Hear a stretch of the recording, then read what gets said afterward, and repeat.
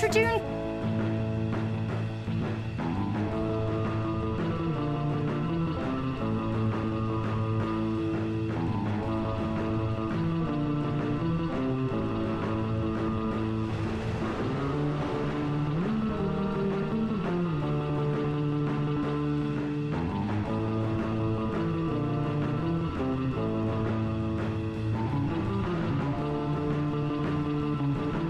Dirter.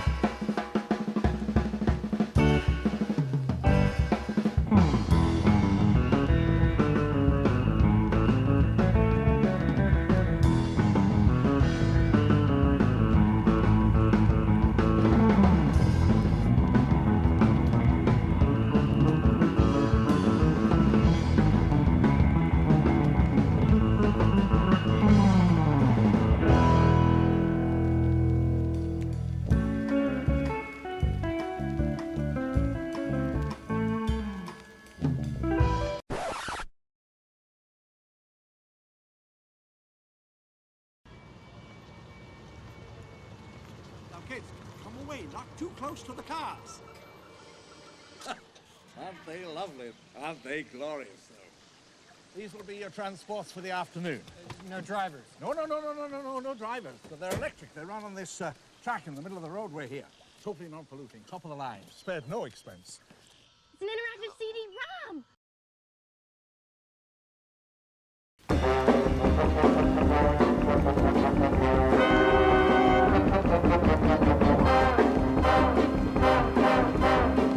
Lex, darling, you're all right in there. Dr. Sattler, come with me. Dr. Grant, come in the second car. Hold on to your butts.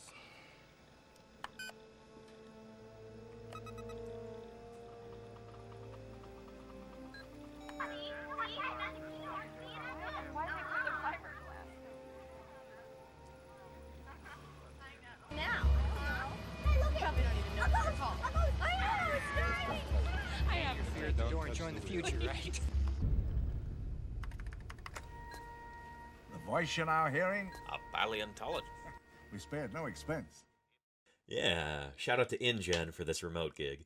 I really appreciate the $10 Amazon gift card. It's going to help keep food on my table. Now anyway, because of coronavirus, I couldn't come out and meet you, but I'm sure you lucky folks are going to have a lovely weekend out on the island. Especially you, lawyer guy. I'm sure you're going to have a great time. Anyway, the folks at InGen have asked me to offer a paleontologist perspective on the dinosaurs you're about to see. And so, let's get into it. Now, it looks like Dilophosaurus is our first dinosaur on the tour. Dilophosaurus? Dilophosaurus is from about 193 million years ago, the early Jurassic period. That makes it one of, I guess, only 2 dinosaurs you'll see in Jurassic Park that are actually from the Jurassic. I guess they thought Cretaceous Park just didn't sound as catchy. But you know, it would have been more accurate, because 5 of the 7 dinosaurs you're about to see all hail from the Cretaceous. I really last hate period that, man. in the age of dinosaurs. Well, hello, everybody, and welcome back to Paleontologizing. So good to see all of you here today. Happy Wednesday. We're starting early for once. Can you believe it? I figured I might as well. We've got a ton of fossil news to cover today, so I figured, since I was a little ahead of schedule this morning, I guess we'll start the stream early and jump into that fossil news. So we'll do that in a few minutes. Hello to everybody there in the chat. Oh, and shoot, if anyone's here for the very first time, I saw we got a bunch of new follows just a little under an hour ago. Not sure why that happened, but I appreciate it.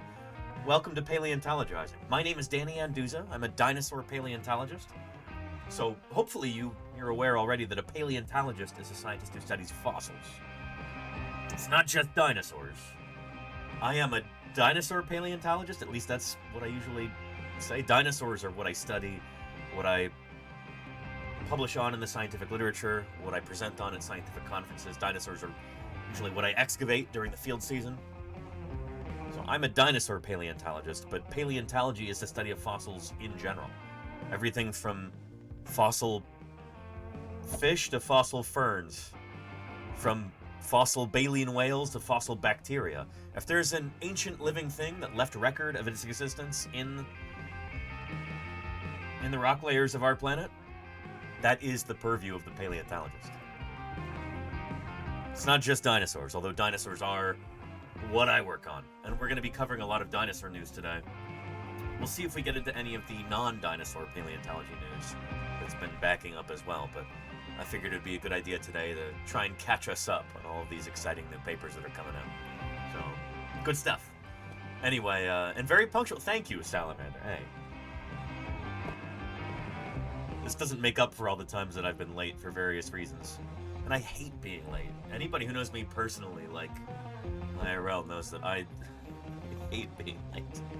But it happens all the time when there's so many things to get ready. Shoot, when I'm, trying to get our background ready for the day's stream and trying to gather all of the resources, the different things that we'll be looking at over the course of a day's stream, catching up on emails and doing chores and trying to get some exercise every day and all these other things. They all, it sounds trite to say it streaming here on Twitch, but I'm a busy guy, you know? I got a lot going on. So it's nice to be able to start early for once. And now that we're here early, let's see who's here in the chat. I saw, once again, Kodali and Matt M33. Salute to you. We're here before noon today. Appreciate you both very much. It's always lovely to see you, you know, saying hello in the chat long before I even get started. I'm continuously amazed and flattered, honored, really, that folks tune in day after day here.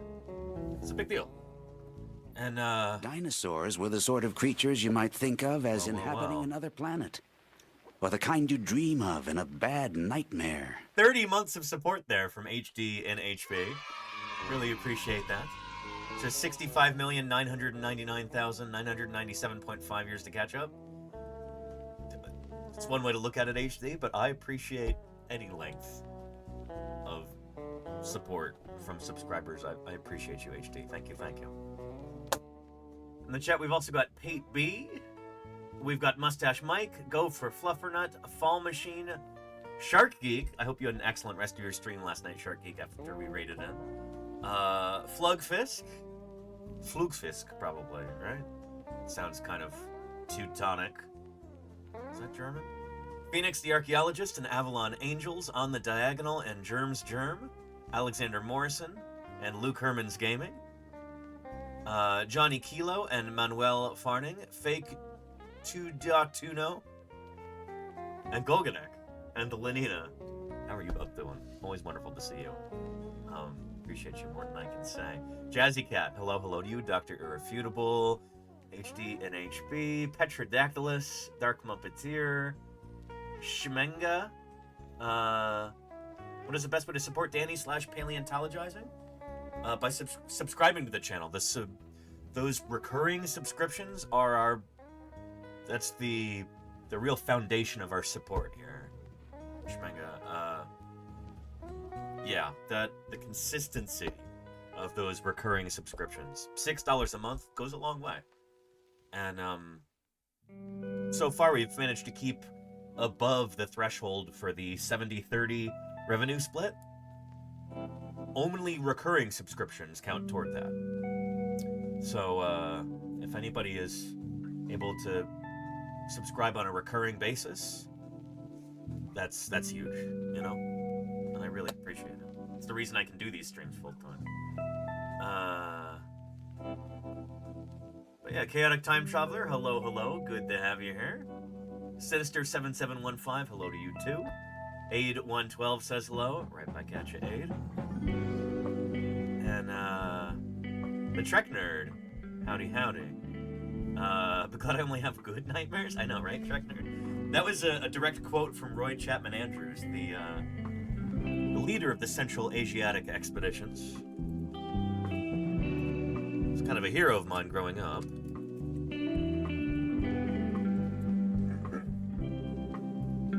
Here we go. According to some people, he likely served as partial inspiration for the character Indiana Jones.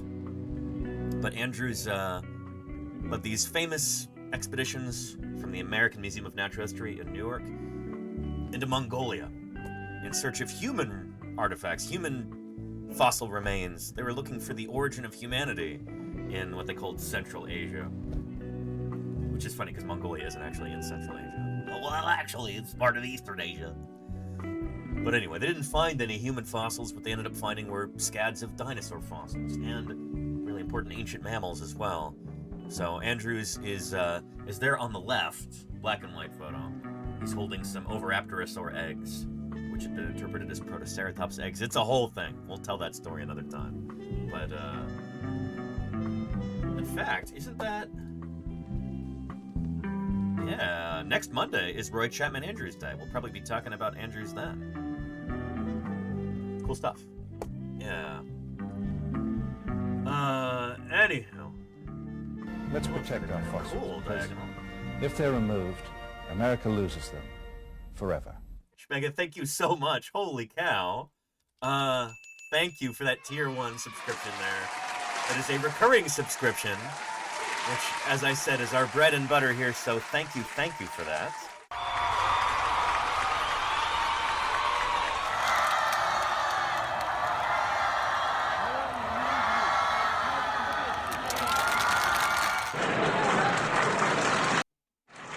Thank you. Holy cow. I can see that my Spartan. 50,000 a year has been well spent. Tier 3 subscription there. Holy moly, Spartan. Spartan says, really appreciate your streams. I was in the hospital for a few days, and you and the other science streamers' content really helped me avoid losing my mind from having to watch commercial television. Thank you, Spartan. A tier 3 sub is a lot. Holy cow. We were talking about the Twitch Partner Plus program, you know, with you get that 70-30 revenue split as a streamer if you're above a certain threshold. There's a point system that determines whether or not you exceed that threshold. Tier 3 subs right there, like you've got Spartan, I think those count for 6 points, whereas a Tier 1 sub is 1 point, so that makes a big difference, Spartan, and I really appreciate it. I hope you're doing okay. Being in the hospital is no fun. Holy cow. And daytime television is such a soul-destroying proposition. It's just, ugh. You know, I was just talking about this with Lordy, actually. Oh boy, when I go get my hair cut, they have shows on like The Price is Right and stuff on mute, and it's like, there's something that's incredibly dystopian about that, you know? I'm sure this comes across as really snobby or elitist, and I apologize for that, but oh my goodness.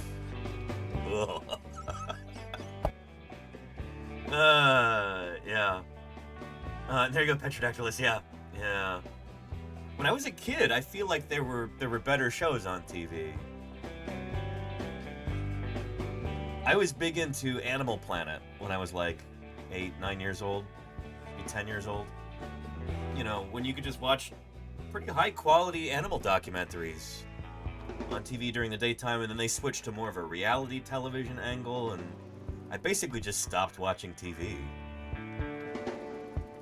I also started to accumulate more books, which was a lot better for me and a much better use of my time, but anyway, yeah. And Charlie's Dragon says, Animal Planet used to be so good. Yeah, holy cow, yeah. They did stupid reality TV stuff, says Petrodactylus, that was hardly even animal-focused, and I quit. Me too, yeah. Yeah. Anyhow. I'm glad you're doing well, Spartan. Thank you again for your support. I really appreciate it. And Trek Nerd says, is network TV even still a thing? Been disconnected for at least 10 years? It is still a thing. It's always weird when I, like, go over to somebody else's house. They just have the TV on all day, and it's like, what is this trash? I know that's pretty rich to say as someone who broadcasts on Twitch, but holy cow, is network TV, and do people still call it cable? Just dog water garbage. And there's so many ads, not just during the commercial breaks, but like integrated ads during the shows and little interstitial things bopping around the bottom of the screen and all of that. It's just, how do people abide that? I don't understand it, you know? Yeah, anyway. Yeah.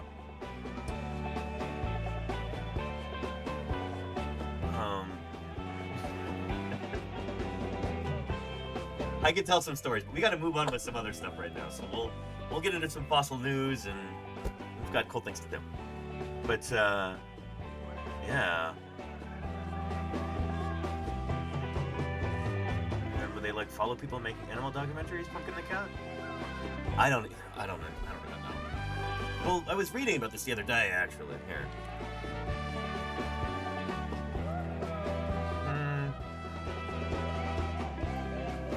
This used to be like a really decent television channel back in the early 2000s. Yeah, it launched in 1996. So it used to be like high-quality nature documentaries and things like that. Yeah. I remember when Animal Planet was new. And then on February 3rd, 2008, amidst declining average viewership, which I wonder if their metrics were even correct here. Corporate executives like this are kind of notorious for getting spooked by bad data. Anyway, Animal Planet underwent a major revamp in its program and branding. The new lineup placed a larger focus on portraying animals as characters in their own right, and more aggressive and story-based entertainment series targeting mature viewers ages 13 to 49. 13 to 49? Mature? Whatever. Yeah. As opposed to traditional nature documentaries and family viewing. Anyway, all kinds of garbage reality shows and stuff. You know what this reminds me of?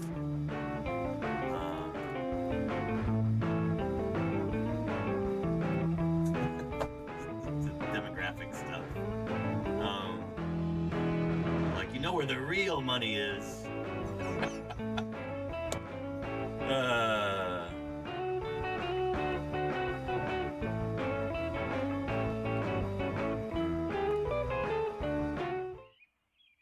It's awful being a kid. No one listens to you. It's rotten being old. No one listens to you. I'm a white male, age 18 to 49. Everyone listens to me, no matter how dumb my suggestions are.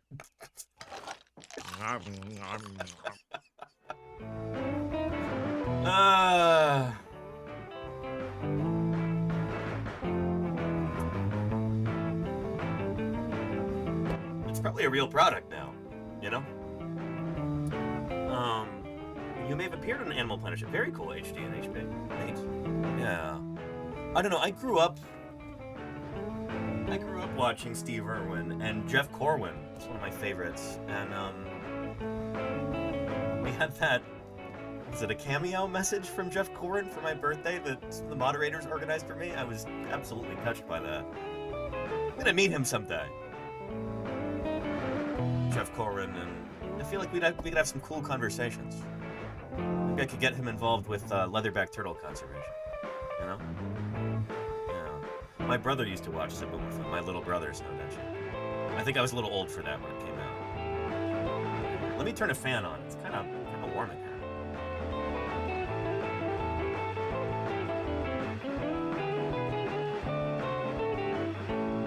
There we go. That's better. And what do you say we do a blue sky post real quick?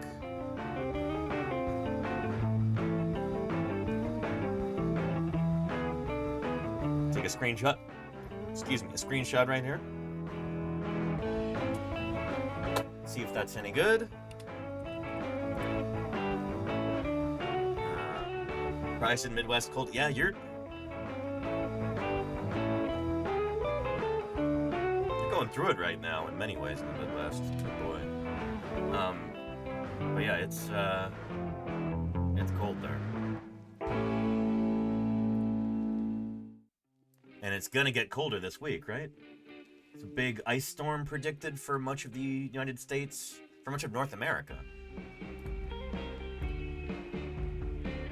There we go, that'll work.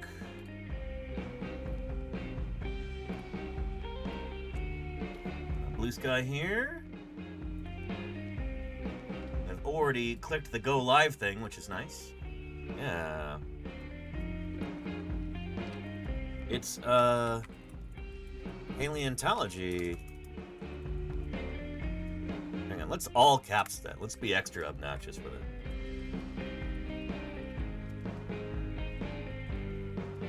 The paleontology news stream today on Twitch. We're covering... What are we covering, chat?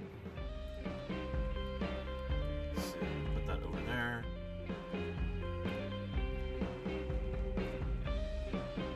We're covering...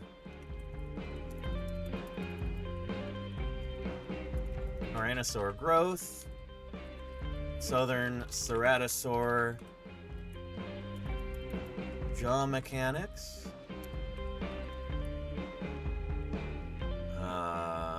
What else?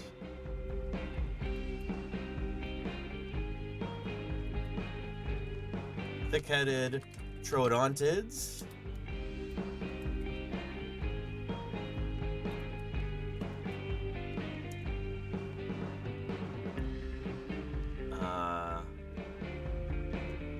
What else do we want to do?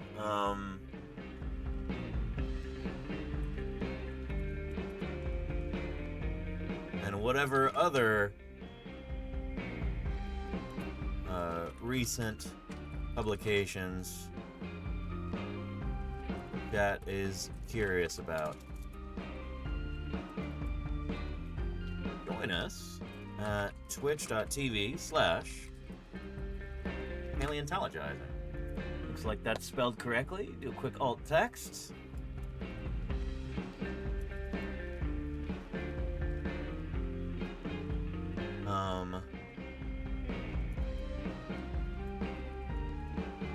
Behind me are various framed prints of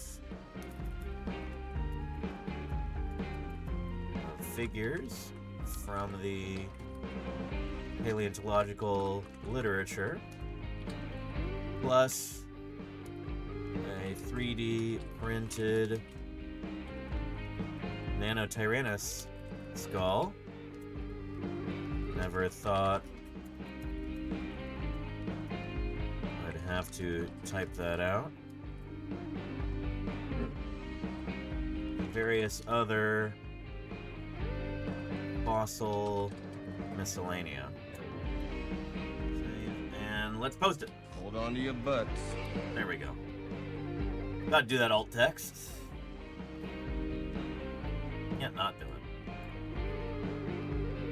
And here is a link to that post.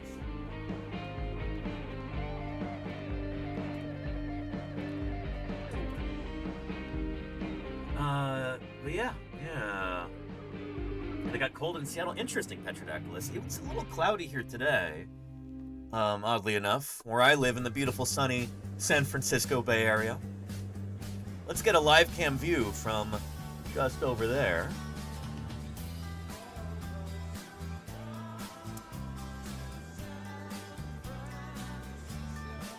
Yeah. Cloudy right now. The view from the Berkeley Hills, from the Lawrence Hall of Science, University of California.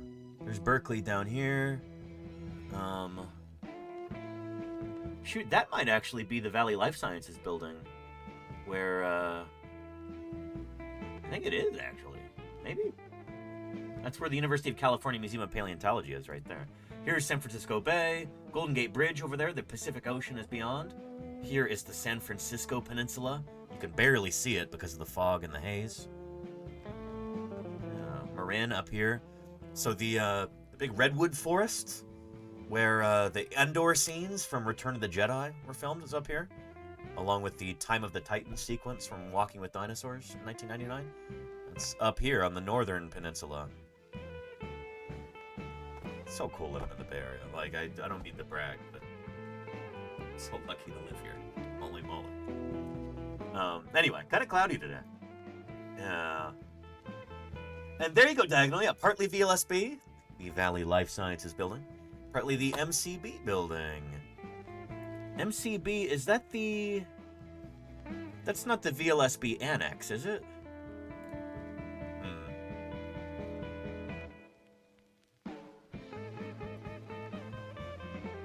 Might be. Anyway, diagonal, I love that you know this. That's so cool. Did you used to work at the Jepson Herbarium, by the way? Did you say that one time? What a cool place. I'm hoping to do some streams from Berkeley sometime soon.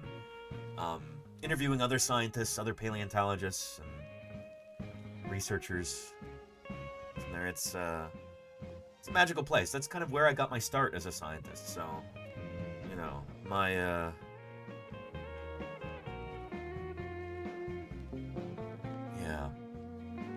Kind of like Tony Bennett. who, according to legend, some people say that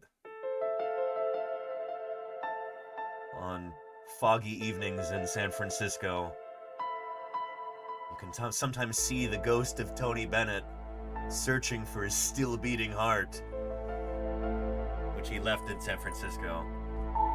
Piece of my heart will always be there in Berkeley.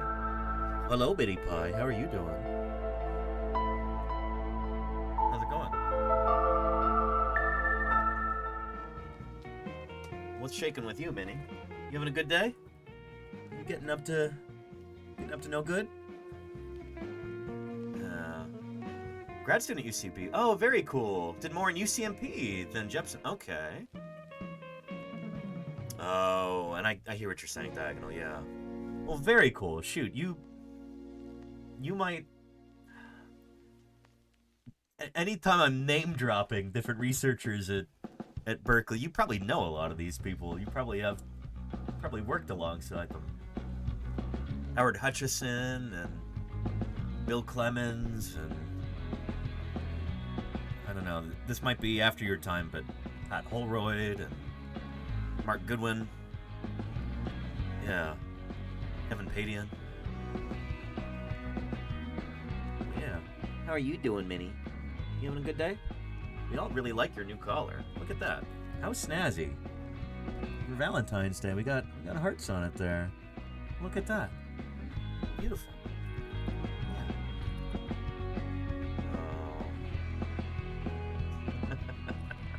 Yeah. You ready for a good stream? I'm gonna stick around. Just give me the treats. All right, Minnie. All right. We can make that happen. We can make that happen. Let's do it, huh? Treat time. Here we go. Here we go. Look at those. Oh, good stuff.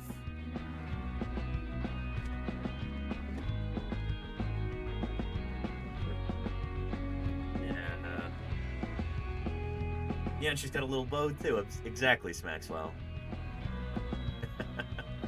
And you see this dangly thing there? That's an RFID tag to grant her access to her special cat feeder.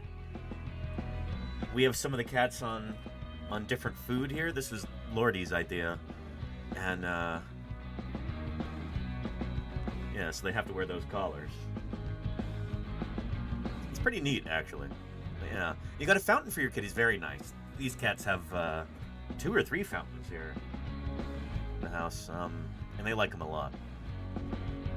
It's funny, with certain cats, like, it's almost like they don't really understand the concept of water. Or, like, unless the water is in motion, they can't, it's clear, they can't see it or anything. So, it helps to have something agitating the water, like a little fountain there. And they end up a lot better hydrated that way. You're not going to eat the rest of these?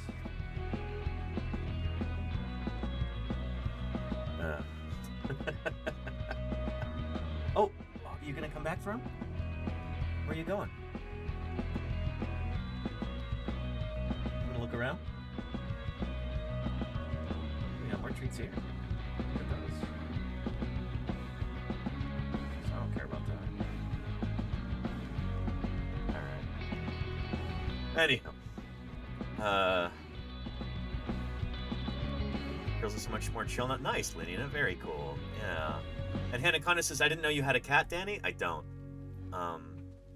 There's 3 cats who live here. They have me. I'm one of their tenants.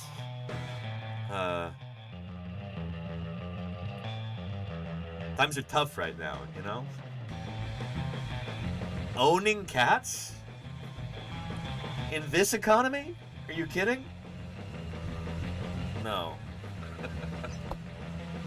Those cats own me. Yeah, and Dr. Tara, we've got that on our agenda for today. I think it might be in the title, too. Open access nature paper for once. Very nice. We'll be getting into that in a little bit. But we did our Blue Sky post.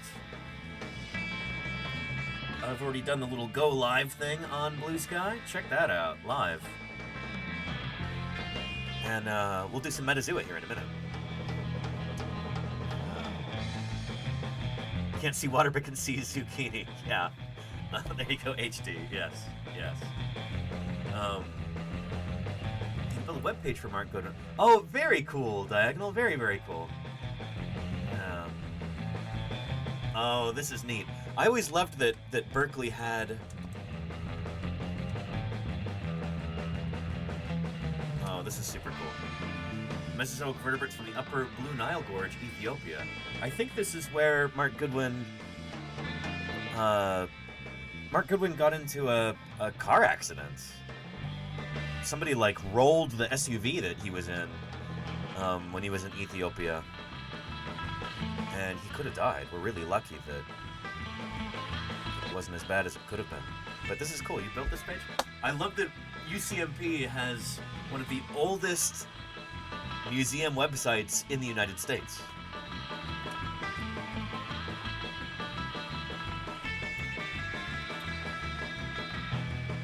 Like, you look at some of these web pages, they had the idea to do like a virtual museum back in the day. This is from like the early 90s, I want to say. So, Dilophosaurus, a narrated exhibition. Wow.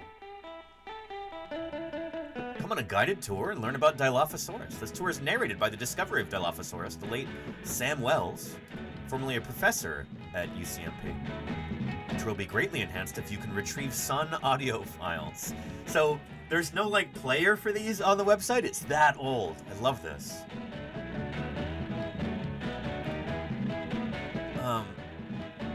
You can't play the files. You have to download them and play them through your computer. So let's do that real quick. This is Sam Wells. He describes the discovery of Dilophosaurus and trying to figure this animal out and all of that. And then he talks about its appearance in Jurassic Park. So, file downloaded. Let's play it. It was quite a thrill to see Dilophosaurus as an actor in Jurassic Park. He came on strong. The only two things that I would question were his ability to spit poison forward. We have no evidence of there being poison. It was quite a thrill to see Dilophosaurus.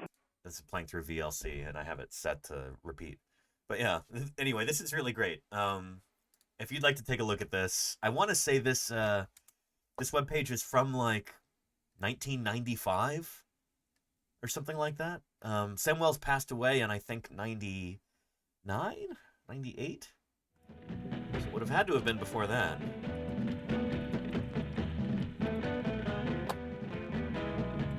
Samuel Paul Wells. No, 1997. Yeah.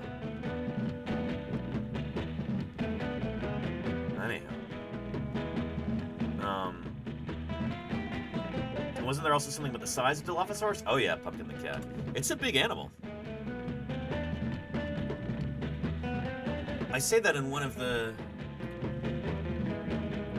Here, I'll play that for you real quick.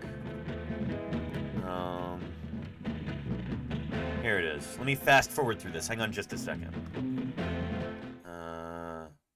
There we go.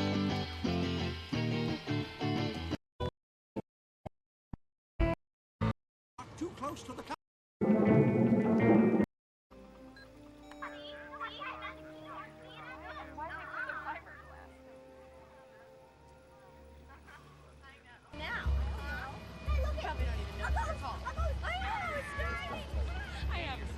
Join the future, right?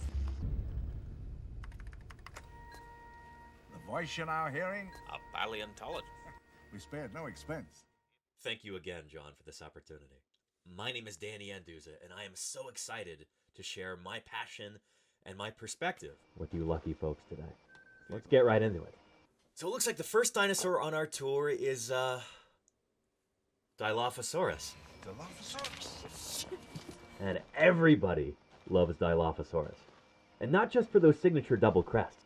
It was also a top predator in the early Jurassic, the largest carnivore in its ecosystem. As far as we know, it was also the largest theropod dinosaur to evolve up to that time. Now, I've worked with the holotype specimen of this critter at Berkeley, and let me tell you, it is a truly spectacular animal. Very charismatic. But as for the one you're about to see, I don't know if it's supposed to be a juvenile or what, but it's very small. Its head looks all doofy. It's got some kind of apparatus like an Australian frill-necked lizard, but it doesn't make any sense. Honestly, if you ask me, it's not nearly as cool as the real thing. Damn.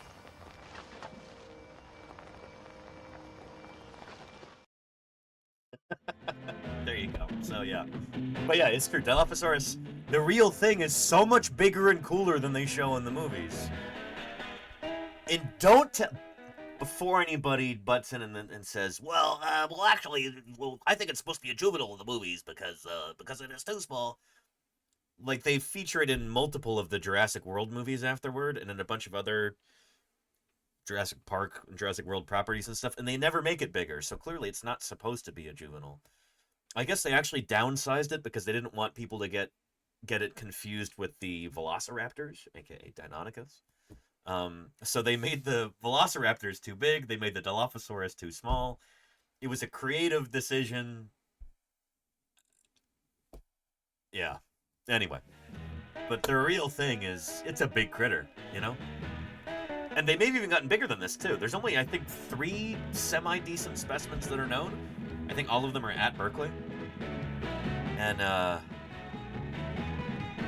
I've heard rumors of theropod tracks that match the basic morphology of a Dilophosaurus hind limb that might suggest that these animals got even bigger than this. But, yeah. Anyway. Diagonal says, UCMP was such a prominent website in the early days that I had a personal phone conversation with Google developers about making their searches more effective. That is so cool, Diagonal. UCMP's website is older than Google, and they maintain one of the best science websites on the internet.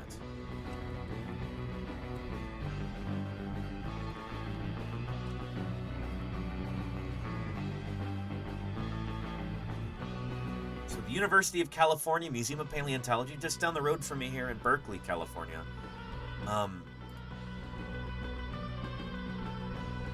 Yeah, they've got a number of different websites that they've built, and some of these are just extraordinary. The Understanding Evolution one is one of the best educational resources online, honestly. If you're trying to explain the concept of evolution to somebody, or if you're a teacher who would like to be able to teach this subject more effectively in class, this website was specifically designed for you. Really good stuff, and they've won multiple awards. It's pretty cool stuff.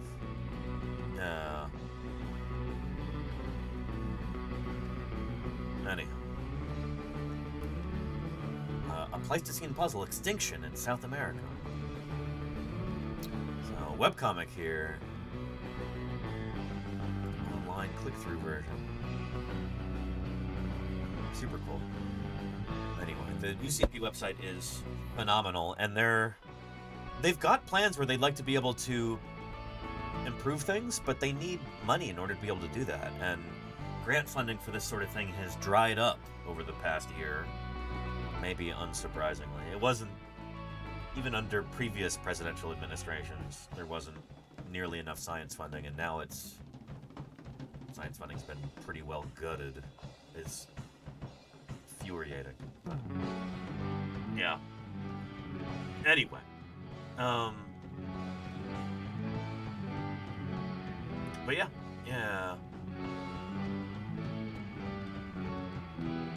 And Luke Herman's Gaming had a question about eggs. Talking about the maximum size of an egg before it fails. Do you mean that if an egg becomes bigger, the structure becomes too unstable and collapses or something? Yes. So, here, that's a great question. Let's talk about that a bit. The largest egg that any animal has ever laid, largest hard-shelled egg at least,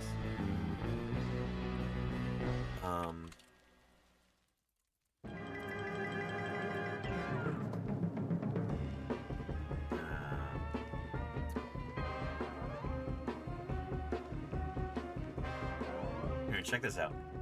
I was walking down.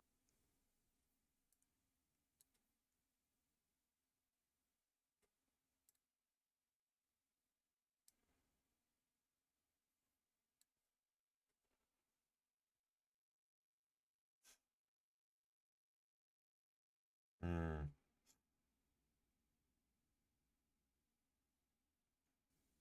Huh. Anyway,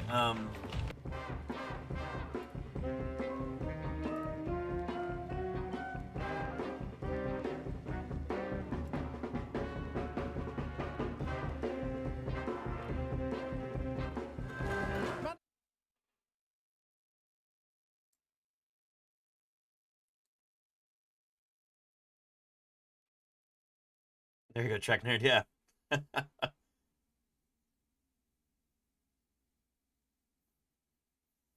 Anyway, lots of people. Let's get to the egg part. There's Apiornis, the elephant bird there.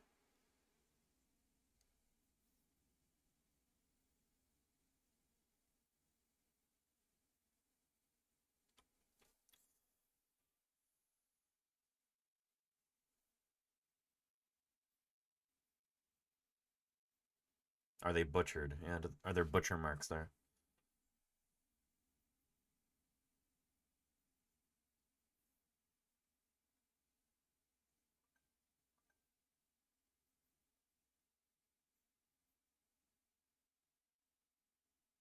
Yep.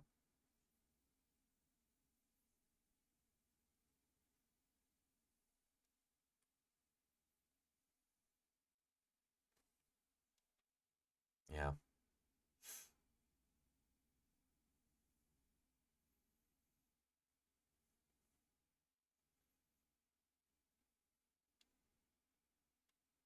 Hmm.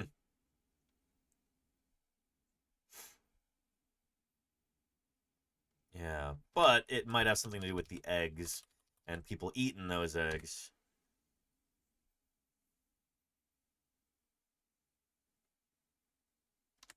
Anyway, let's get to the egg here.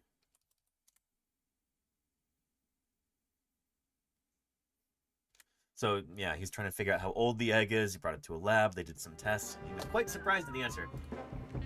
There's a link to that clip if you'd like to watch the whole thing. I've got my own elephant bird egg over here. This is a 3D printed elephant bird egg. To like finish this and paint it at some point, because it tends to overwhelm the camera sensor. It's so bright and white. But this is about the maximum size that you can make an egg on land. In fact, the elephant bird seems to have had the largest egg of any dinosaur that ever lived. Being a bird, it is of course a dinosaur.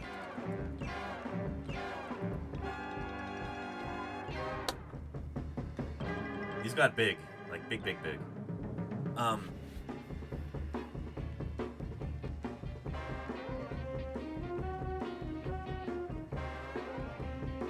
There seems to be a reason why nobody else has ever laid an egg bigger than this. This seems to be pretty much the maximum size for how big you can make an egg.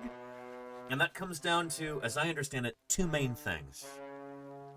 One is that a hard-shelled egg on land needs to be able to support its own weight.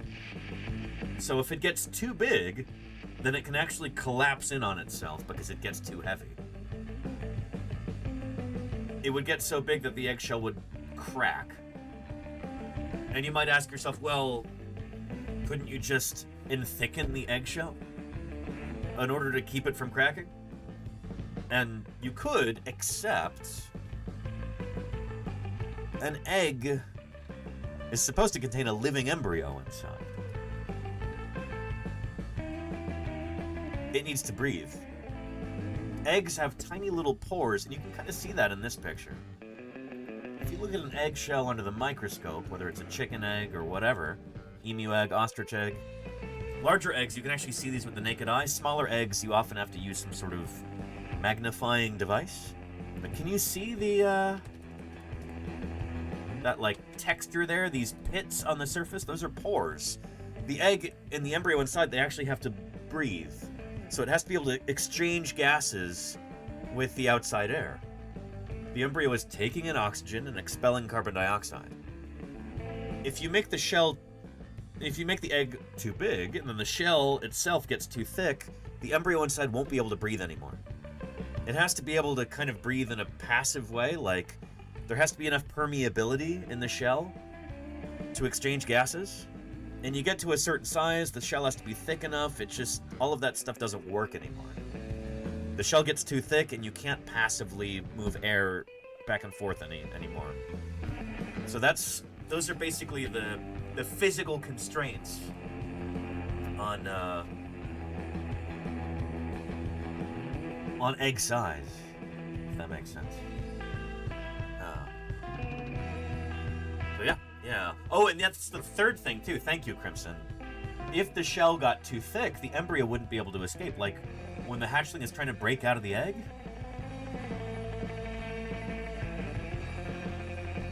that makes it really tough. If the shell is too thick, it might literally kill the embryo. When that little baby's trying to break out, it might not be able to do it, you know? So yeah. And Pumpkin the Cat says, are there bigger soft-shelled eggs? I don't know if there are at present. And this is a pretty big egg, especially in terms of volume. I would not be shocked if there are larger eggs in the animal kingdom that are soft eggs. I'm not talking about like frogs or something. I'm talking about sharks are the thing that leaps to mind immediately. For a critter like, say, Ototus megalodon, if they laid eggs, and I'm not talking about egg-shaped eggs, you know? I'm talking about like the mermaid's purse kind of deal that you have with some modern chondrichthyan fishes like sharks and rays and critters like that. But as far as I know, modern white sharks, Carcharodon carcharias, they give birth to live young, so they don't bother with laying eggs. And I suspect Megalodon was probably doing the same thing. Maybe there were eggs internally that hatch, because some sharks do that today. They're what we call ovoviviparous. So a viviparous is just giving birth to live young. You don't lay an egg. Just, there's the baby. It just comes out of the mother. Then there's oviparous, which means you lay eggs. But in between, you have ovoviviparous. These are animals where the mother produces an egg, and the embryo is growing in the egg, and then it hatches internally, and then the baby swims out of the mother. And then I guess she kind of like poops out the egg casing or whatever. Or maybe it gets resorbed into her system. I don't exactly know. But I wonder about that, you know? Yeah. And white sharks are viviparous. Thank you, Shark Geek. See, if anybody's not yet following Shark Geek, you're missing out. Go give him a follow right now. Shark conservationist and diver and a world-class shark enthusiast. Shark educator here on Twitch. He educates people about sharks. He may or may not educate sharks as well. You should follow him and ask him. But anyway, appreciate you, Shark Geek. Yeah. Yeah, I'm pretty sure the mackerel sharks in general are viviparous. The lamniformes. Yeah.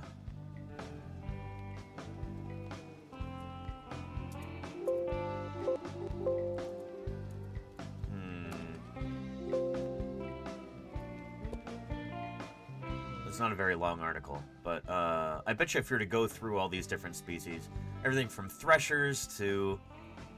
Oh, basking sharks are lamniformes too? That's really cool. Basking sharks are so cool. I'm pretty sure all these guys give birth to live young. But I'm not totally sure. Reproduction for basking sharks. Oh, they're ovoviviparous. Interesting. The developing embryos first rely on a yolk sac with no placental connection. Yeah. So with basking sharks, these beautiful critters, They have internal eggs, which hatch inside the mother, and then the young swim out, I guess. Interesting. Huh. They can produce body heat as well. Yeah, that's why you have basking sharks as far north as, like, England. Is that, much like leatherback turtles, they can generate some of their own body heat internally.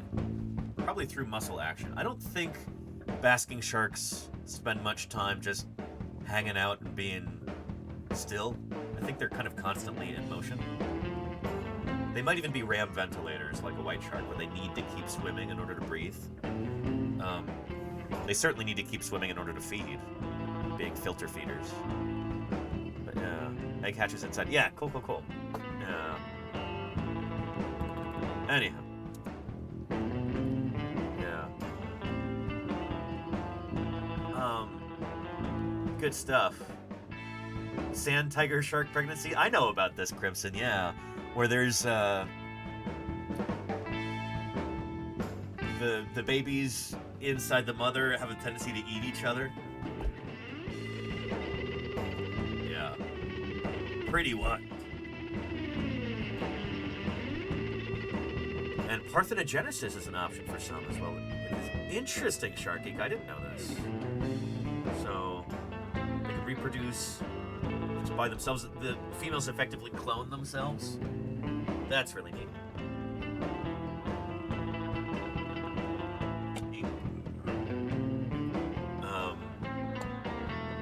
They'll just clone themselves. Very cool. A number of other animals do that. Komodo dragons have been found to do that.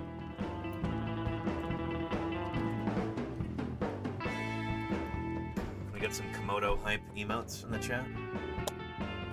These guys.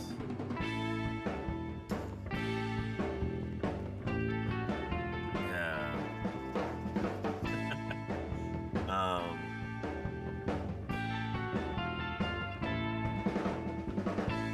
Where's that image? There we go. Yeah. They'll do this. California condors have also been observed to reproduce parthenogenically. So the female, she don't need no man. She can just clone herself and have babies. Really cool.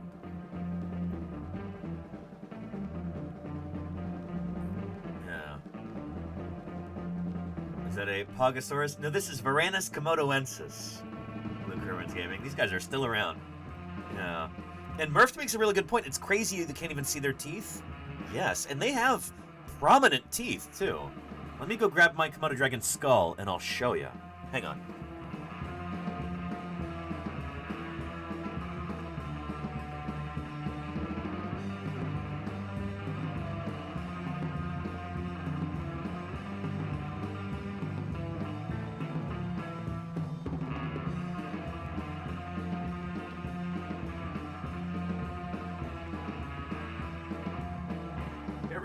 You might look at this and go, where's the teeth? Did they get pulled out? Does it just have really small teeth? No. So they have pretty prominent, pretty gnarly teeth, but they just tend to, they're kind of covered up by soft tissue in life. And this actually has really interesting implications for reconstructing dinosaurs. You look at this animal with its really prominent teeth. And it's got a bit of an overbite, you know?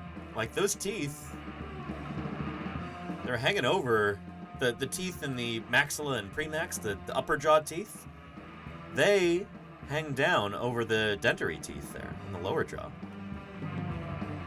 And yet, these animals have enough soft tissue, enough of like a lips thing going on there, that you can't even see them, even when they open up their mouth.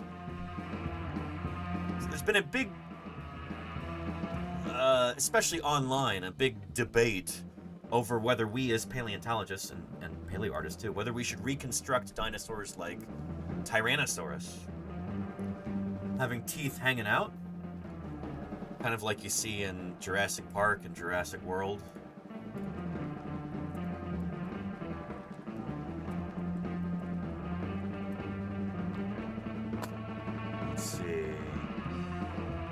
find one with the mouth closed.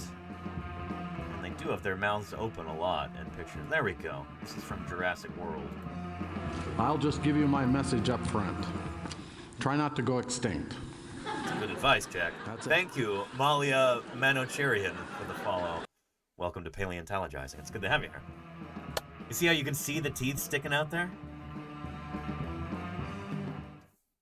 The current consensus is, it's probably not like this in life.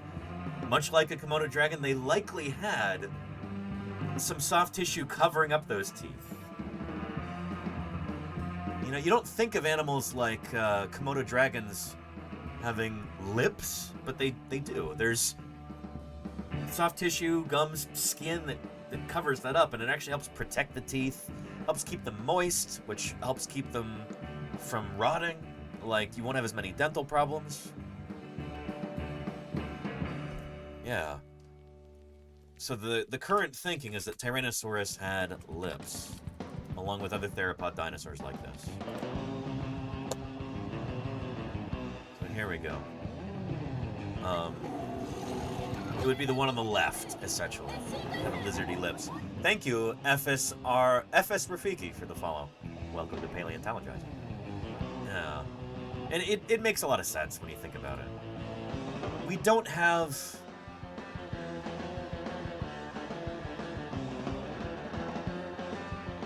you know, like an absolute smoking gun piece of evidence that demonstrates this. But the more that people have thought about it, the more and more this makes sense. And it would be kind of surprising if this weren't the case, you know? Other animals like, well, here, I'll show you the EPB.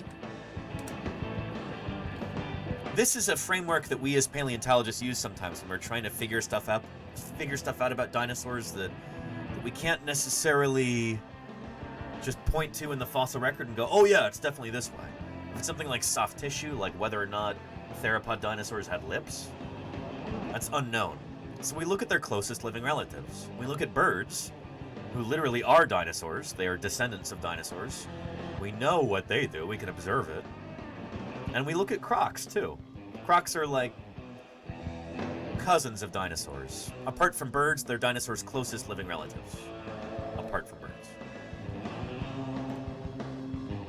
But I like to use this as an example of where the EPB, the extant phylogenetic bracket, this framework here, where this kind of falls down.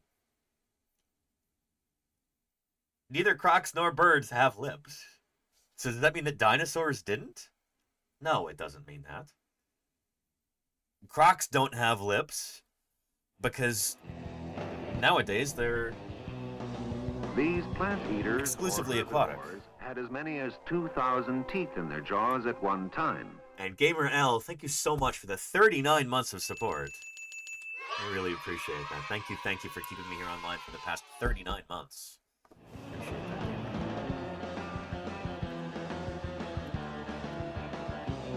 Pull up the American crocodile. They need some love. They don't have lips, you know? They've exposed teeth. Because they're hanging out in the water most of the time. And they don't really have to worry about keeping their teeth moist. You know? But if you're a dinosaur walking around on land, that is something you have to worry about.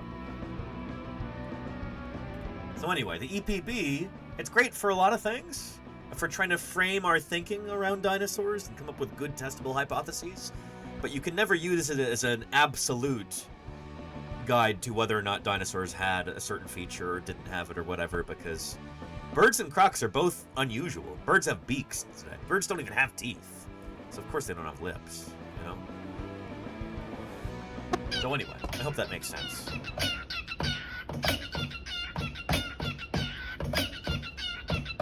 Steely Dan, thank you so much for the 28 months of support. Do not attempt to smooch a Tyrannosaur. I think that's good advice there, Steely Dan. Good advice. Anyway, I really like Mark Whitten's Tyrannosaurus depiction here.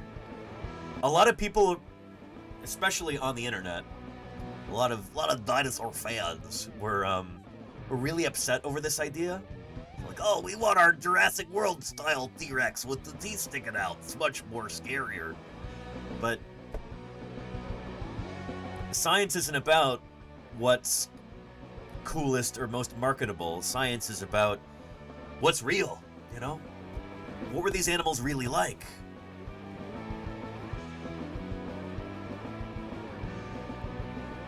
And the consensus is broadly turned toward these animals having some sort of soft tissue covering their mouth like that. And if you look at a Tyrannosaurus skull, along the maxilla and the premaxilla, they have this almost kind of sculptured texture there that very well could support soft tissue. So anytime you've got these like dimples and pits, this kind of vascularity like that, that's most likely for either keratin, a fingernail or horn-like covering, or skin, soft tissue, lips in this case. That seems to make a lot of sense.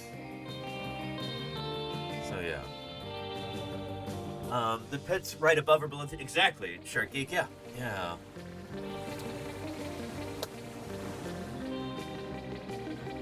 So it makes a lot of sense when you really stop and think about it. Here's the skull of Sue right here, with Jingmei O'Connor there too. And you can, even from this distance, you can see those pits running along the margin of the maxilla bone here, and the premaxilla bone right here. Yeah, pretty neat. And Petrodactylus says people don't really think about how reptiles such as snakes and lizards also have lips. It's just their lips aren't as mobile as their own. Exactly. Good point, Petrodactylus. You know? Oh, by the way, those pits right there are much like on my Komodo dragon skull cast. Okay. And again, these guys have lips. To the point where when they open their mouth, you can't even see their teeth, really. I mean, if you look real closely, you can sort of make them out. But it's not the easiest. Here we go, so... yeah, here is the tooth row right here. They're kind of recessed, almost, in a Komodo. Yeah. They're not retractable, but they do have, like, flesh around them that kind of obscures them a bit. So, yeah. Yeah. And thank you, Petrodactylus. It was such a... I waited years for this to go on sale, and then scooped it up when it did. I think I got this from, was it Valley Anatomical?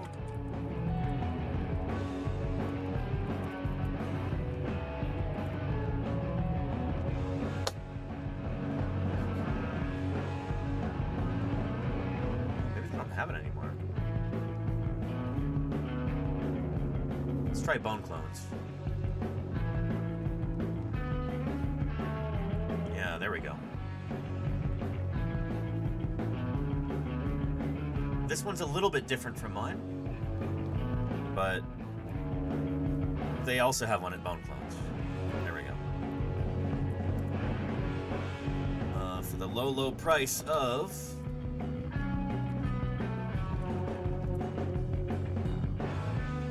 $300. Holy cow. That's way more than I paid for my full-size leatherback turtle skull. That's kind of nuts. Huh. Yeah. And Shark Geek says bull sharks are the same way, very gummy. Interesting. I guess that's true, huh?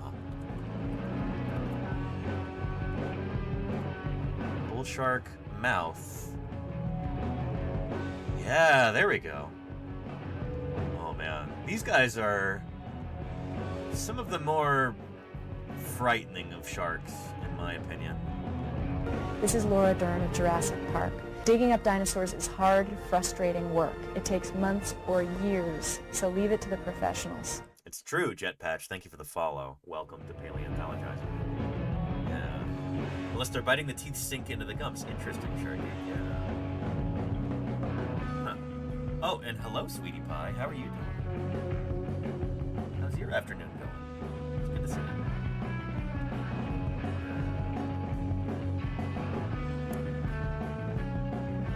I like how both Sweetie and Minnie like to come visit my desk every day while I'm streaming. Dinosaur Man. Thank you, Fossilworth, for the 2 months of support there. Thank you for that Prime. I appreciate it, Fossilworth. Thank you, thank you. Sweetie Pie loves to just check in on me and like see what's new in the background each day. Huh, Sweetie? Yeah. I love doing that. See the Komodo dragon skull here? Check it out. Look at that. Cool. Pretty cool, huh? Yeah, it's a fearsome beast just like you. Just like you.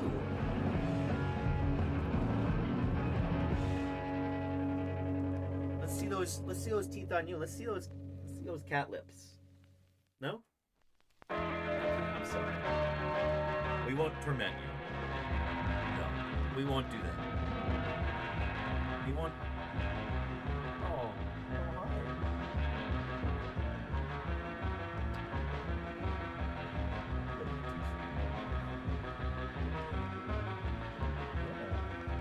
Having a good afternoon? I hope so. Yeah. Okay.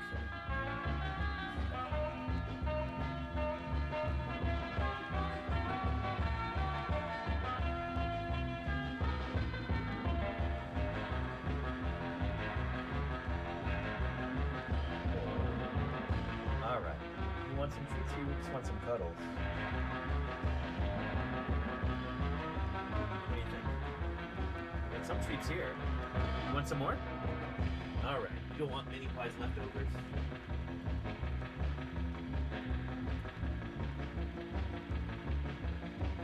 Look at those.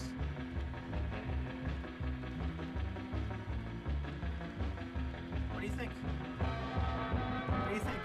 Hey, Tuna Fish Man, welcome, welcome. Good to have you here.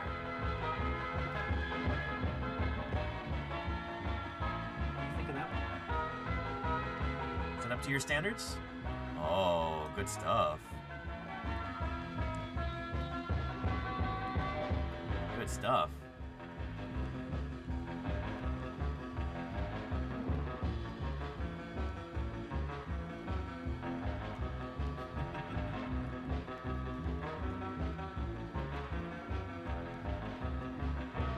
You want those ones? Here. That's right here. You're so picky, Sweetie Pie.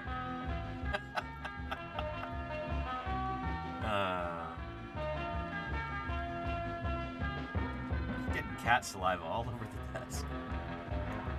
It's gross, Sweetie Pie. It's gross.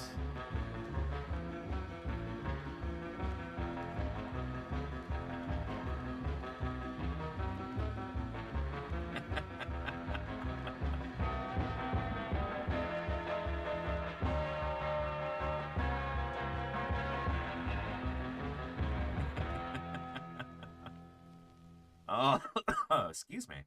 Oh. Baby, don't hurt me. Don't hurt me. No. What do you think? You want some more? There's plenty of crumbs there. You can eat those up. You can eat those up.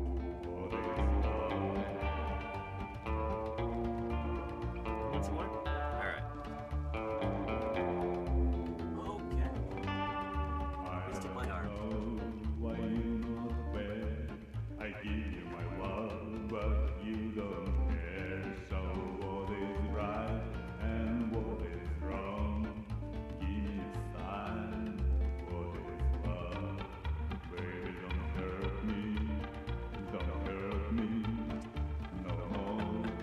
What is Making such a mess. Baby, don't hurt me. Oh, gross, Don't Sweetie hurt Pie. me. I like this song too, Claire. Yeah, that's a good one. One of the very few songs I have in our playlist with any lyrics.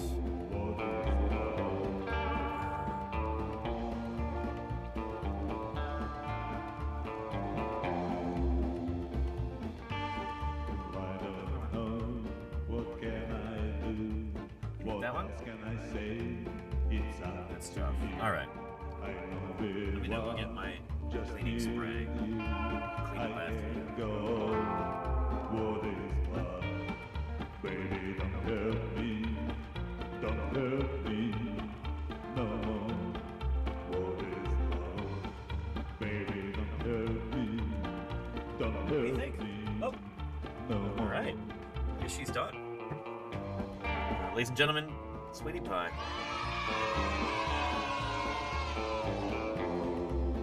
And I'm glad you like the music, Hunt Richard. Somebody do the playlist command? Oh, Claire, you're way ahead of me. Thank you.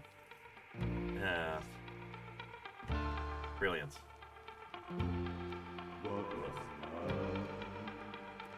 Gross.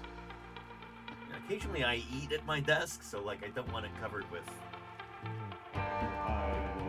chewed up cat treats and feline saliva. Ugh. Anyway. Somebody was asking, what kind of dinosaur is this? Well, Sweetie Pie is not a dinosaur. She's a domestic cat. And I can show you how far cats are from dinosaurs. Oop, hang on. There we go. No, we want the interactive one. Interactive Tree of Life. Here we are. So let's see. This is always a little squirrely. Cats. So it defaults to showing the distance from people. So humans and cats last shared a common ancestor about 95 million years ago, give or take, back during the Cretaceous period. But let's do cats and dinosaurs here. Cats and theropod dinosaurs like Tyrannosaurus rex, they are much more distantly related to one another. You've got to go way back to the common ancestor of the reptiles and the mammals here. Oh. No. This is so squirrely. There we go.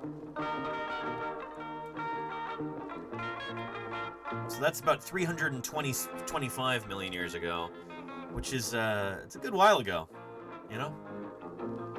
So cats are much more closely related to you and me than they are to dinosaurs, given that cats are a kind of mammal, just like we are. Anywho, while we're talking about this, now it's a good time to get into Metazoa, our daily animal guessing game here.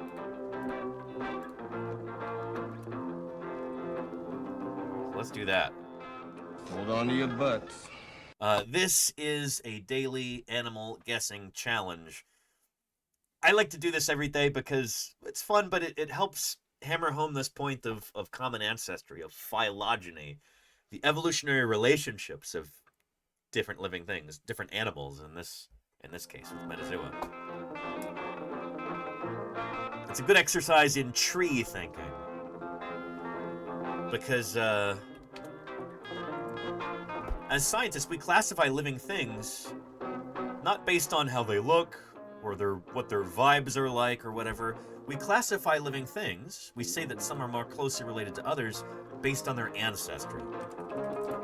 So all of life on Earth, as far as we know, all life shared a common ancestor about 3.5 billion years ago. All living things on our planet all came from one original, like, unicellular or protocellular organism. And we can illustrate the relationships of all living things in a big tree of life like this, like a family tree, but for all living things on our planet. We're going to zoom into animals in particular here. Animals are one big branch on our tree of life. About 1.4 million species, give or take. we'll use that tree as a way to kind of visualize the relationships here as we're trying to narrow things down and get to our mystery animal of the day. We try and do this in as few guesses as possible, and I like to start off with a mammal, a placental mammal to start with, usually. Anybody got a placental mammal? Non-marsupial, non-monotreme mammal to do? This game is heavily biased toward mammals. And aardvark, that's a weird one. Aardvarks are a kind of afrothere, Scoobs. That might not be the best place to start because it's not a particularly speciose group. But I like where you're headed there. Wildebeest, says Dr. Irrefutable. That's a good one. Let's do wildebeest. Wildebeests are a kind of artiodactyl, an even-toed ungulate, even-toed hoofed mammal. We'll start there, and we'll see if we get anywhere close. Wildebeest? Holy cow! Okay, that was a really, really good first guess. Holy moly. We got down all the way to the family level with that guess. Shoot. So bovids are kind of overrepresented in this game, so that was a good one to start with. Thank you there, Dr. Irrefutable. Excellent. Yeah, so let me show you what I mean here. Let's jump to mammals on our tree here. There we go. There's our mammals.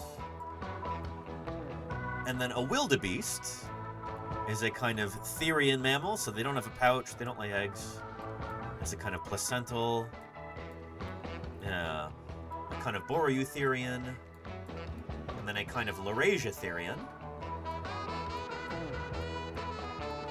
Normally we could just type it in and it'll zoom to it automatically, but it's fun to do this manual every once in a while. They are Ceteriodactyls, cloven-hoofed ungulates, which includes hippos and whales, but it's not one of those. Take a right over here.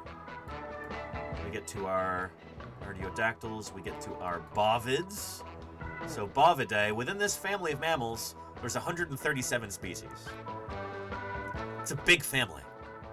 Very speciose, I would say. Speciose means, it's an adjective, it means there's a lot of species. It's like saying diverse, but in terms of species. Speciose. So with one guess here, we've managed to narrow it down from 1.4 million species down to just 137. That's pretty good. That's pretty good. Holy cow. So again, we guessed wildebeest, and Metazoa says, not quite, but it is a bovid. Best I can do for you is bovidae, which is really good. But we can garner even more information with that one guess than just that. Because wildebeest are a kind of antelope.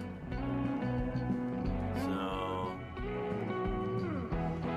yeah, they're over here. They're part of this clade. Let's look up. Yeah, there's our common wildebeest there. Here.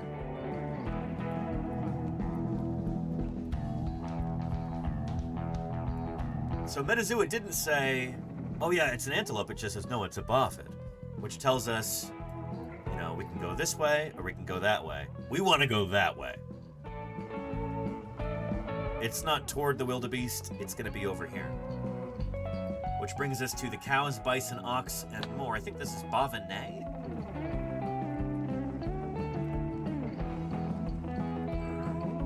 There we go. 10 genera. Cattle, bison, African buffalo, water buffaloes, and spiral-horned antelopes. So we can try and be really clever about this. It's going to be some sort of, not bovid, but bovine in particular. One of these guys. So let's see, what would be a clever guess to do here? Bison are way at the end. Over there, they're pretty derived. We might guess bison.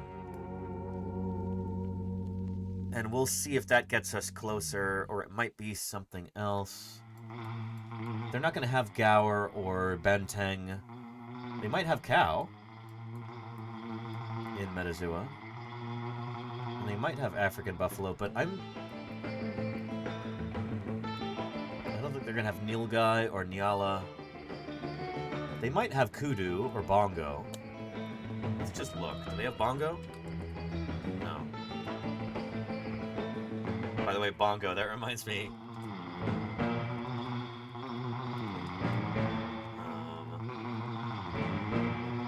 This is a dumb joke.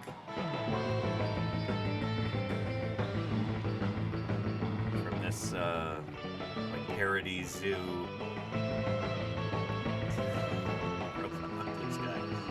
We've examined our bongo's new baby and are delighted to announce it's a djembe. Brother, this guy stinks! Dumb joke. Anyway, bongo's not an option here. I'm gonna guess bison. I bet you it's gonna be a bison. Change in evolution. If extinction didn't occur, a successful group would dominate and it would last forever. Tasty JK, thank you so much for the 9 months of support.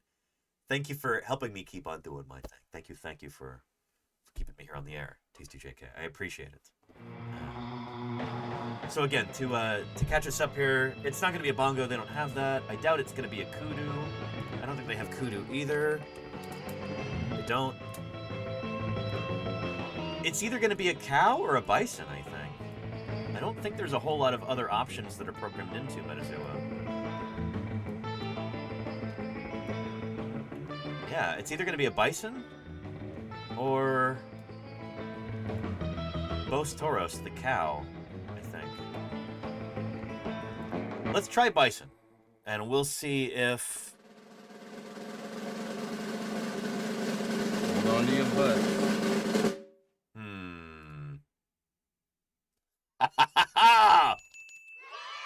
Holy cow! I think we've tied our record. 2 guesses. 2 guesses. Oh, man. Phenomenal.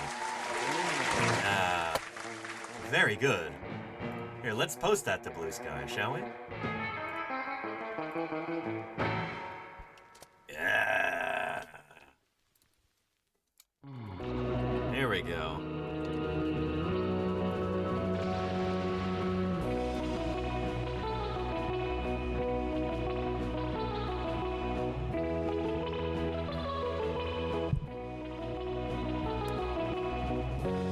All right.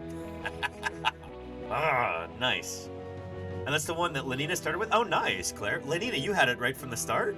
Wait, Lenina, did you get it in one guess then? Phenomenal. Yeah. Bison are really cool animals. And I think I think a lot of folks in North America don't realize how widespread they used to be. They'd go all the way from Florida to the coast of California. As far north as Alaska, I think, to like Newfoundland. They were very widespread animals. Just incredibly cool critters.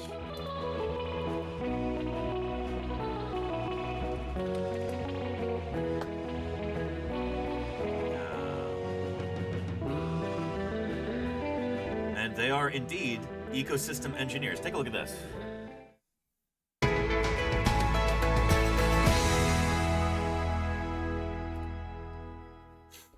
Bison potentially could play an important role in their ecosystem. We know that they did historically when they existed, you know, in the millions. They are ecosystem engineers in that when you have so many bison living in an area, they trample the ground in a particular way, they graze in a particular way. Bison do help increase the biodiversity of the grassland just because of those roles that they play. So I've heard that bison will actually, rather than cows who will like rip grass out of the ground from the roots up, they would tend to crop the grass instead. So it would keep the root systems intact and help like trim down the grasses, but it's much better for a grassland environment than domestic cattle who just go through like locusts and destroy everything. That's my hazy understanding of this. By what they're doing to the soil, what they're doing to the vegetation community. So you will see certain species of birds, insects, and plants that are present when bison are present. And it might help some populations that can exist when bison aren't there, but it helps, for example, prairie dogs. Yep. And prairie dogs, when prairie dogs are there, that helps increase golden eagle populations. Yep. That increases black-footed ferret populations. They also do two kind of unusual behaviors that cattle don't do. One is that they wallow. You may have seen film where bison are constantly giving themselves dust baths, and what that does is it creates this bare spot in the grassland and a depression. So insects will actually move in after that. Now that there's like they've effectively made like almost like a sand trap on a golf course, and that provides habitat for all of these different burrowing insects. Who are important components of that ecosystem. And that is a great habitat for certain types of plants that you don't normally find in grasslands. There are no bison. And with that wallowing compresses the soil quite a bit, and sometimes it can form like an ephemeral wetland. So it's been shown that when you have bison on the landscape and they're wallowing, it can help certain species of amphibians like frogs or salamanders. That's so cool. Imagine that, like, bison return to a landscape and suddenly now there's salamanders there too. These are not creatures that you would think of, you know, teaming up, but they go together like that. That's so cool. Bison do something else which you won't find cattle doing, is that they do something called horning. Yeah. And it's rubbing their horns against trees, and this actually kills trees, which sounds like a bad thing, but it's a good thing for grasslands, because one of the dangers for grasslands is tree encroachment. The forests are constantly trying to come in and take over the grassland, and so bison kind of keep the trees out and helps the maintain the grassland overall. Pretty cool. Yeah.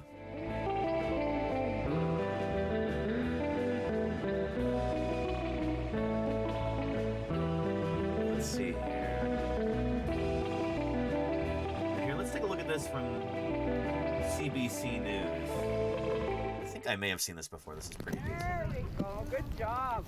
A ceremony honoring an animal with deep spiritual significance. Yeah. And we've talked about this many times, actually, Kilroy. Yeah, I think there might be clips in the clips reel of me talking about this, but there was a time in the United States when it was the official policy of the U.S. government to try and drive these creatures into extinction in order to basically commit genocide against the native inhabitants of this land. In other words, the U.S. military and settlers were instructed to go out and kill as many bison as they possibly could, because they knew that the Plains Indians tribes relied on these animals for food and shelter and everything else, essentially. So it's like, well, if we kill the bison, then those people will starve, and then we don't have to worry about them anymore. Like, just horrific, you know? Like, there's hardly any other way to put, like, it is downright evil, you know? Yeah. Anthony Tatchin's family is keeper of this herd. These animals have saved our lives. They provided food and weapons out of the bones, tools, the hides for clothing, the teepees. It did everything for us. So going forward, we decided, you know what, it's our turn to look after them. This territory, from the Canadian prairies to Mexico, used to have tens of millions of bison. Yep. After colonial settlements, the bison were eliminated, slaughtered off this continent. Gila Shimon says that coincided with government assimilation policies for Indigenous peoples, and it had consequences for grasslands and the prairies. Replaced by farmers' fields, they are now considered at-risk ecosystems. The native grasses are gone, the microbes that are so essential for everything that's living within those soils is gone. And that's where the bison helped, grazing, then relieving themselves, reintroducing nutrients and spreading seeds, rolling in the ground, creating wallows where rainwater can gather, ecosystems for insects, birds, and small animals. We need to think about ways of making room for bison to return and to do their magic. That magic recently came to the Métis Nation in Saskatchewan. 25 female bison transferred from Grasslands National Park to Batoche. It really is symbolic that the bison are back on our land where, you know, people fought and died for Métis rights. Michelle Leclerc says the goal is to grow the herd to 150 bison for food, education, and land revitalization. To ensure that we have a healthy environment for everyone. Back in Manitoba, this First Nation is canceling agricultural leases of its land, turning it back into grasslands and then over to the bison, preserving the land and the living things that rely on it. Karen Pauls, CBC News, Sioux Valley, Dakota Nation, Manitoba. Very cool. Yeah. Here's a link to that video right here.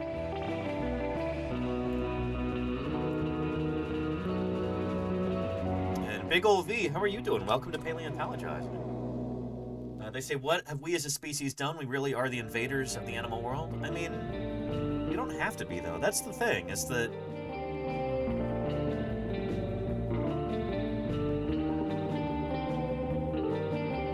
I'll put it this way, from a paleontologist perspective. We can do better, you know? The bison they're kind of one of the last remnants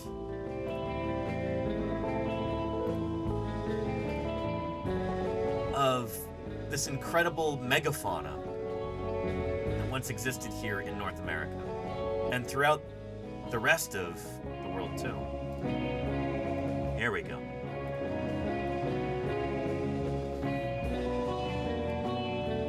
So up until just a few thousand years ago, about 9, 10, 11,000 years ago, here in North America, we had all of these animals walking around. Mammoths and mastodons, giant camels and ground sloths, short-faced bears, American lions, saber-toothed cats, ancient horses, and ancient bison.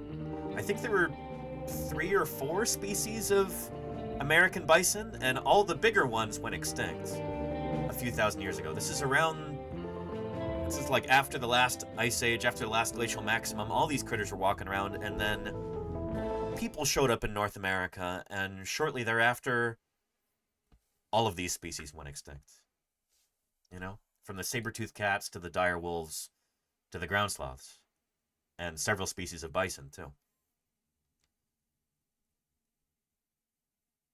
There's a lot of debate in the paleontological world, especially among Pleistocene paleontologists, the scientists who study this period in Earth history, over whether it was a changing climate that drove these animals into extinction, or whether it was people showing up in these environments. And I don't really work on Pleistocene stuff, so I don't really have a horse in that fight, but who cares what I really think either. But to me, the scenario that makes the most sense is people showing up. But here's the thing, is there is some evidence that people were here in North America for thousands of years before the megafaunal extinctions.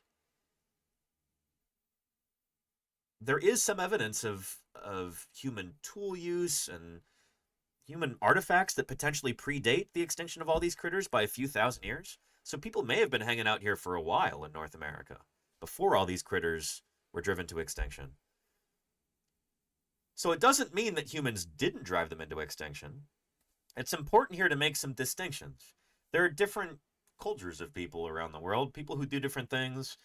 There may have been certain people just hanging out here in North America and, not to oversimplify or flatten things, but essentially like living in peace with nature, you know? Not really wrecking these environments. And then you have cultures like the Clovis culture showing up. And them showing up in North America seems to maybe coincide with the extinction of the megafauna. So it was like certain people show up with a different attitude toward the natural world, and they end up really messing up the environment. So it's not something that's inherent to us as human beings. Like, as a species, we aren't necessarily, you know, like a plague upon this planet. It might be more of an attitude thing, you know? Like, don't paint us all with the same brush as human beings. We can do better, you know? Yeah. The Clovis peoples are thought to have been highly mobile groups of hunter-gatherers. It is generally agreed that these groups were reliant on hunting big game or megafauna. They had a particularly strong association with mammoths, and to a lesser extent with mastodon, gomphotheres, bison, and horses, although they may have consumed smaller animals and plants too. The Clovis hunters may have contributed to late Pleistocene megafaunal extinctions in North America, though this idea has been subject to controversy. There's still a lot of debate over this kind of thing. So, yeah.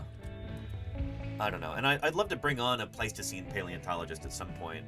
We could really get into this, like really talk about this in depth. But I don't know enough about this to really have a super strong opinion. This is not my area of expertise. I'm a dinosaur guy, first and foremost. So yeah. Yeah, so one of these days we'll do that pumpkin again. And Science Streams, how are you doing? Hello, Volent. I hope you're having an excellent day. It's good to see you. Not obligatory. I do this by choice, because I want to. Everybody, if you're not yet following Science Streams, you're missing out. A fellow scientist here on Twitch, Valent and Lita are a married couple of molecular biologists, geneticists, laboratory scientists. Although they also do some cool field-oriented streams too. Anyway, they do really awesome science outreach here on Twitch, and you should go give them a follow if you're not yet doing that. But not obligatory at all, Sciencers. No, I do this with joy and gratitude. Yeah.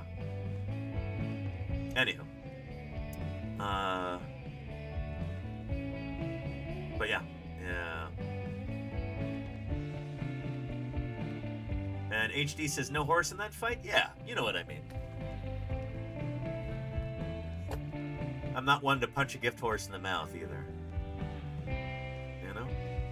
Yeah. And Luke Herman's Gaming says, what is your opinion of reintroducing animals that went extinct in the wild at some place by humans not too long ago, let's say 200 years max, but still live in zoos or have cousins in other parts of the world? I think on some level it's kind of our moral obligation to do that. There's examples of even like introducing a different species that's similar to ones that humans have pushed into extinction. Here.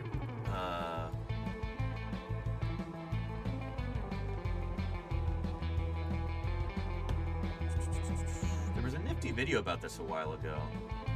Yeah. When introducing invasive species actually works. As we unravel some of the mysteries of these incredible creatures from our past. El Mako TV. Terrible lizards. Welcome to Paleontologizing. How are you doing? Wonderful to have you here. El Mako, I hope you had an excellent stream. How is everybody? Hello, Alex Walker. Life is done. Mia Deem, Altair, the Mew Mule. Finn Randy. Thank you, Life is Done. For the follow. Yowza. And Zerish. It's a dinosaur. That's not a dinosaur. This is a dinosaur too. That first one was a dimetric. And thank you, Ruvat and Blue Suko. Wonderful to have you here, everybody. Shoot. My name is Danny Anduza. Version of heaven. And I'm a paleontologist. I work on dinosaurs mostly. You know, speaking of dinosaurs, did you realize that chickens were a lot like little dinosaurs with feathers? I did. It's true. Until I read a book called The Dinosaur Chicken Conspiracy. But apparently the poultry farmers don't want us to know anything about it, so they've hushed it up. It's not a conspiracy, but we do agree that birds are a kind of dinosaur nowadays, including It's chicken. got nothing to do with oil. I'm a And Barracuda Jake, thank you for the follow. Welcome. Thank you, Omako TV, for the 13 months of support there. Really appreciate that. My name is Danny Anduza. I'm a dinosaur paleontologist, and I'm here on Twitch trying to do some good old-fashioned science outreach. Whether we're out in the field digging up dinosaurs and gathering data live on stream, or whether we're here in the office, here's what I'm all about. My name is Danny Anduza. I'm a dinosaur paleontologist, and this is Paleontologizing.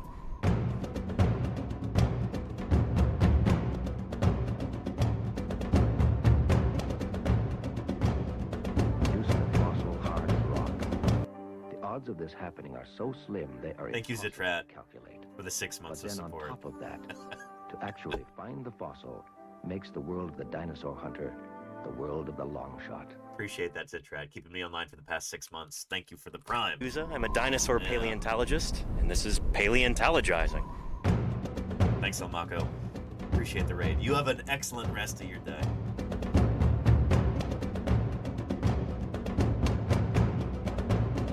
Science isn't just test tubes and beakers and white lab coats. What we're doing out here is science, too. We're testing hypotheses by excavating these fossils. Join me for museum tours, interviews with other paleontologists, audience Q&A, 3D printing. It's pretty big. Who thought this was a good idea? And of course, live dinosaur digs. A limb bone from a new duck-billed dinosaur. I invite you to tune in and experience the adventure of fossil science. Yeah, that's me. We'll be doing a lot more field work this year, and oh shoot, dare I throw us down another rabbit hole here? We might as well. Apart from working with dinosaurs and other fossil critters, I'm also becoming involved with these incredible animals. People ask me all the time, dude, that's AI, right? No.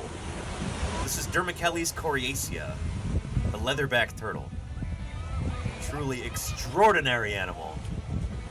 They're the last member of their lineage that dates all the way back to the Cretaceous period, back to the age of dinosaurs. They're still around today, although they really need our help. Their populations have been declining precipitously over the past few decades. They've declined over 90%. These animals could go extinct in the next few decades if we don't do something soon to help them. Lots of people around the world are working to help save them, and I'm doing my best to join them in 2026. So we're going to have a bunch of live streams centered around leatherback turtles, and yeah, one of our big projects for this year. Very excited about that. So yeah. But yeah, really beautiful animal, big oldie. Holy cow, they are just... Saris Rainbow says, I like turtles.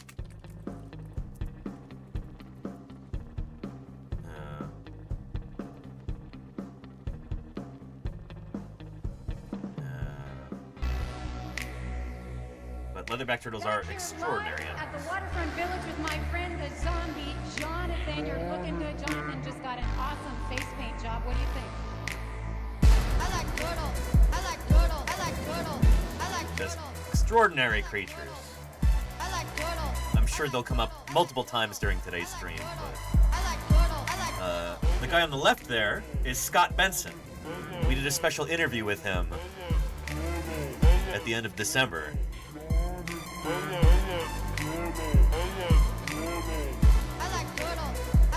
And we might be bringing him on again for some other interviews at some point soon. I'm trying to work some things out right now.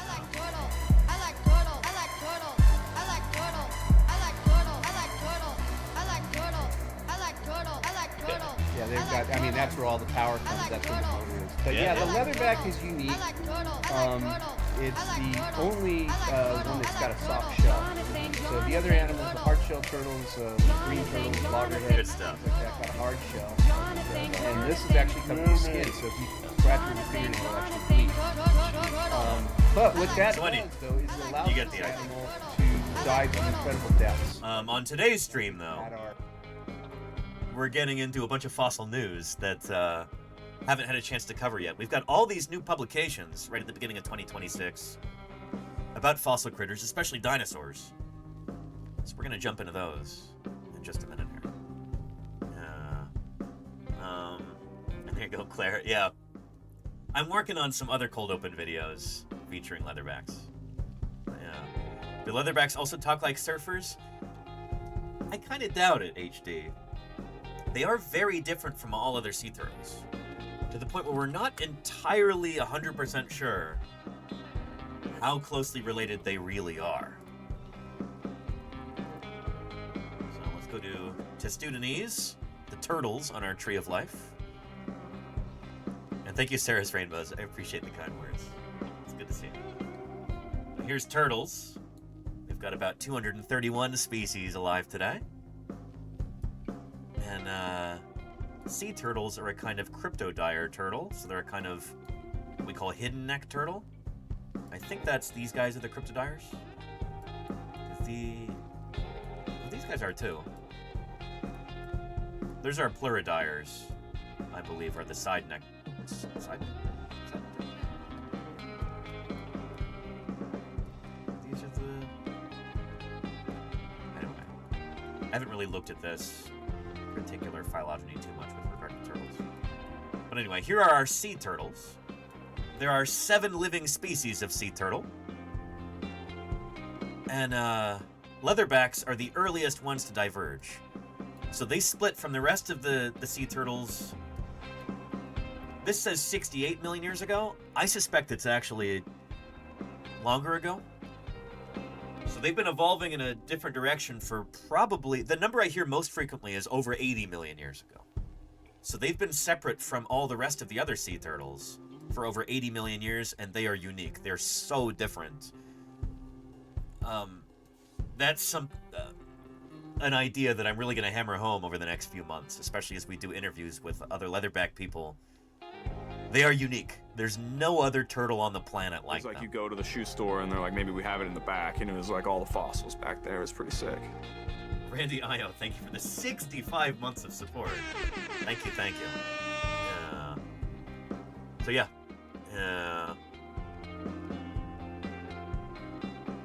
But anyhow, oh yeah, I had to make a new jar for the Z-Cole there, Claire, yes. And I don't know if the Clovis people were doing the buffalo jumps like that. I'm not totally sure. Yeah. Anyhow, so yeah.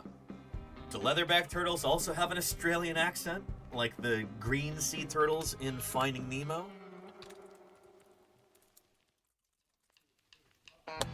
Yeah. Like this guy? I mean, they can't actually speak English. Sorry. But green sea turtles are not super closely related. This is Colonia midas. This is a little out of date. Their worldwide status has been downgraded from endangered. They're doing really well, actually. They're a big success story.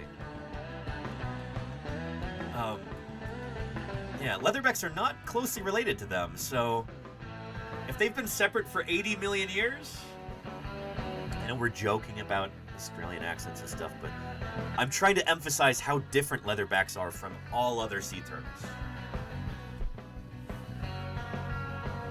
They're very different. Yeah. Upgrade. Thank you, HD. Yeah.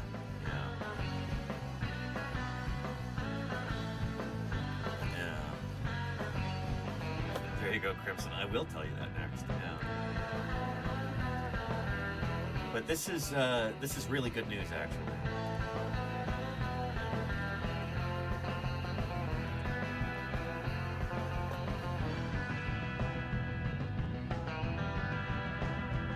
Yeah, check this out. This is great news. Right now, green sea turtles are no longer considered endangered. This season, we saw the second highest number of green sea turtle nests in Florida's history. Gulf Coast News reporter Kendall Brandt is on Captiva, finding out what this means for wildlife rules. I think they are one of the most beautiful species of sea turtle. They are the largest hard-shelled sea turtle species, but they have these kind of small pea. So I like how she said that. She can't say they're the largest sea turtle species, because they're not. They're the largest hard-shelled sea turtle species. The hard-shelled turtles are called the cheloniids. So this is leatherback. Oh, this everything except for leatherbacks are cheloniids. Leatherbacks are their own family. They're so different. Little heads, so that always makes me laugh when I see them. And then I just am constantly inspired by them. Inspired by their resilience, as the population of green sea turtles has grown by 28% since Holy cow. 1970. W's in the chat for International for Union for green sea Conservation turtles. of Nature and Natural Resources, a number prompting them to no longer label the species as endangered. The work that researchers have been doing has been decades long, so to see that it's the efforts have not gone to waste and that these populations are increasing is really motivating. Researchers have worked since the 70s to keep nests safe and track the population. The IUCN. So there's a tracking device on top of this. I presume this is a female, like a mother green sea turtle who's come up onto the beach to lay her eggs. Actually, that might not be true. She might not be a female. Certain species of sea turtle, like they'll all go up on the beach to bask and stuff when they feel like it. Leatherbacks don't do that. Only the females only ever come onto the beach to lay their eggs. The males, once they're hatched, they never ever return to the beach ever again. Green sea turtles. If we can see the tail, we can tell whether it's a male or female. The males have much longer tails. Even credits community keep nests safe and track the population. The IUCN even credits community members for taking action. Here on Sanibel and Captiva, we had 424 green turtles hatched. Compare that to last year, we only had 34. But naturalists like Ranger Rob Howell say they worry the new classification could hurt the population. I do think it was a little premature that they did this, just in the sense that they kind of did the same thing with manatees. And what ended up happening was it was then easier to pass legislation to hurt some of these protected areas where these animals live.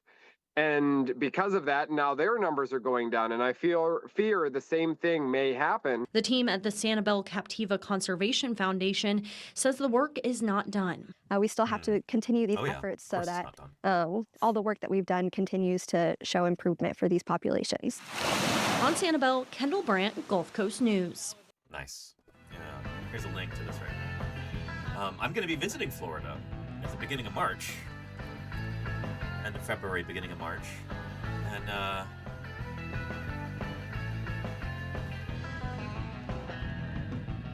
I'm really hoping we can see some green sea turtles while I'm there. I'm sending some emails out. I'm getting in contact with folks. A lot of behind-the-scenes things going on here after I press the stop streaming button. There's always a lot of work to do. We'll see. I'm excited about that prospect. Yeah. I can find you some greenies. That'd be really cool, Sharky. Holy cow. Yeah.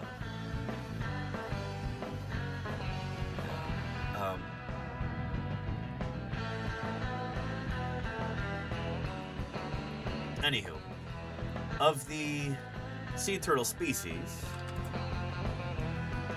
I think 6 of them are now considered endangered or threatened. There, we'll go back to sea turtles in our tree of life here. There are 7 species worldwide. The Kemp's Ridley, Olive Ridley, Loggerhead, Hawksbill, Green, Flatback, and Leatherback. I think out of all of these, the one that is now of least concern, conservation-wise, is the green sea turtle. And everybody else is still in dire need of protection and help.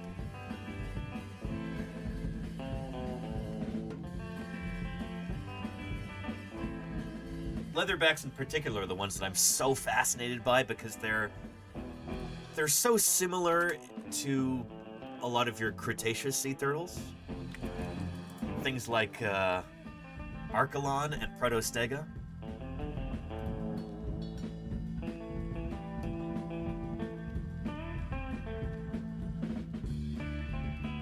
Here's the big image here.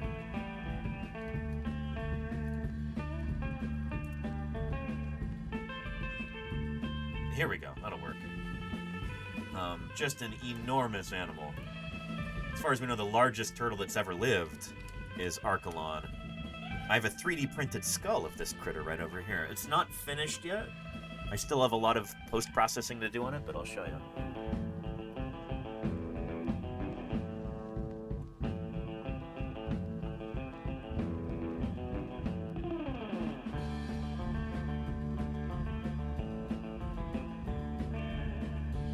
So you assembled this live on stream.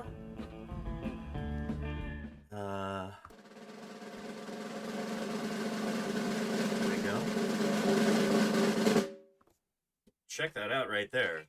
That is the skull of Archelon, the largest turtle who has ever lived, as far as we know. The largest turtle that we have fossils of. Pretty big, if you ask me. Yeah. One of these days I'll find some time to smooth this out and paint it and all of that, but, yeah. Pretty cool. Yeah. Anyhow, and HD says it's narrow, so here it's shown a lot wider. It may or may not have been wide in life. This one here has certainly been distorted. So there's a lot of diagenetic altering here. So we know that there's at least some degree of compression, because this thing was found on its side originally, and it was squashed by the overlying rocks. This is very common with large fossil skulls, small ones too. So there's definitely some distortion there. I'm not exactly sure how wide the skull would be in life. We'll see if we can bring on some protostegid experts for interviews sometime in 2026. Really going to be ramping up the interviews, and I'm excited about that.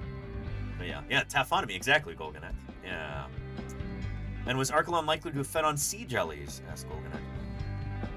It's thought that because of this big hook-like beak, which is almost reminiscent of like a hawksbill, but on steroids, that this animal is probably more carnivorous than that. It's probably eating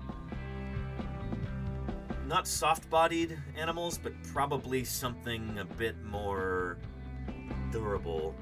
They may have just eaten whatever they wanted, you know? Some authors have suggested that maybe they're eating fishes or even other marine reptiles. They may have been kind of opportunistic like that, because with a beak like this, you can kind of eat whatever you want. Big hawk-like beak, you know?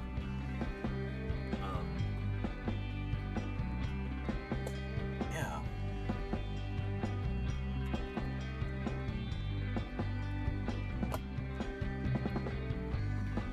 Here we go. Archelon.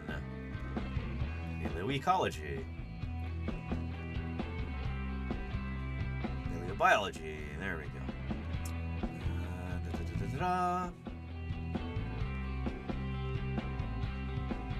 It might have been able to target larger fish and reptiles, as well as, similar to leatherback sea turtles, soft-bodied creatures such as squid and jellyfish. However, it is possible that the shark beak was used only in combat against other Archelon. I kind of doubt that.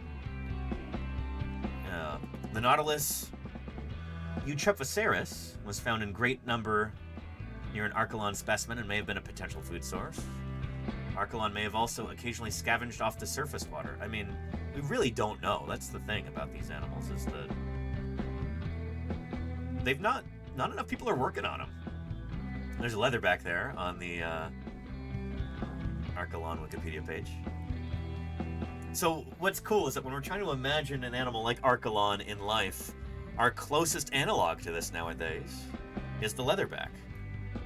So by learning more about leatherback turtles, and other sea turtles too, we can use those as clues for trying to reconstruct this incredible animal. Trying to figure out how it actually lived. You know? Like, what a bonkers critter. How cool is that, you know? Just it's a turtle the size of a car. Yeah. Yeah.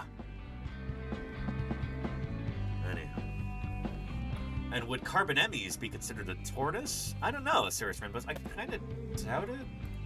Tortoises are a specific group of turtles that are all related to each other. It was Carbonemys. It is a podocnemid turtle from the Middle Paleocene. Who is it related to? Carbonemys. It may or may not be a tortoise, I'm not sure. No, these are pluridyres, so this is completely different from tortoises. So the pluridyres are part of the main group, the two main groups of turtles nowadays. You have cryptodyres and pluridyres.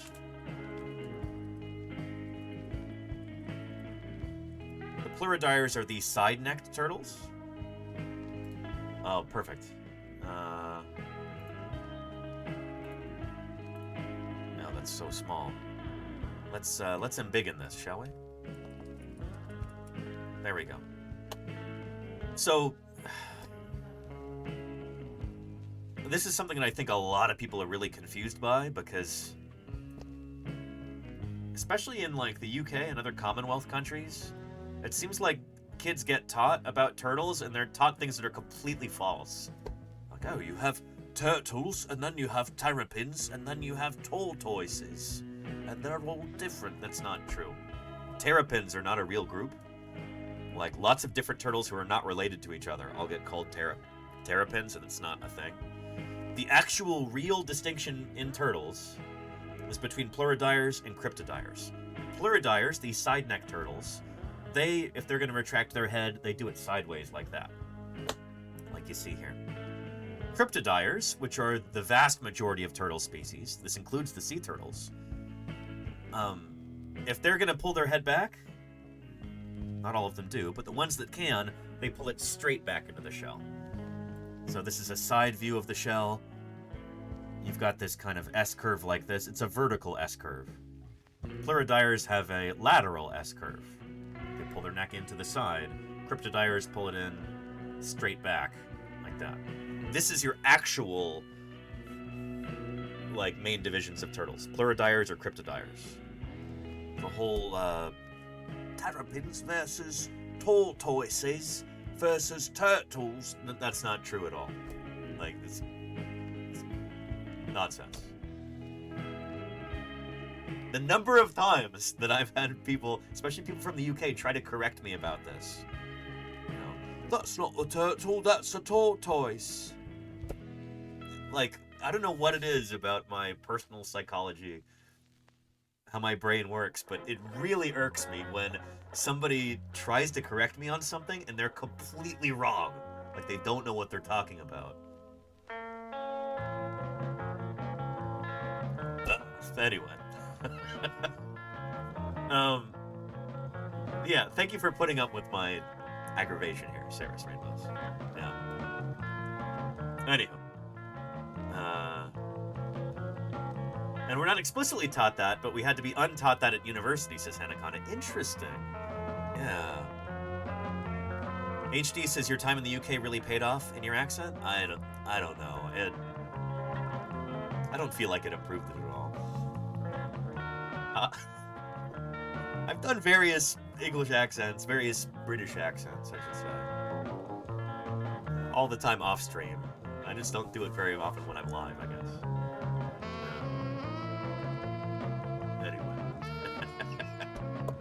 And if you don't believe me about this, which you don't have to believe me about this, you'll find other sources of information too. Here.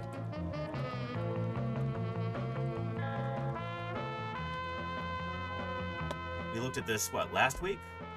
But, Clint's Reptiles. He had a video about this too. These turtles. But all the same, all of the hidden neck turtles are more closely related to each other than they are to any side neck turtles anywhere. There are many kinds of hidden neck turtles, and among them are tortoises.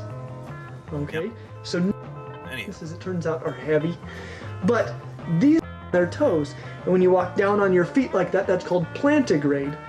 And so if they have these digitigrade elephant-like feet, that is a tortoise. Yep. If it doesn't, it's still a turtle. They're all turtles, but it's not a tortoise. All right? So that's the thing. That's the most important thing.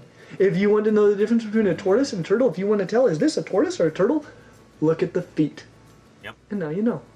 As always, like and subscribe. Good stuff. I'll give you a link to that video here. Again, I need to reach out to Clint at some point. I think it'd be really cool to do a collab with him if he'd be interested in coming here on Twitch, or maybe, I don't know. He's also interested in dinosaurs too, and dinosaurs are what I work on. I've heard him say that leatherbacks are really cool too. In fact,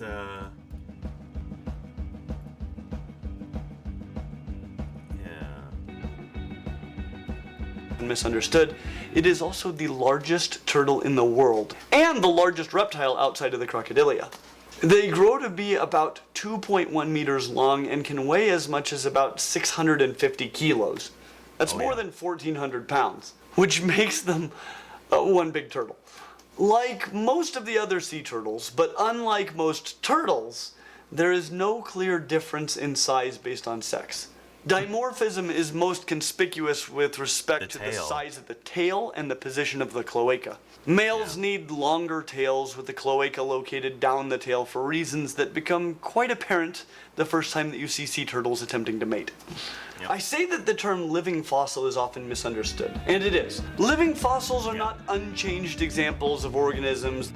Anyway, we can get into living fossil stuff later. Let me give you a link to this, but there was a really cool recent post at Upwell Turtles showing a leatherback that they captured for tagging in science and re-release purposes this past fall.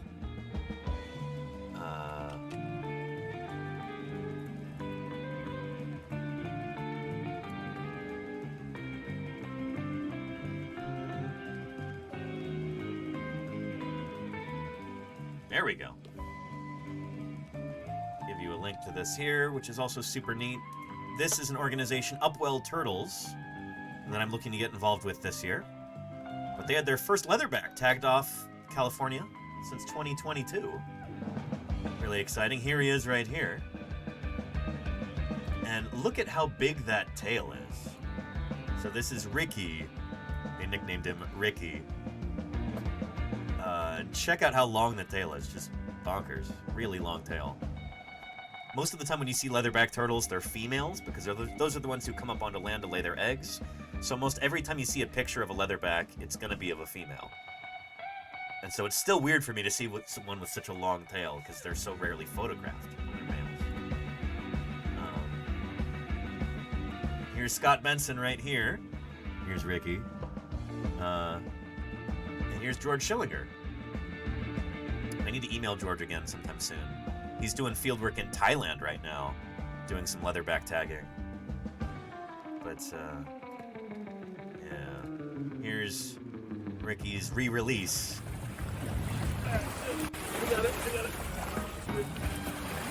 After, having been tagged. There's the tag on his back. And there he goes. How cool is that? Yeah. Super neat. Anyway, good stuff. If only there was a bobblehead version. Well, HD, it's funny that you say that. 3D printing one right now. Here. Let me show you. I have some fully printed ones with the spring and the head attached.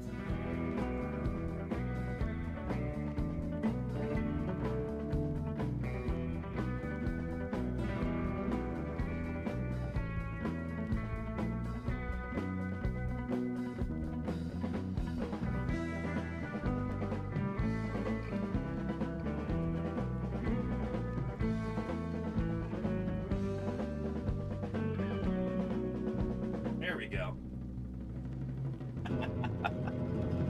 There is the leatherback bobblehead.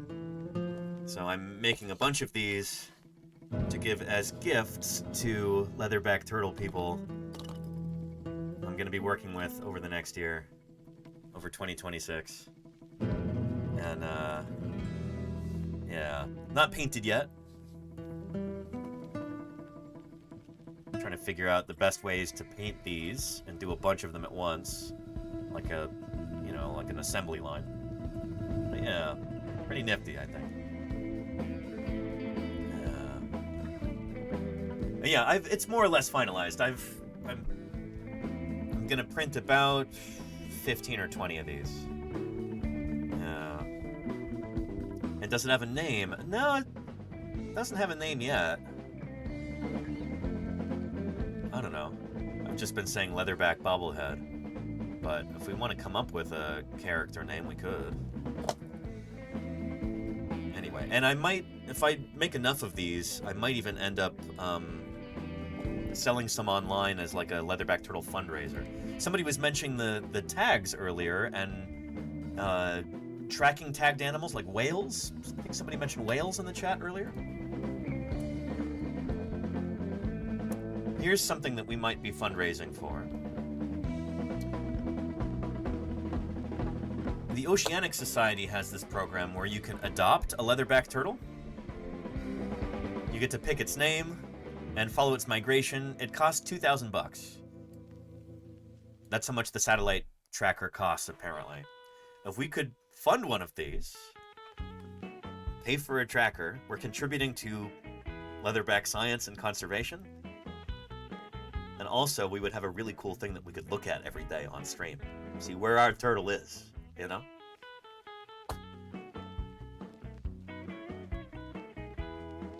So yeah, pretty neat. I'll give you a link to this if we have any high rollers in the chat who would like to do this for themselves. There's a link there. But, an ace for Coriacea? That's a neat idea, Squiggles. I like that. Yeah. Bobbleback turtle. Well, the back doesn't bobble, Snap Tenchi, but I get where you're headed with this. Anywho, they've got some other turtles here. Well, some of them just have names. It would be kind of funny if we raised $2,000 to name a leatherback, and then we just named it 989-001-002-32107-4. But I don't think we're gonna do that.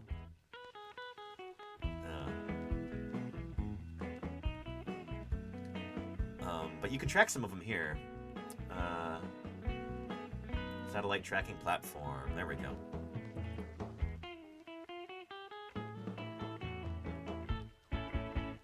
Please wait.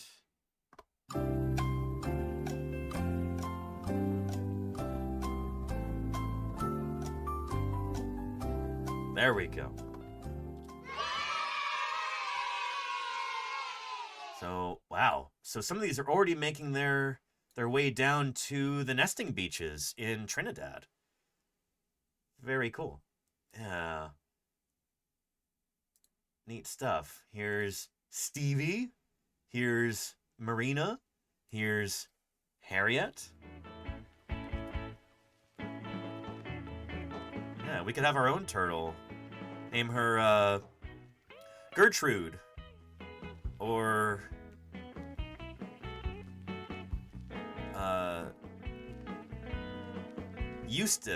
Eunice, or, you know what I feel like here?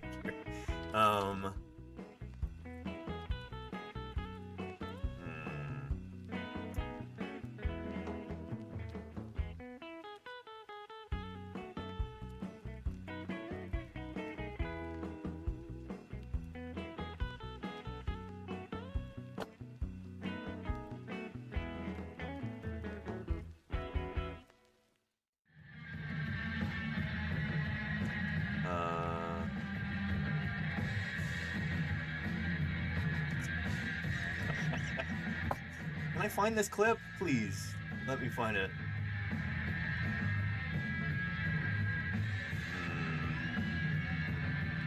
I don't know if I'll be able to find it in time.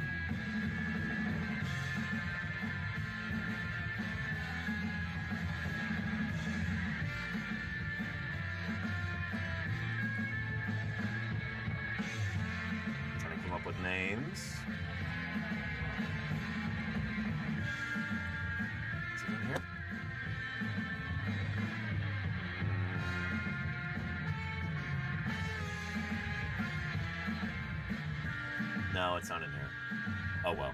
was gonna pull up a Simpsons clip. It's not working.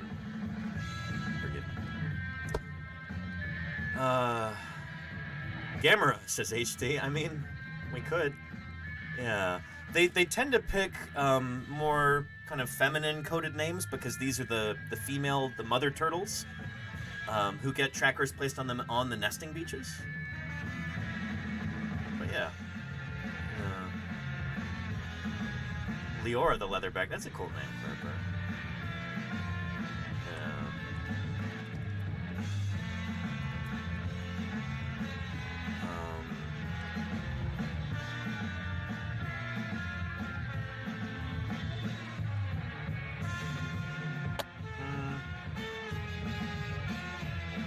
Oh. trying to come up with names. Oh wait. No, that's not a video? Hang on. Trap.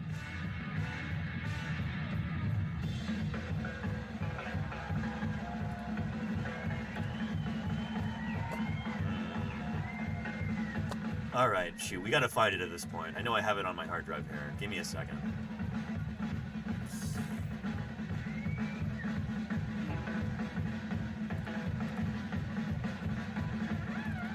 Junk drawer.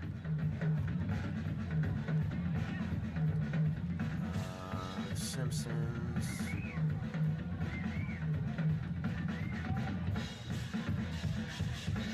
That is season 5, episode 14.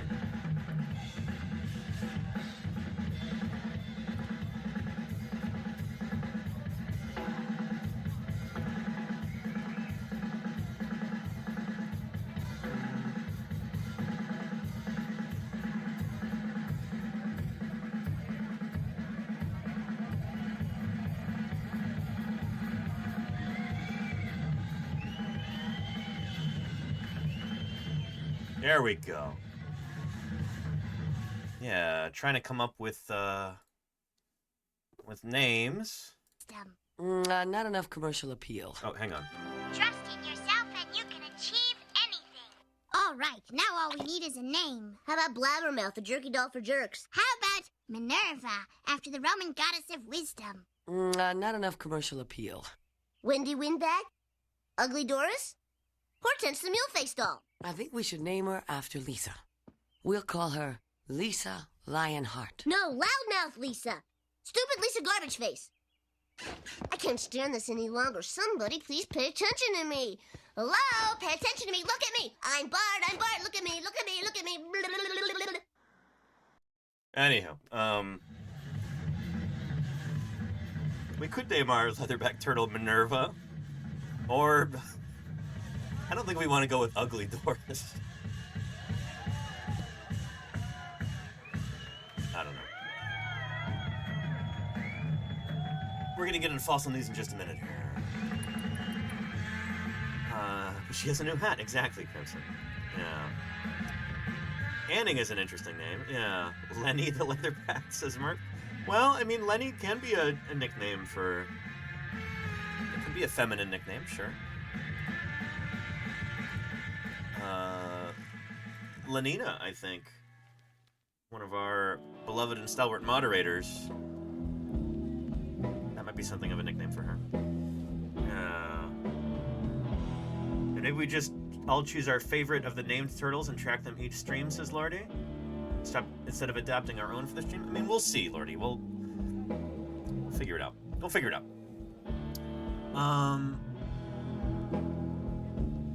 And Spitfire miniatures. Caves with... Oh, you mean cave art. Oh, very cool, Spitfires. That's really neat. Neat. Cool. Anyhow. And Crimson Carnotaurus Minerva, I think, is from Roman mythology?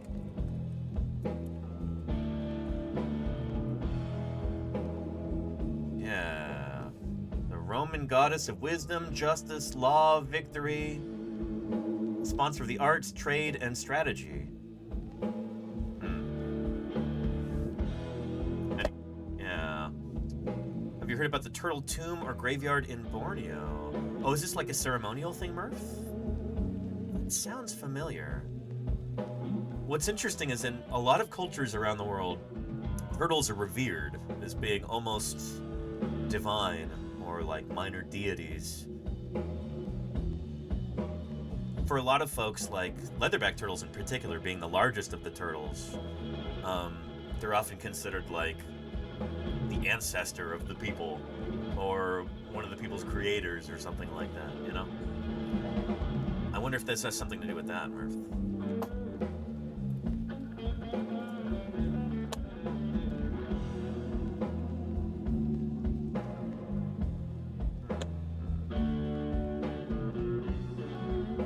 Huh. Turtle graveyard. Let's take a look at this. From PBS.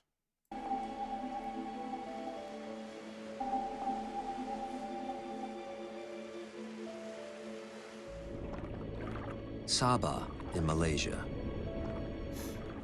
Some of the world's richest rainforests run to the waterline, where a new natural wonder begins. Oh, is this a different link that you have, Murph?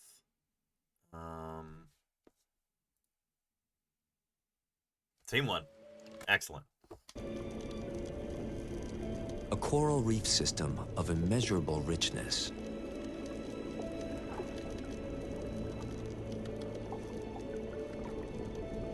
That hides a mysterious graveyard. Huh. A subterranean turtle graveyard? Through a dark cleft into a maze of drowned caves. A perilous journey for even experienced divers. Yeah, cave diving is no joke.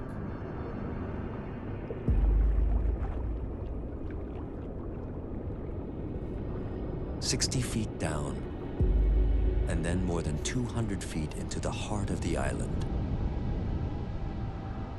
The tomb of the lost turtles. Indiana Jones and the Tomb of the Lost Turtles. That looks like a green sea turtle there. Colonia Midas, yeah. Wild.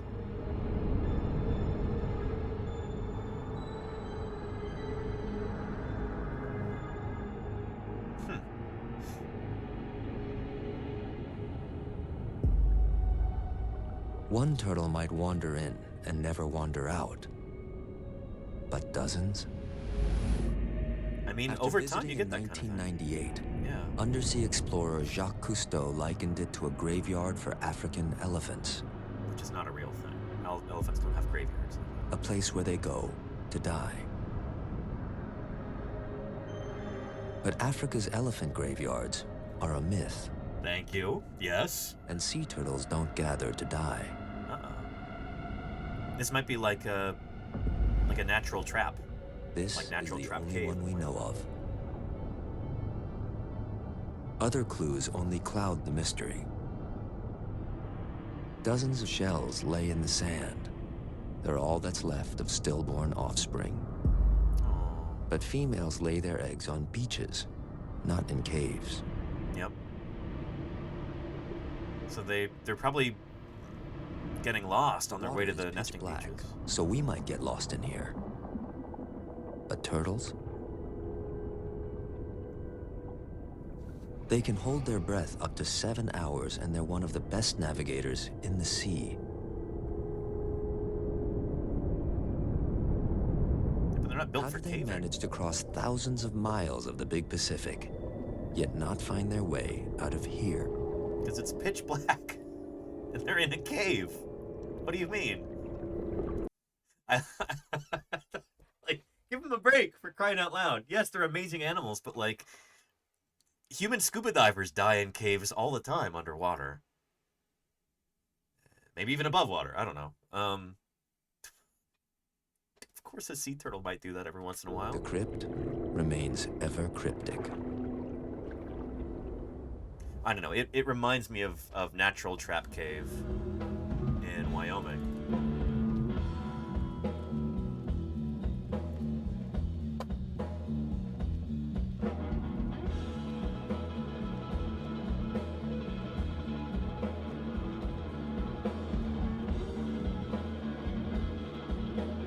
Yeah, here. Hi, I'm Dr. Julie Meechin. I'm a vertebrate paleontologist. Oh, holy cow! I sat right near Julie Meechin at the SVP banquet in Birmingham back in November. Julie's cool. Very well respected mammal paleontologist. From Des Moines University in Des Moines, Iowa. And this is Natural Trap Cave. And this is a 75-foot deep sinkhole filled with Ice Age mammals. And we are going to be digging some out today. We're here because we're looking for evidence of climate change and environmental change and change in species. And we're doing that using a bunch of different techniques. We're using ancient DNA, we're using morphology, and we're using pollen data and volcanic ash data and anything else we can get our hands on. So that's what we're doing today. Very cool.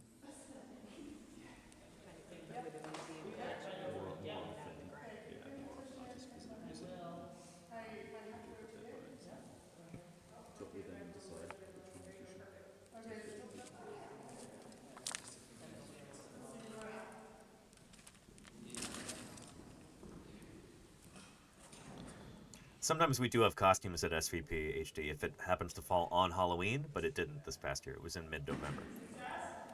This is a vertebrae of some kind of sheep. Huh. And then this is a horse tooth. Nice. The horses, sheep, And then this we think that she thinks is bears, mammoths, they're all falling into here. from a bighorn.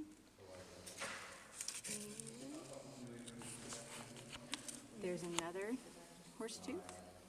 And this is a horse toe bone. A tarless pit. There you go, HD. Yeah, yeah. We don't know because that's still going way back in here. And the same with that one. So it's going way back in there. And then over here is a bison pelvis. Nice.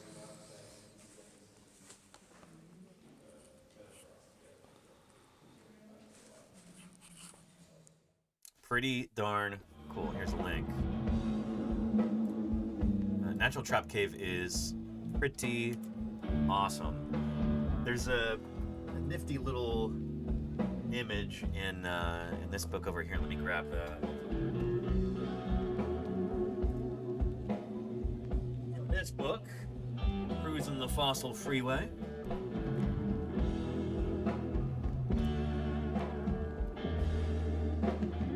There it is. Yeah. 40,000 mammals can be wrong. So, here's the thing, is that sometimes there are treacherous bits of the landscape that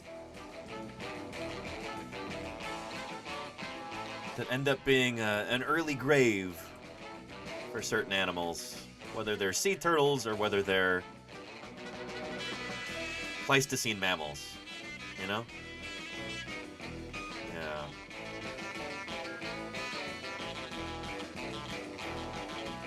Anyway. Yeah. We're gonna get into some fossil news here. I've got to go run to the bathroom real quick. So,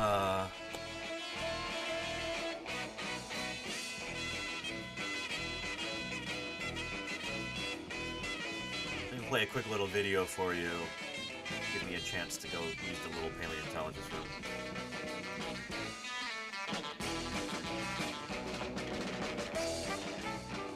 We're going to be mostly talking about dinosaur news to start with, and we'll see if we have time to get into some other stuff too. Really cool new study on the extinction of certain marine invertebrates. Ones who live on east-west coasts tend to not do as well as ones that live on north-south coasts. We'll talk about why if we get to that.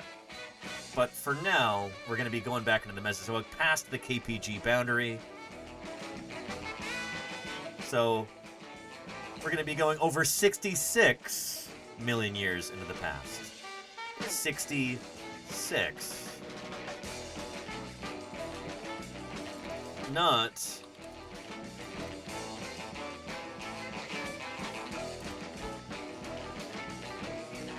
not 65. I want to make that very clear. And in order to help emphasize this, here's that film's trailer recut for paleontological accuracy. I'm going to go to the bathroom. I'll be right back, and we'll do fossil news.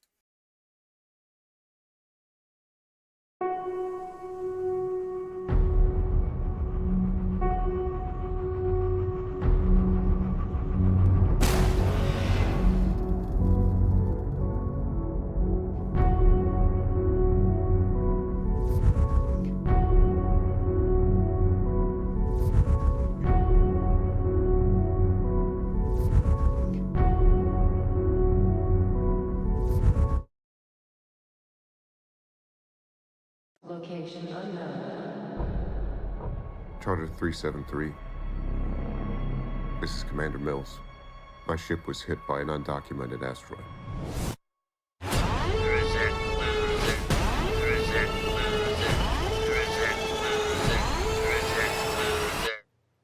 Send help.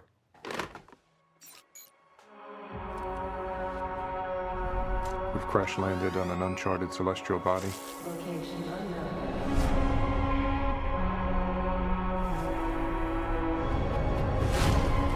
There's something alien out there.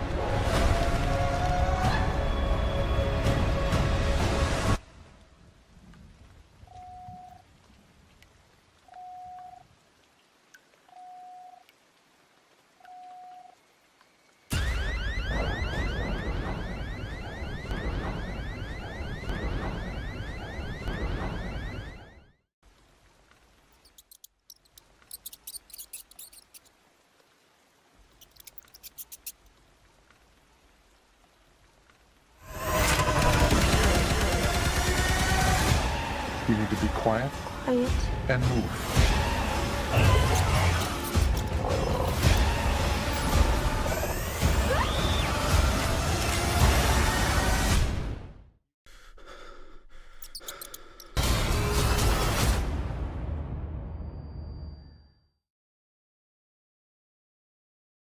All right, time for some fossil news here.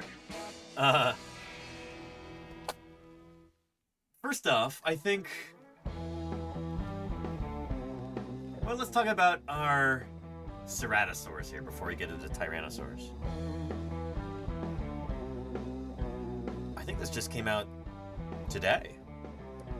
Brand new. January 21st, 2026. Southern Hemisphere ceratosaurs evolved feeding mechanics paralleling those of Northern Hemisphere, rather, tyrannosaurids. Interesting stuff. So this is going to be like a functional morphology, maybe even FEA paper. Emily Rayfield here, another past president of the Society of Vertebrate Paleontology. Emily used to be president of SVP a few years back. I think we have 2-year terms for SVP presidents. Anyway, really well-respected researcher, kind of one of the pioneers of bringing FEA into paleontology. Before we get to that, though, let's talk about what ceratosaurs are to lay some groundwork so we understand this paper. Ceratosaurs are a group of big two-legged meat-eating dinosaurs. Although some of them actually evolved to eat plants, it seems.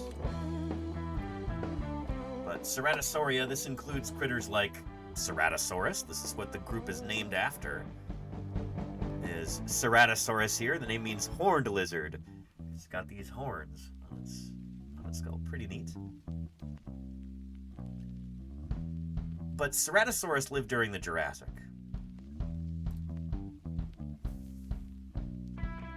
That's not what we're talking about here. We're talking about the later ceratosaurs.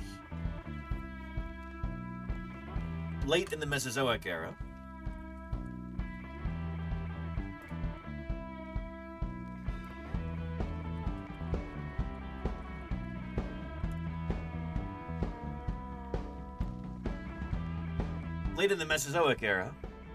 with the continents moving around,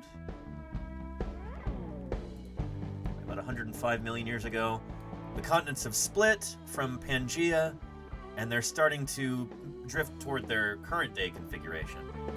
But you have South America, you have Africa, you have India and Antarctica and Australia. These southern continents down here become isolated from the northern continents, like North America, Europe, which was kind of an archipelago of islands at the time, and Asia. The dinosaurs down here in the south are different from the dinosaurs in the north, as you might expect. They're evolving in isolation, while tyrannosaurs are doing their thing in North America and Asia. Down here in the south, you've got another kind of big meat-eating dinosaur that rules the roost. The ceratosaurs, among which the abelisaurs are probably the best known. Carnotaurus is probably a dinosaur you're already familiar with. Like Ceratosaurus, it also has horns on its head. Carnotaurus here. Yeah. But these guys, they look very different. Carnotaurus and the other abelisaurs, the other members of this family. The Abelisauridae. These guys tend to have pretty truncated snouts, so they don't have long, skinny snouts. They tend to be pretty short and tall. They've got very small arms, like you see on Carnotaurus here. Got long, leggy legs. It's long been thought that they're really different from Tyrannosaurs. It's like, well, they're doing something completely differently, right? Very different body shape, very different skull shape. Surely they've got some different feeding strategy or different kind of prey that they're exploiting or something, you know? And this paper says may not be the case. I thought this was pretty neat.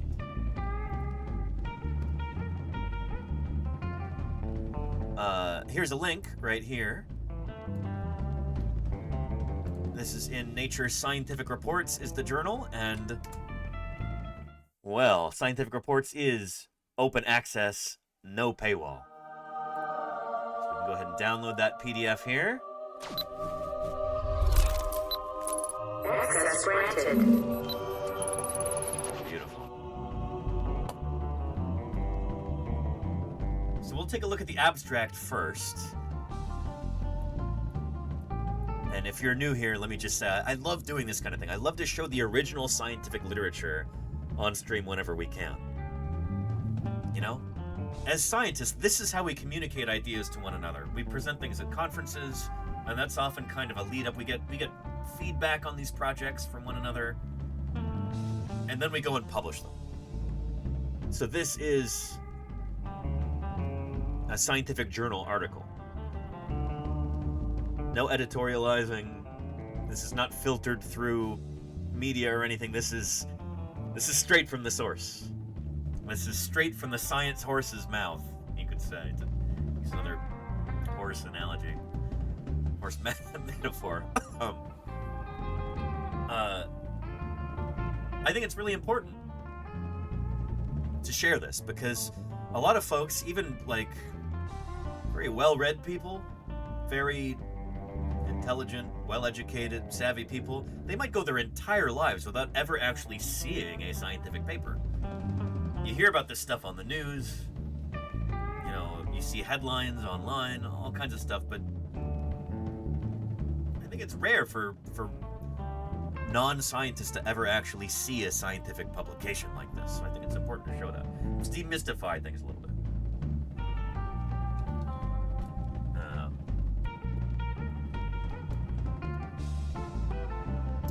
So we're going to read the abstract first of all, before we get into, we'll kind of skim through the rest of the paper.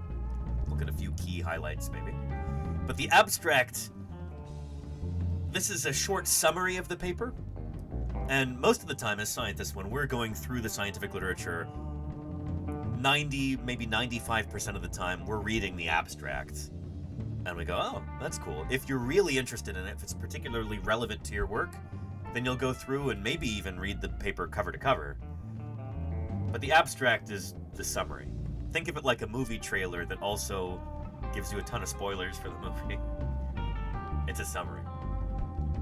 And it gives away the ending.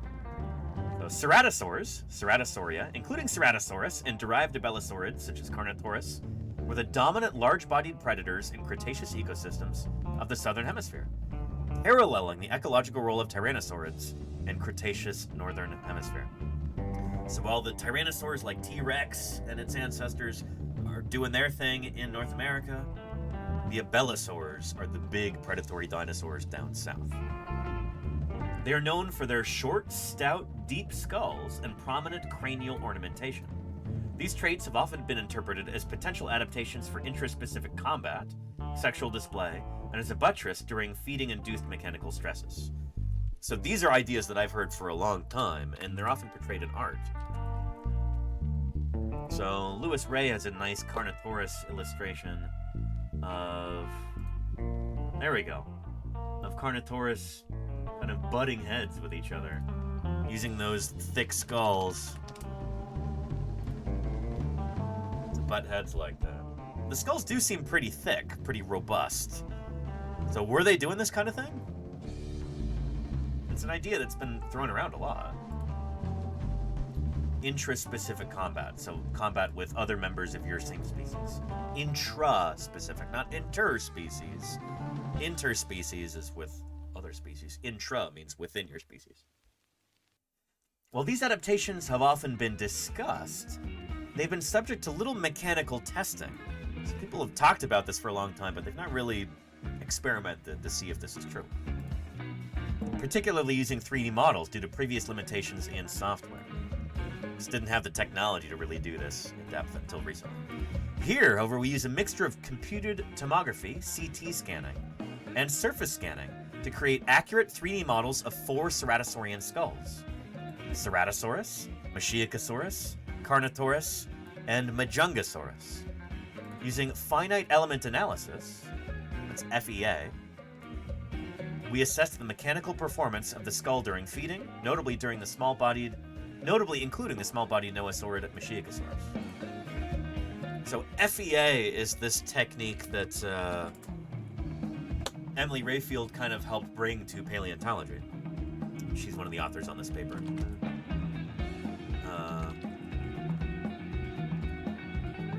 Yeah.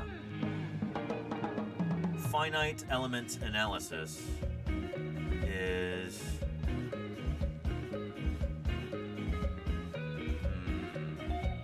trying to find you a decent explanatory video on that. But it's a technique that was originally, I think, created by engineers. So it's kind of a heat map that shows different stresses in a structure. It could be a man-made structure, or it could be... here we go. Finite element analysis is a numerical method used to solve engineering problems using an array of mathematical techniques. The name comes from the fact that the method subdivides a larger problem into smaller, simpler parts that are called finite elements. The equations that model these finite elements are solved and assembled back into the larger system of equations that model the entire problem. That was the SparkNotes version of the definition of finite element analysis on Wikipedia. If that confused you, then stay tuned because I'm going to break this down into some easy to understand concepts for beginners. I've been doing FE analysis for probably around 5 years now, and what I've come to realize is that there are no good resources for newcomers, and it's really unfortunate because this is a really hands-on topic and you can't really learn it very well from a book. It's pretty much impossible, or at least it is for me. I'm not super book smart, I'm more hands-on. Most stuff's just very high level and there's a lot of equations and you're probably wondering what the heck is going on, or if you're in class, your professor's probably spitting out equations and it's a little bit confusing, and I'm going to try and fix that. So as an example, say you have a tree outside. So okay. There's a tree. You have a tree outside. And next to that tree is you're a realistic person. So what is a tree outside? A tree, you have a shape of the tree. You have the different components of the tree. So you have the branches, the trunk, and the leaves. And all these different components of the tree respond differently to the environment or to you. So if you go up... I also like that he says FE analysis, because FEA is finite element analysis. And I hear a lot of people say, FEA analysis. No, the A stands for analysis. You already said the A part. FEA. But you could say FE analysis. It's like saying ATM machine The M in ATM stands for machine. You know? Automated teller machine. So yeah, FE analysis. I like that. And you pull on the branch will bend, or if you touch a leaf, you can crumble the leaf. But if you go kick the trunk of the tree, you're going to break your foot. Now, why is that? It's just because the materials are different between the two, and the shapes of them are different, and how they respond There you go, Queen Dark are then Lady, different. So the trunk of the tree is made out of hard wood, while the leaf is made out of much softer plant material, right? So breaking this tree down into even more basic components, you've got the geometry of the tree, so you have the general shape. And then you have these materials, like I mentioned before. And within the FE modeling world, these two things are really important. So the geometry can be files that just represent the geometry, like STL files or CAD files, if you've heard of CAD. And the materials are then represented STL something files that's are what I use a little for higher 3D than this topic right now, but let's sort of like a PDF file, right? Personal document file, isn't that what it stands for? Or a VIN number, vehicle identification number. just consider that you have a filler that fills the geometry, and you can give that filler different material properties. So you can give it the properties of steel or the properties of rubber. So in the FE world, you can give this tree the properties of wood, like an actual tree, or you can give it properties of rubber. And if you actually give the tree properties of rubber, then it's going to bend like rubber. So that's a benefit in the FE world, is that you can just manipulate things however you kind of want to and see what happens. So essentially, this is a way to model how different structures work, like where are their strong points, where are their weak points, what kind of stresses can they handle, all sorts of stuff like that. So when we're looking at, say,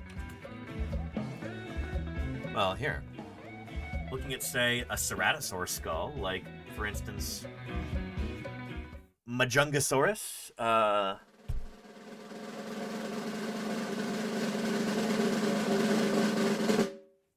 there we go, Majungasaurus. Here's my 3D printed Majungasaurus skull right here. This is one of the dinosaurs that's featured in this paper. When you have a 3D file of this, if you're doing an FE analysis,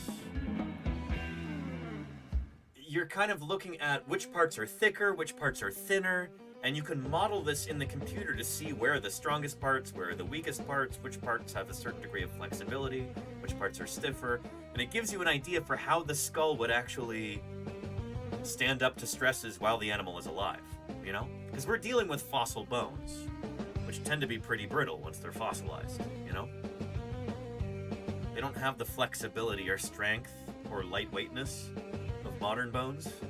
Once things get fossilized, so we gotta deal with the morphology of this, and then we can try and figure out what would it be like while the animal is alive. That's kind of how FEA works in this case. Does that make sense? So, put this right here for now.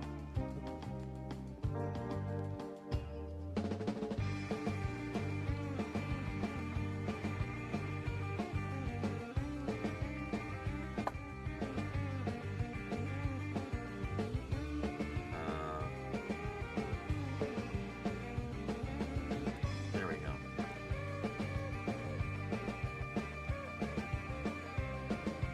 So here's it done with a Tyrannosaur skull.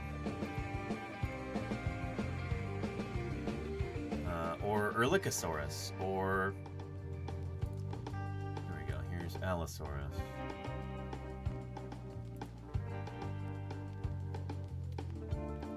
Yeah. So, doing an FE analysis on, say, an Allosaurus skull, you can figure out where the different weak points of the skull are, how strong or weak are they, how much potential flexibility is there, and this can give you some clues as to how the animal might have been behaving while it was alive.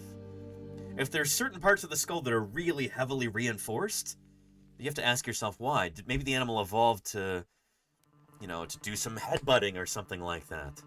Or maybe it has really, really strong jaws, maybe it has really weak jaws. That gives you some clues for what this animal was like while it was alive, walking around. So FEA gives us some tools for quantifying these things. You can say, oh, it looks strong, or you can actually put real numbers on it using FE analysis.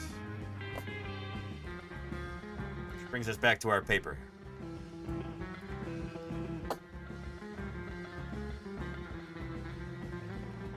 Using finite element analysis, FEA, we assess the mechanical performance of the skull during feeding. So they can take a model like this, figure out where all the stresses are, which parts are strongest, and under the kind of pressures, the kind of stresses that the skull would encounter during feeding, you know, what does that tell you about this animal's biology? Our results show that despite their compact shape, large abelisaurs do not exhibit low stress under bite loading. Interesting. Cranial ornamentation also fails to act as a structural buttress. So these horns and other accoutrements like this that you see on some of these animals, like for instance with our Carnotaurus here, the horns, I guess, aren't actually helping with like shock absorption or anything like that. It might be more of a display thing than it is like a functional stress reducer or something like that. You know what I mean? Yeah. Additionally, functional analyses of Machiocasaurus. Machiocasaurus is a little ceratosaur from Madagascar. It was featured in Prehistoric Planet. I'll show you a little clip so you can get to know this animal.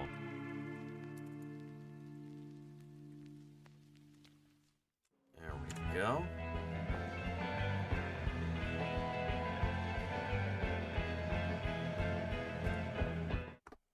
Yeah. Machiocasaurus.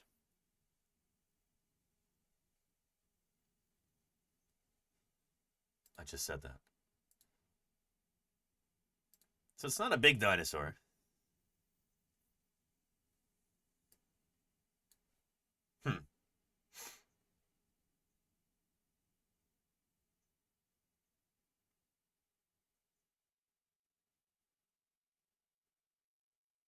No, I said it's from Madagascar, Crimson. Anyway, it's not a particularly big dinosaur, Machiocasaurus. Yeah.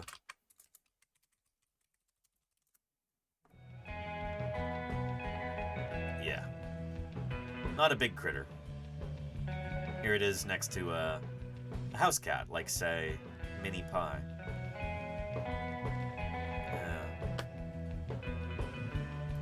So they decided to look at this dinosaur, too, kind of as a control group. The other abelisaurs are pretty big.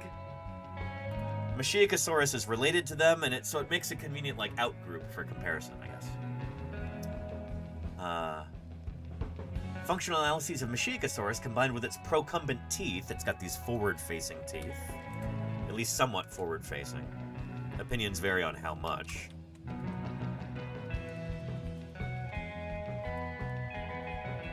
Yeah, older reconstructions show it with teeth that are projecting way forward, like this. Or here's a Lewis Ray illustration there, like that. Yeah,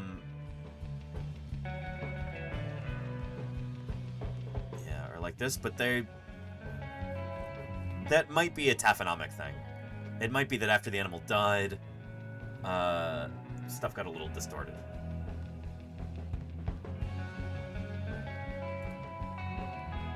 So, functional analysis of Machiocasaurus combined with its procumbent teeth, forward-facing teeth, implied that it was suited for grasping small prey, suggesting niche partitioning with the larger sympatric abelisaur Majungasaurus.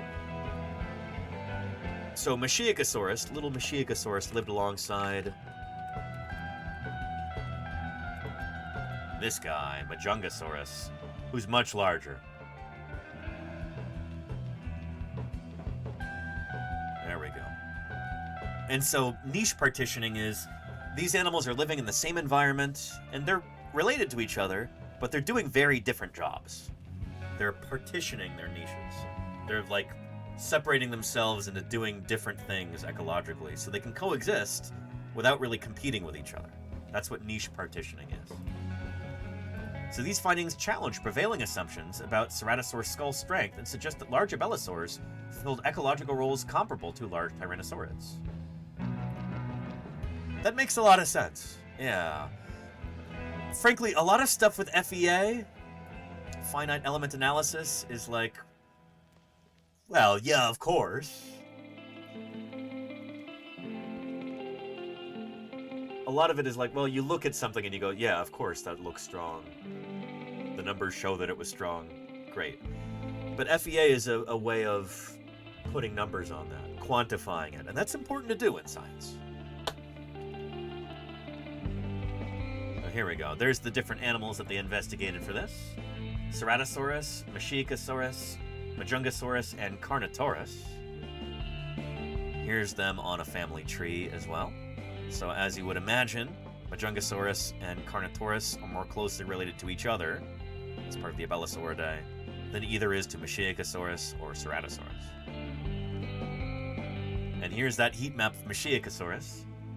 So high stress is warmer colors, yellow going into orange, going into red. These are kind of like the high stress points. Like this is where there's a lot, like it's got to be stronger in order to, you know, there's potential motion going on there.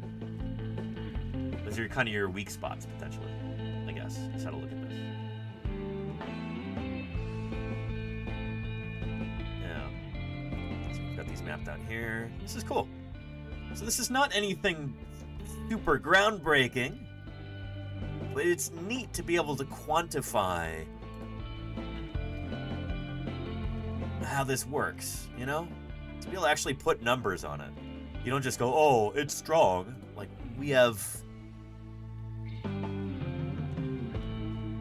more precision than just saying, oh, skull's strong. You know what I mean? Am I making my point? What I'm particularly excited about here is that now that they've scanned these skulls, here we go. We might even have files available in the SupInfo, the supplementary data.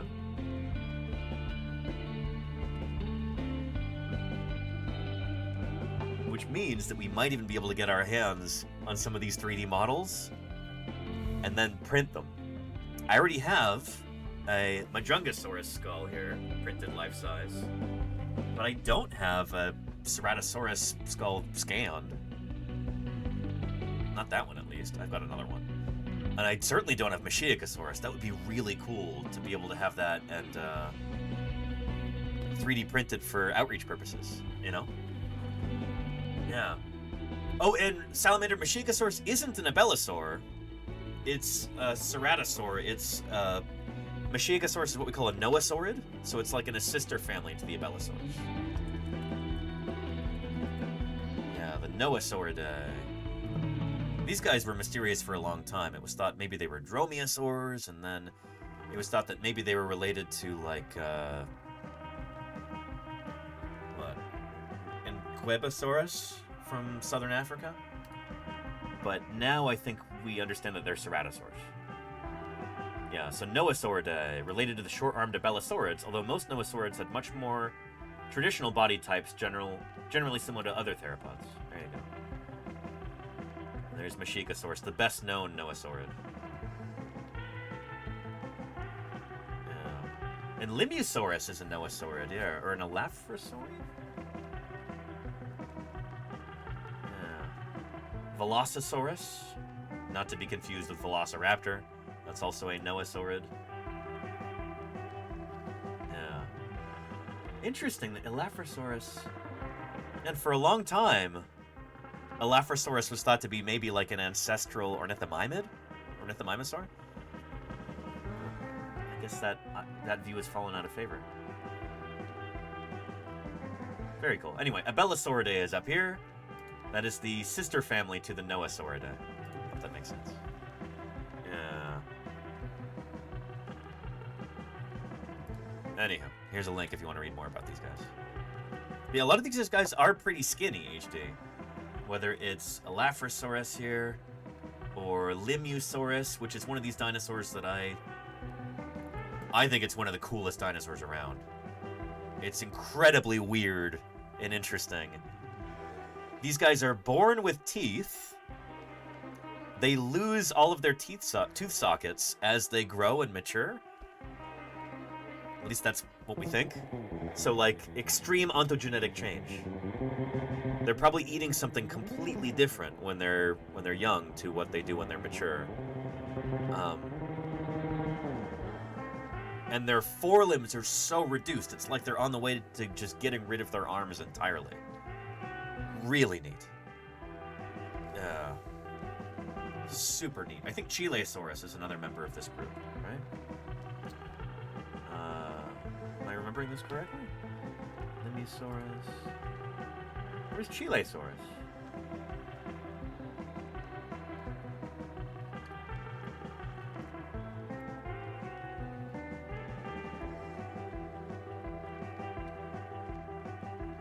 Oh, shoot. Chilesaurus is so weird that...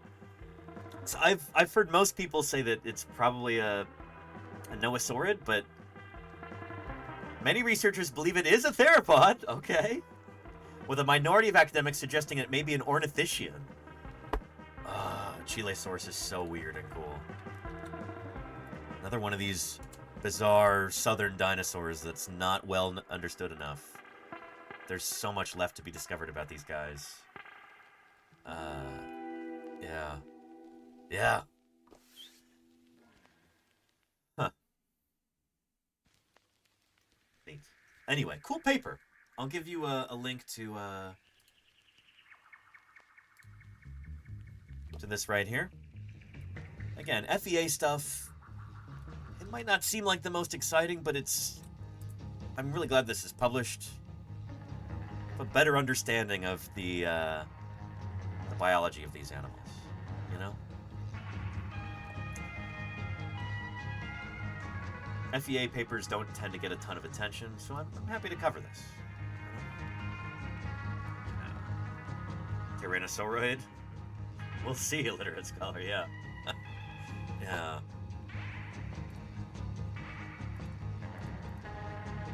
Good stuff.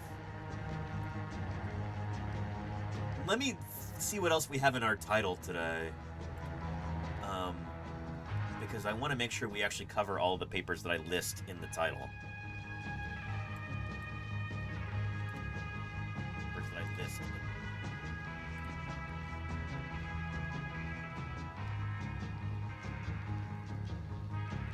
There we go. Yeah, that took a minute to load. Tyrannosaur growth, ceratosaur jaw mechanics. We did that. Ding. Thick-headed troodontid, and more. All right, let's get into our thick-headed troodontid, shall we?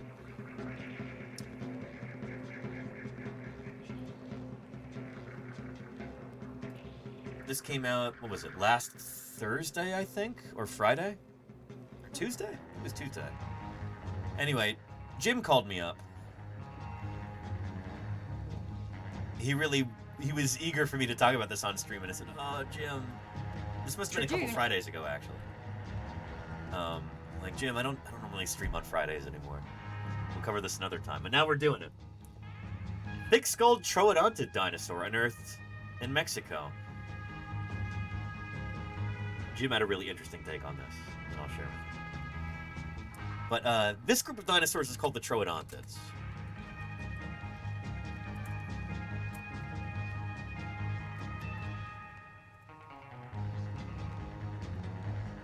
So these are related to dinosaurs like Velociraptor, but they diverged way back in the Jurassic, it looks like. So they've been evolving separately for a long time.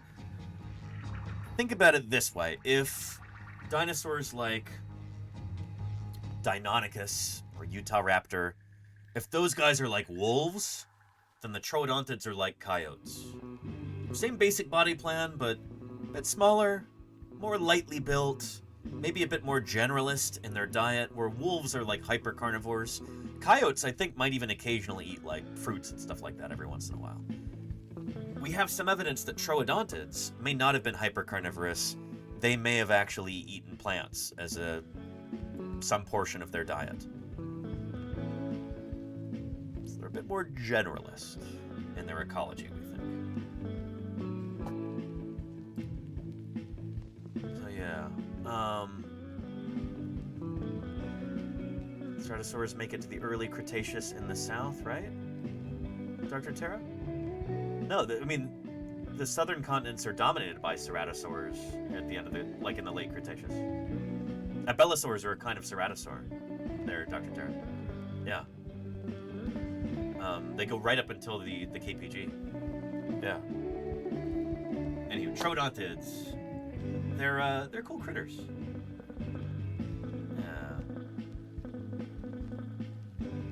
Oh, like the Jurassic ones with horns. I don't know. I think Geniodectes is pretty poorly understood. It could be a transition between stuff like Ceratosaurus and stuff like Abelisaurs, but I don't know what the current thinking is on those guys. So troodontids, pretty neat animals, and what's exciting about this new one is that A, it's from Mexico, which is cool. B, it seems to have a really thick skull, which is unusual. And C, it might help us to understand a weird, mysterious dinosaur from the UK. One that's puzzled paleontologists for a long time. You're not going to read about that in here. This is something that Jim and I were talking about. We'll get to that. Anyway, let's look at the press release here.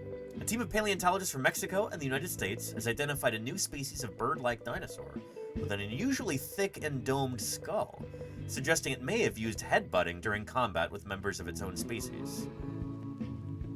Maybe. It'd be interesting to see some FEA on this, but I think they might only have, like, a skull cap. The newly described dinosaur lived around 73 million years ago, during the late Cretaceous. This is about the same age as our Wyoming dinosaurs that we've been digging up over the past 3 years. Me and Ethan and Fisher and co. Named Xenovenator espinosi, it belonged to the Troodontidae, a group of agile theropod dinosaurs closely related to birds. Troodontids might actually be the closest dinosaurs to the birds, closest non-avian dinosaurs to birds. If indeed it turns out that little Anchiornis is a super close relative of birds. Some researchers think that Anchiornis actually is a bird. But most theropod workers think that it's very close but not a true bird. Anyway, little Anchiornis, I think, is a The troodontid. wingspan of this flying monster would have been about 15.5 meters. Suave Oreo, thank you for the 15 months of support. Really appreciate that. Thank you, thank you. Yeah, it is a Paravian. But is it a troodontid or what is Anchiornis? I think it's disputed. Yeah. We still don't really know where it belongs, but it does look very troodontid-like. Anyway, the point is troodontids very close to birds. The holotype and paratype specimens were discovered during surface collecting in the Cerro de Pueblo Formation of Coahuila, northern Mexico, in the 2000s. Troodontids are known for their relatively large brains and keen senses, but the new species stands out for its remarkably thickened skull roof. The holotype specimen preserves much of the brain case, including the frontals and parietals, which are strongly domed and can reach up to 1.2 centimeters in thickness. So we're not talking about, like, Pachycephalosaur thickness here.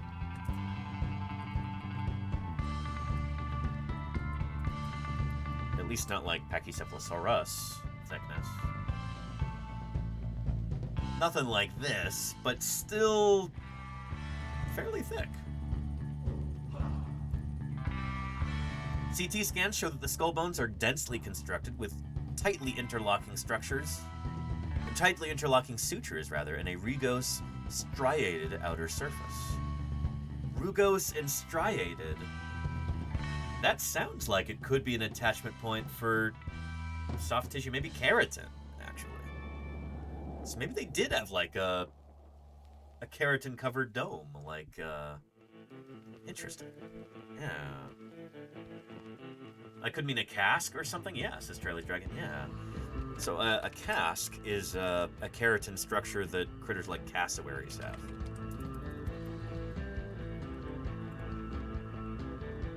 Yeah. different species of cassowary have different shaped casques, and individuals have very different shaped casques as well.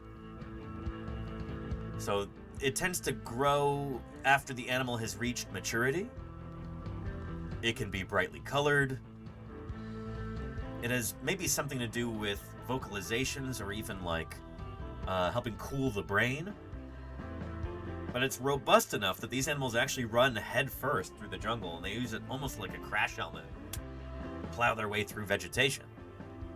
So it's not a delicate thing. It's pretty resilient. This is something that we see not just in cassowaries, but in other kinds of birds too, like guinea fowl. In guinea fowl, it's probably mostly for display. The helmeted guinea fowl in particular has got that, I don't know if it gets called a casque on guinea fowl, but you could call it a crest or whatever. But that's also made of keratin. Keratin is the same kind of material that our fingernails are made out of.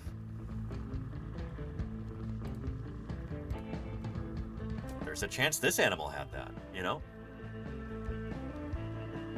Again, when we're talking about phylogenetic bracketing, when we're trying to figure out what a given structure was like, what it was used for maybe in a dinosaur, we can use its closest living relatives to try and make sense of it. Crocodiles here are not going to be of much use because they don't really have anything like this. But birds, holy cow, we've got a bunch of different birds with weird structures on their heads like that that are made of bone and keratin. So that could be particularly relevant to this. Yeah, the architecture closely resembled the reinforced skulls of dome-headed pachycephalosaurid dinosaurs, despite the two groups being only distantly related. Oh yeah. Pachycephalosaurs and troodontids are maybe about as distant as you can get between two different dinosaur groups. Pachycephalosaurs are ornithischians, for crying out loud. They're on the opposite side of the dinosaur family tree. So according to paleontologists, such features are consistent with adaptation for intraspecific combat, I do call particularly myself headbutting behavior. an expert in dinosaur studies. And thank you, Riker Red, for the 6 months of support. I really appreciate that. Thanks for keeping me here on the air. Appreciate you. Thank you. Yeah, I don't know. The whole headbutting thing is...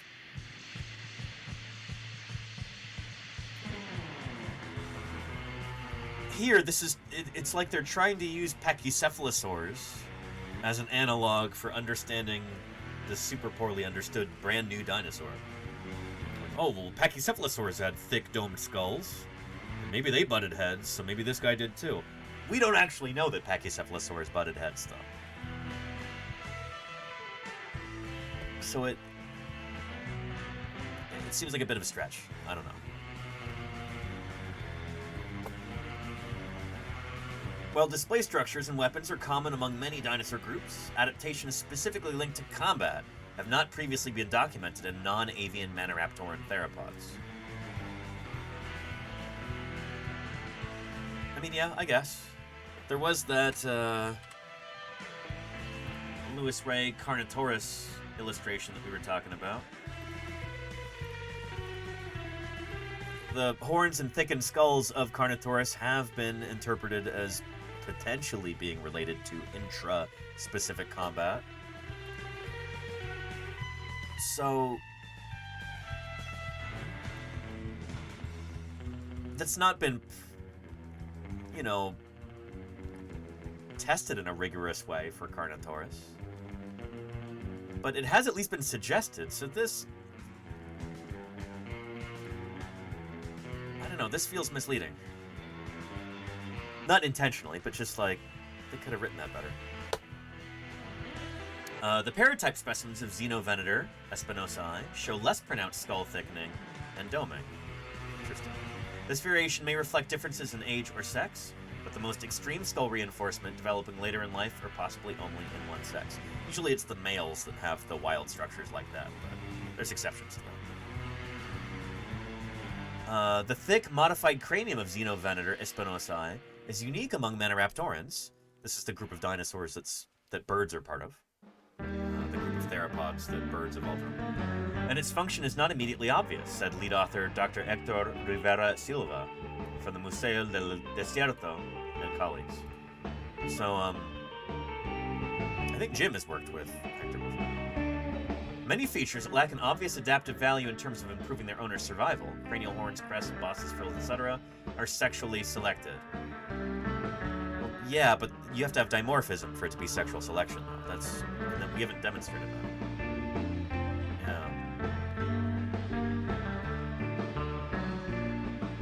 Given the evidence found here, the thickening of the skull, the cranial domes, the cranial rugosity, the elaborate sutures, it seems likely that the doming of the skull in Xenovenator was an adaptation for intraspecific combat, they added. Maybe, you know? Yeah. Interesting. Yeah.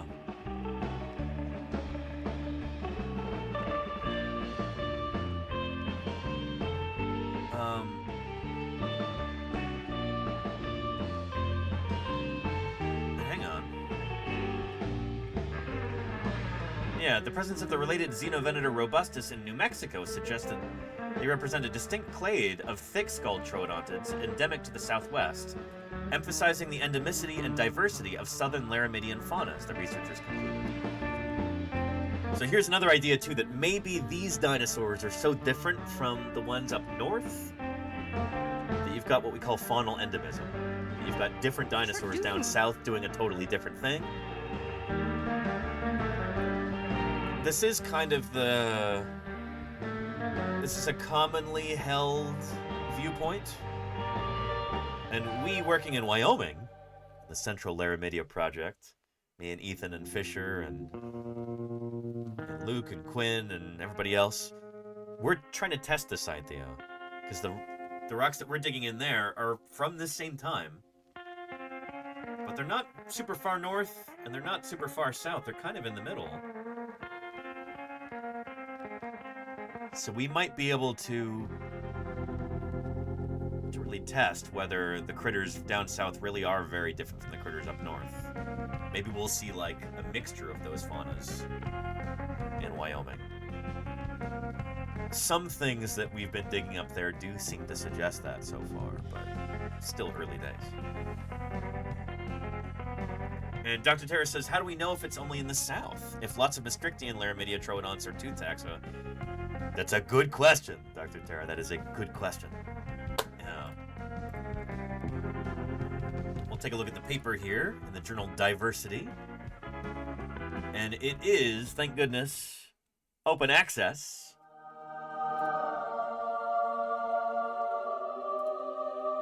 Here we go. Access granted. Here's a link right there for you. And here's the paper.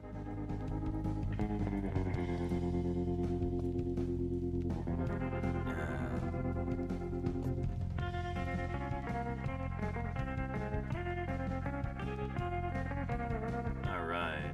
Yeah, so we've got a bunch of different troodontid taxa from Laramidia. This is the western part of North America. Back when North America was split in two by a shallow tropical seaway, the Western Interior Seaway. All these troodontids that have been found here. Here's our new one from Mexico.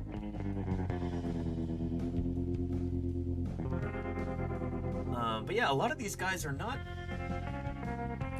super well known from skeletal remains.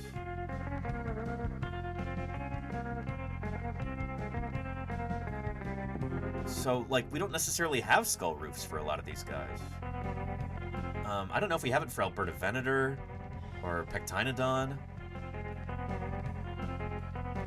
So yeah, I do wonder about that. Marvin, your cousin Marvin Berry. Holy cow! You know that new sound you looking for? Well, listen to this. DJ Shark Girl. Just listen to that hot new sound. Thank you for the raid. How was your stream? I hope it was really good. Welcome to Paleontologizing. I love the dorsal fin emotes there. Good stuff. Good to have you here. How was your stream, DJ Shark Girl? Tell me about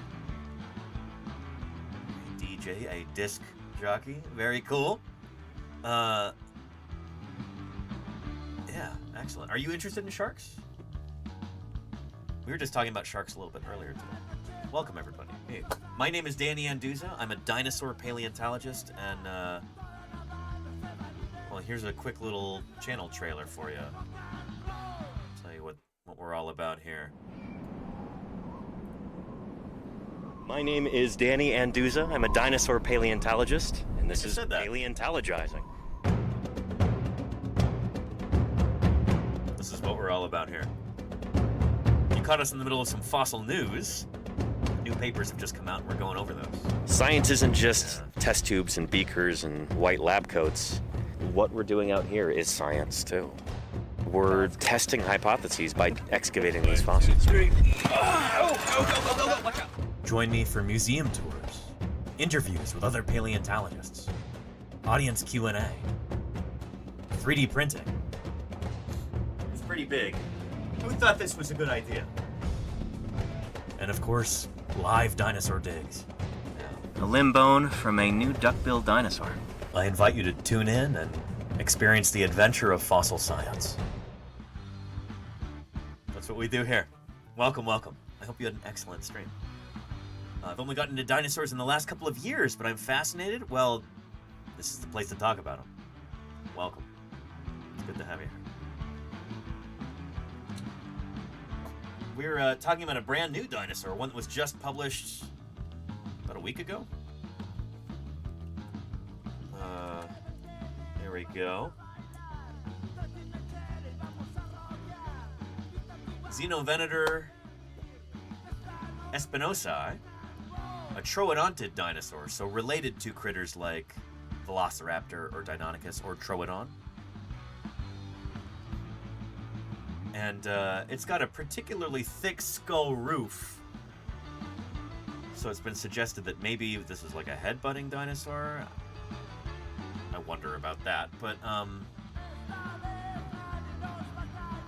yeah. It may have had like a keratin-covered casque on its head, like a guinea fowl or a cassowary. But anyhow, I like that illustration there a lot. Yeah.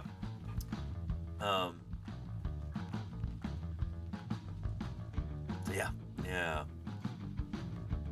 And we're looking at the this new paper. It's been published on it just a week or two ago.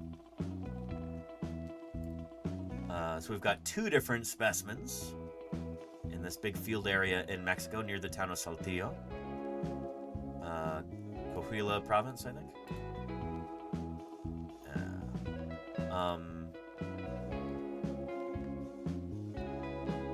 Okay, and they're not separated by a lot of time. So they're from roughly the same time. Interesting. And let's take a look at those fossils. Here we go. So, really thick for a skull dome. You would not expect to see this kind of thing in a troodontid dinosaur. They tend to be pretty lightly built. You know, they've got... Their skulls are generally, the skull bones are fairly thin. Gracile, almost delicate.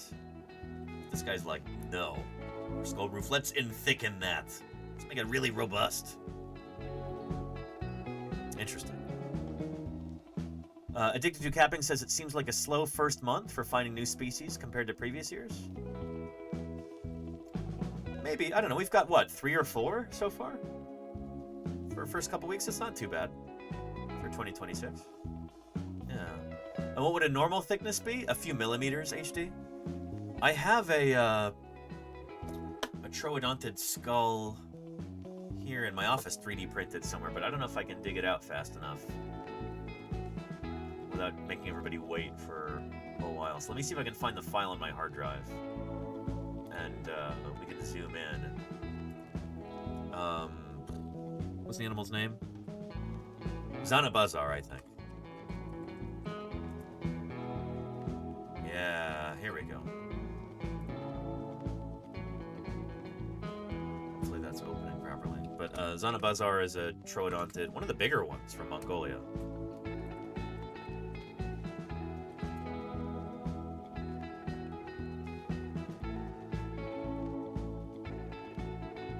There we go. Yeah. It used to be called Sauronithoides Jr., and it's been since put into its own new genus, Zanabazar Jr. So you can tell from this skeletal diagram that we've got a skull of it. And that skull looks like this. So the skull roof up here, this is like the parietals and the frontals. That'd be here. This is not, well, the brain case is in here, so it's gonna look thicker than, this is not all solid bone in here. But yeah. The other thing is this is smooth on top. And in our new Troodontid, it's very rugose. So not only is it thick, but it's like, it's got a lot of texture to it. It's really wrinkly. And oftentimes that is a sign that there's something going on. There's some keratin on top of that. So an example might be, here, let's look at the skull of a hornbill. So a hornbill bird, these guys have got a great big casque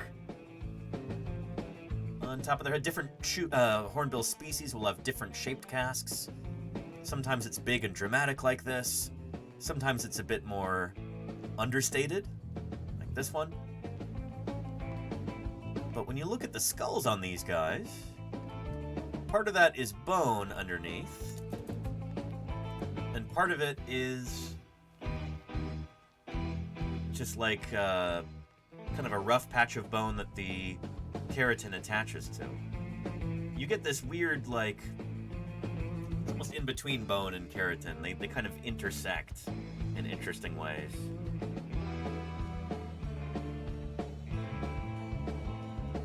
But, yeah. You get that same kind of rough text. It's hard to find, like, a decent image here. It's not been carved. People, I guess, love to carve these. That's a little annoying for what I'm trying to do here, show you in its natural state. But anyway, that highly rugose texture, really gnarly, that's often indicative that it's an attachment point for keratin over the top. So yeah.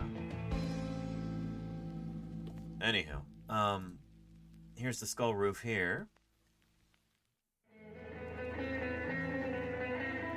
What's interesting is that this looks pretty similar to a different kind of dinosaur from Britain. One that's been mysterious for a long time.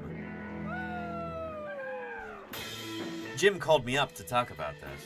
This is Utah State paleontologist Jim Kirkland.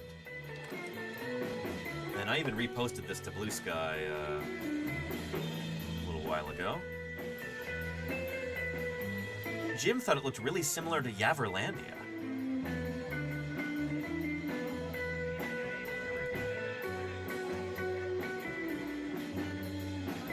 Jim says, Yaverlandia connection? This is a photo that Jim took of Yaverlandia, I think back in like the 80s. But it has been interpreted as the skull dome of a pachycephalosaur.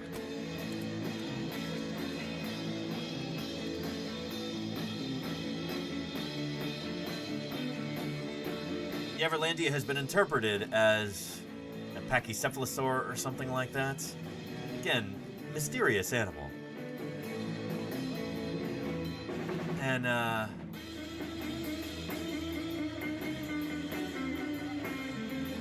oh, hang on.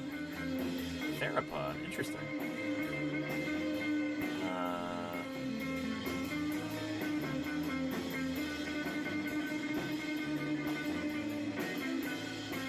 Subsequent research by Darren suggests that Yaverlandia is instead a Maniraptoran theropod, yeah. Okay, so other people have latched onto this idea too. But yeah, there could be an interesting connection between this critter and the new one from Mexico. So this one's from the Wessex Formation, though, which is early Cretaceous. Whereas our other guy is like, what? Early Maastrichtian, late Campanian? But interesting stuff. We really need more fossil material to really be able to figure out what's going on here. And what's funny is this is kind of a long paper for such a relatively scrappy remain. But interesting stuff. Yeah. Interesting stuff. And Addicted to Capping says, I would bet my bottom dollar that they're somehow related to pachycephalosaurs. So we currently don't think that troodontids are anywhere close to pachycephalosaurs on the dinosaur family tree. But there is an interesting history there, where for a while, pachycephalosaurs were actually called troodontids, and there's been a lot of confusion and mix-ups about that, mostly related to their teeth.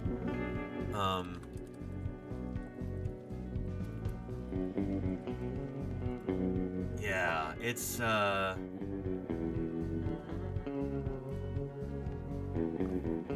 if you want to read more about that, I think this article probably goes into detail. Yeah. In 1924, Charles Gilmore named the family Troodontidae after Troodon, but most of its members would be recognizable today as Pachycephalosaurs. 7 years later, Gilmore named the new species Troodon wyomingensis, which would be formally reclassified as Pachycephalosaurus in 1943. So originally, Pachycephalosaurus was called Troodon. It's, oh boy, confusing. But yeah. Anyhow. But there we go. I'll give you a link to the press release here if you want to read about this. Interesting stuff. Again, we need better material, but it's tantalizing. There's so many important, interesting dinosaurs coming out of Mexico, and Mexican dinosaur paleontology is severely underfunded. There's just a wealth of new dinosaurs to be found there. So much cool fossil material, and hardly anyone is there doing this work because there just isn't the money for it. There isn't the local support for that. There isn't remote support for that either, as much as there should be. Mexico has the potential to be like a really important new frontier in understanding dinosaur evolution and paleobiology and everything else, and it's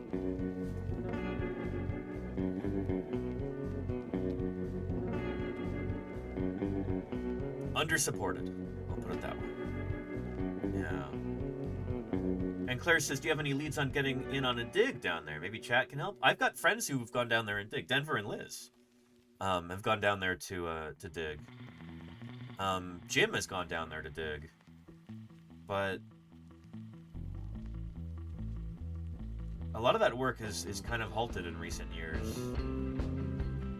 There just isn't like enough on-the-ground support, you know? Yeah. And there are a lot of poaching problems. Absolutely, Dr. Terry, yeah. Yeah.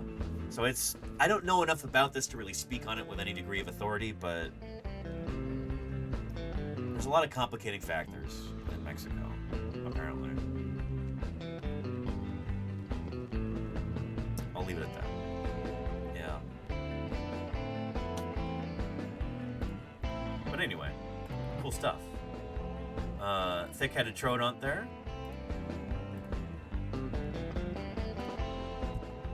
And from there, we've got to talk about Tyrannosaur growth, too. This came out a couple weeks ago, I think. And maybe a week ago, and we haven't even had a chance to cover it yet. Most of you probably know that recently, this animal here, now known as Nanotyrannus,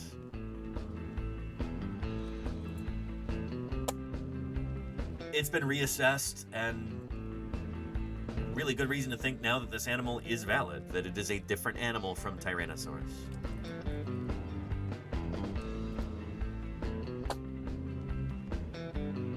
Yeah, here we go. This might be news to some people, but there's been a long-standing controversy about the identity of these small tyrannosaurs running around Montana 66 million years ago. And we set out to determine what exactly these animals were. And what we found was that this controversial species called Nanotyrannus was actually a valid, legitimate species of dinosaur. Actually The different dueling from T-Rex. dinosaurs Tyrannosaur, because it is 100% complete, it's a Rosetta Stone for connecting this fragmentary, isolated skull that represents Nanotyrannus with the growth series of Tyrannosaurus rex. And it tells us that Nanotyrannus has all kinds of things across its skeleton that just don't fit with what a juvenile T-Rex would have. What we did is we made sections of the limb bones, and preserved in the limb bones of dinosaurs are rings, just like the rings of a tree, that are laid down each year as the dinosaur grows. So we were able to produce those sections and take a look inside and count the rings and determine that this was an individual that had been alive for at least 14 years when it died. But not just that, because we're able to see that the growth was nearly stopping. The distance between the rings was getting very small. So this is an individual that was almost as big as it was ever going to grow to be. Almost full grown. It died. And yet it's still way smaller than a Tyrannosaurus rex. The validity of Nanotyrannus allows us to ask questions that we didn't previously have. So for example, now we have Nanotyrannus, which is this extremely fast and agile, smaller bodied Tyrannosaur living in the same exact ecosystems as this humongous, massive, robust animal with huge bite forces, and they must have had completely different ecologies, and how they live together in that same ecosystem is a question that we've never been able to ask before. The Dueling Dinosaurs project is going to yield a lot more exciting discoveries like this over the next few years, so you should stay tuned. Cool stuff, yeah. This was really big news back in end of October, beginning of November.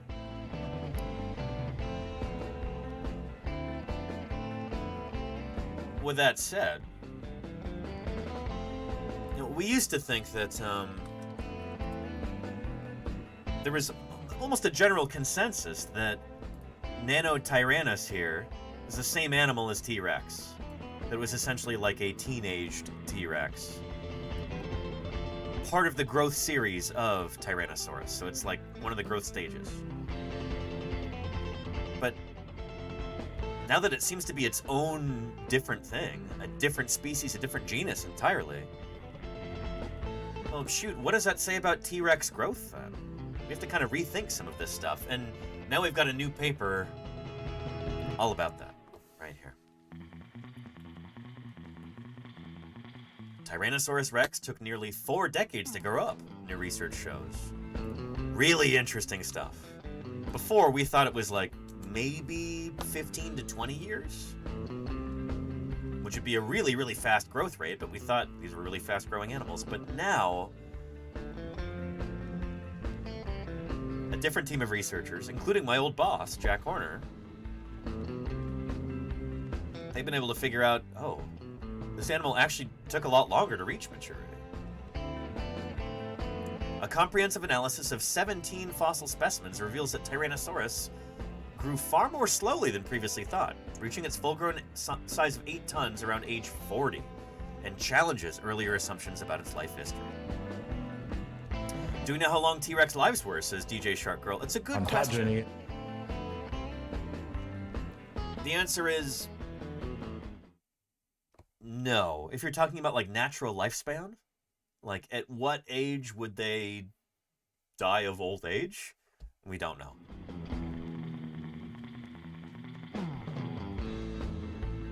In order to figure out how old a dinosaur was when it died, you gotta cut the bones open and look at those growth rings. We call lags, lines of arrested growth in the bone, like we saw in that little video there. That's not been done on enough dinosaurs yet, where we really have a good understanding of how long they take to reach maturity, and I'll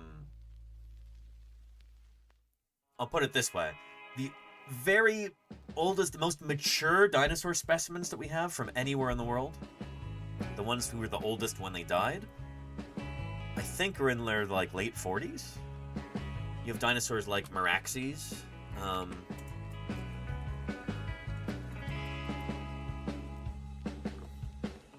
want to say this guy might take the cake for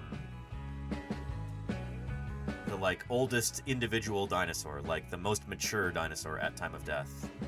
And I want to say it was like late 40s or early 50s. So we don't really know how old these animals could get because we haven't tested this enough. You know, it's still early days here. Yeah. And even for T-Rex, who is one of the most, arguably the best studied dinosaur in the world, still mysterious. Are so slim they are impossible to calculate. But then on Red top Panda of that, Party.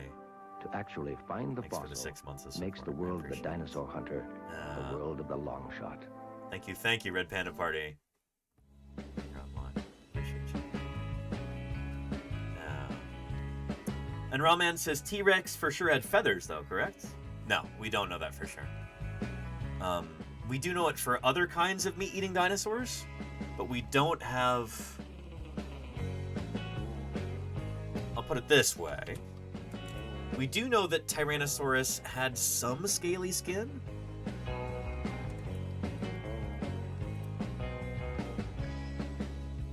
Because we have skin impressions of T-Rex.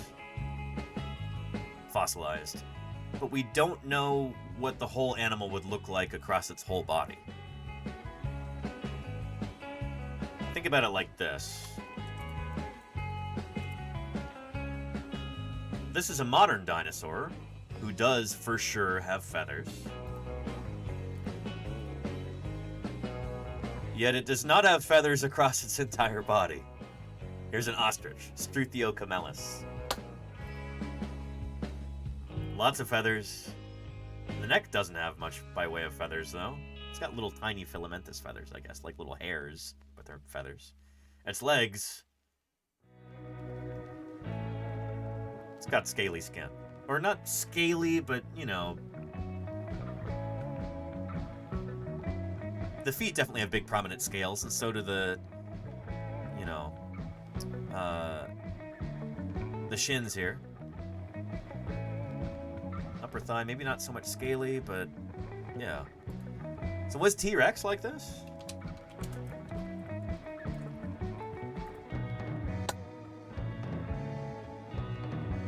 Did T-Rex have scales all over its body? Or would it have looked more like... You know, more like this? Or... maybe this? With feathers over a portion of its body, but not over the whole thing? We don't know. We don't have enough evidence nowadays. We do know that T-Rex lived in a pretty warm environment, so it's not like it would have needed feathers necessarily to keep warm, especially not when it's full grown. But you know who else lives in a very warm environment? Ostriches. So... we don't really know. We know that some of T-Rex's relatives absolutely had feathers. We have direct proof. We have fossil feathers from some of these critters. And if it turns out that animals like Eutyrannus are tyrannosaurs, there's some dispute about that currently. Is this actually a close relative of T-Rex, or is it not? We know these guys had feathers, because we have fossilized feathers on them. But is it a tyrannosaur, or is it a different group of meat-eating dinosaur? That has bearing on whether or not T-Rex had feathers. So a lot of this stuff we're still trying to figure out, you know? We don't have enough data yet. Roman says, hopefully we find out in our lifetime somehow. I hope so too. Yeah. Anyhow. Yeah. And Claire Burr says, do you think elevation range could explain two predators found in the same place that wouldn't have competed in life because one washed down from much higher, or the sheer size difference between them be enough to niche partition? I don't think we need to necessarily invoke, like, elevation gradients there for T-Rex and Nanotyrannus. Especially since, like we were talking about with Michael Chiappone,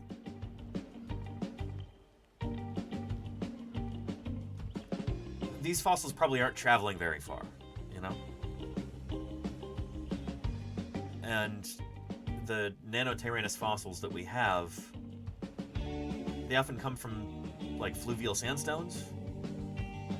So they were definitely carried by rivers for a certain distance, but, like... Well, yeah, I don't know. Could be they were more upland dinosaurs. It's possible. But that wouldn't be my first guess. If that makes sense, yeah.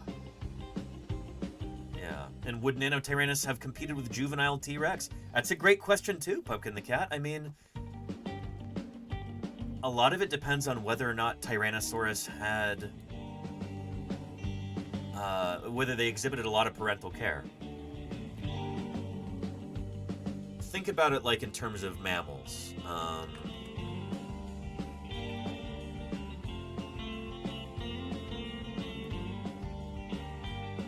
Think about an environment like the African Serengeti.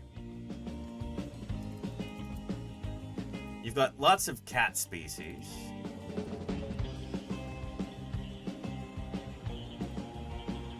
Who are all living on the same continent, many of them living cheek by jowl with each other in the same environment.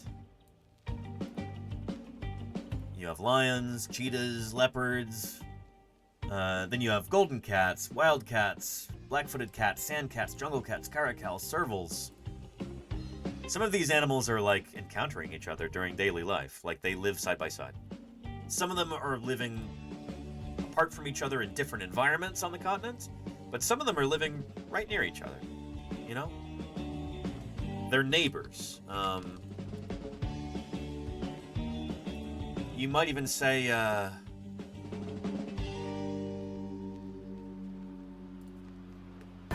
And they were roommates. Oh my god, they were roommates. Maybe. Point is, they're living close to each other. But they tend not to compete with one another. The juveniles of these different groups, like a juvenile lion, a lion cub, is going to be about the same size as like a serval or a caracal. And they might be living in the same environment. They might be, you know, within the same square mile. But they're not competing. Because lions exhibit a lot of parental care. Like, they are feeding their babies until the babies are big enough to no longer compete with those other cats. You know what I mean? So maybe Tyrannosaurus and Nanotyrannus are the same way. It's a difficult question to try and, like, test. But, yeah. If adult T-Rex were feeding their babies, maybe living in family groups, like a big pack, we do have a lot of evidence that other tyrannosaurs probably were gregarious. They were living in social or family groups. Maybe that helps reduce competition. I don't know.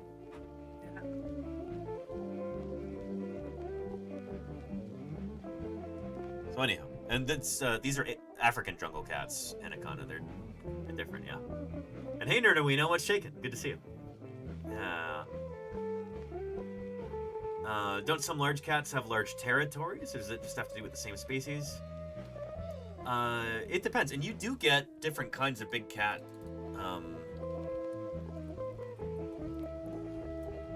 Getting into conflicts with one another in the same habitat. So, lions and leopards will get into fights, and sometimes lions will try and even eat leopards. Leopards will also try and go after and kill lion cubs. Although that's a fake image. Anyway, so they do compete with one another to a certain extent. For the most part, they're using their habitat in different ways. So, leopards hang out in trees during the day. Then they go hunting at night. That's different from lions. It does make me wonder whether, in areas where you have a lot of leopards, if the lions are mostly hunting during the day, and the leopards are hunting at night, and if that's how they... I wonder if they even, like, consciously try and avoid competition with one another. They try to stay out of each other's way as much as possible.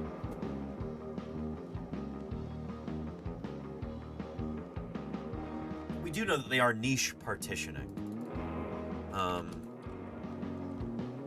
So niche partitioning is when you have different organisms who are living in the same place at the same time, and they find ways to kind of divvy up their habitat so they can all go along to get along without really getting in each other's way too much.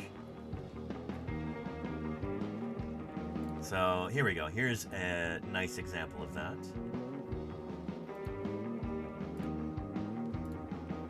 Sorry, that's so blurry. But anyway, here's 3 different species of artiodactyl here. I think this is like a springbok or a gemsbok or a dik-dik or something. You have a larger antelope. Oh, here we go. Steinbok and kudu and giraffe. They have different browsing heights, so they might all be within 100 feet of each other while they're eating. These guys are eating little branches. These guys are eating at a different height. Giraffes are eating up high. So they're able to coexist without necessarily competing directly with one another. Does that make sense? Yeah. Anyhow. And leopards and cheetahs both actively avoid lions. That's true, Hanaconda, except, as I understand it, sometimes leopards will hunt lions. They'll go after their cubs. And yeah, I don't know how common it is, but I've definitely heard that happens. So yeah. And Crimson says, don't leopards tend to favor animals like impala compared to lions who go for buffalo, wildebeest, and zebra? So leopards are ambush predators. Leopards will eat just about anything they can get, as far as I understand it. They'll eat baboons. They'll eat smaller antelope species, whereas lions tend to be... They're going after larger, slower antelope species, things like wildebeest. They'll go after perissodactyls like zebras. Although they're all going to be opportunistic to a certain extent. They all have things that they're really good at, but if there's an easy meal in front of them, they'll go after it, regardless of whether or not they evolved to do that. Yeah.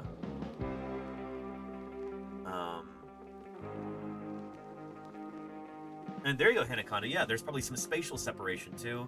Some places can't support a pride of lions, so the smaller big cats can live there without fear of lions. Yeah.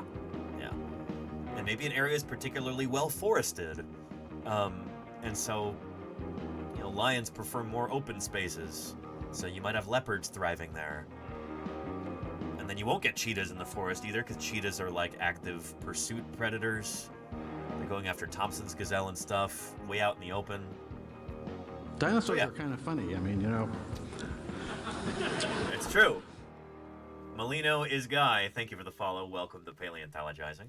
That's one of the authors of this new paper. That's my old boss, Jack Horner. So let's get into this. Again, getting back to Tyrannosaurus, Nanotyrannus, and all that. Now that Nanotyrannus has been, it seems, plucked out of Tyrannosaur ontogeny, it's no longer part of the growth series of T-Rex. Well, what does that tell us?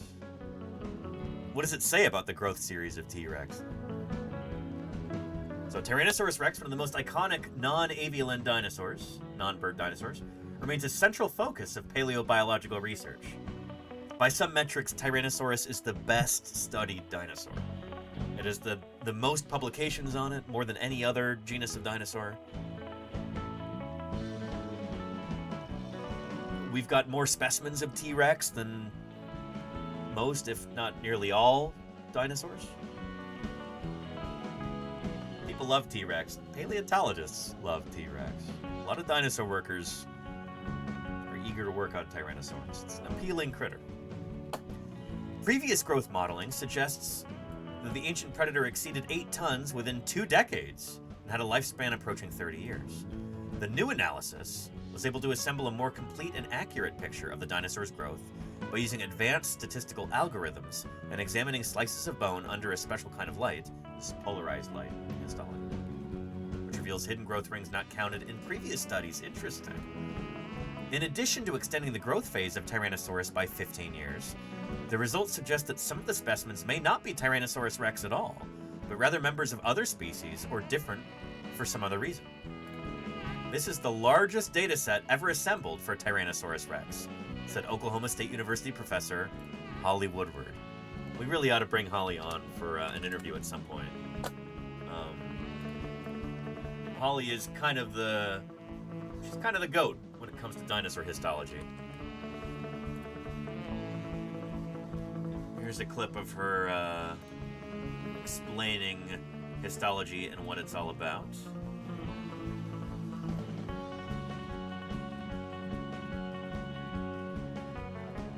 Let's see here.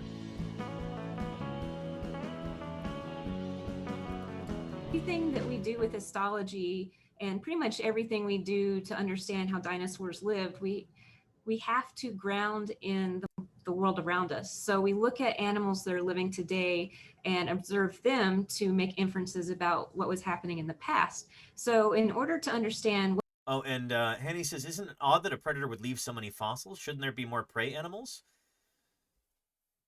There are definitely way more prey animals, but Tyrannosaurus might be in a weird situation where, like, it's kind of crowding out the other carnivores so that it is the most numerous carnivorous dinosaur around.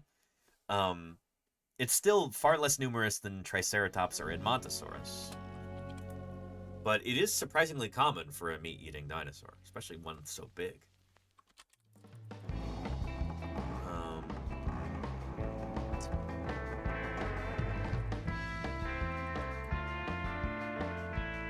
Yeah, here we go.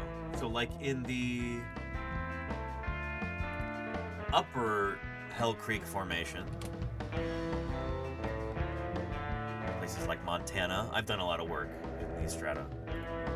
Triceratops is by far the most common dinosaur. About 40% of the dinosaurs that you find will be Triceratops. Part of this might be preservation bias, potentially. Certainly collection bias plays into this on some level too.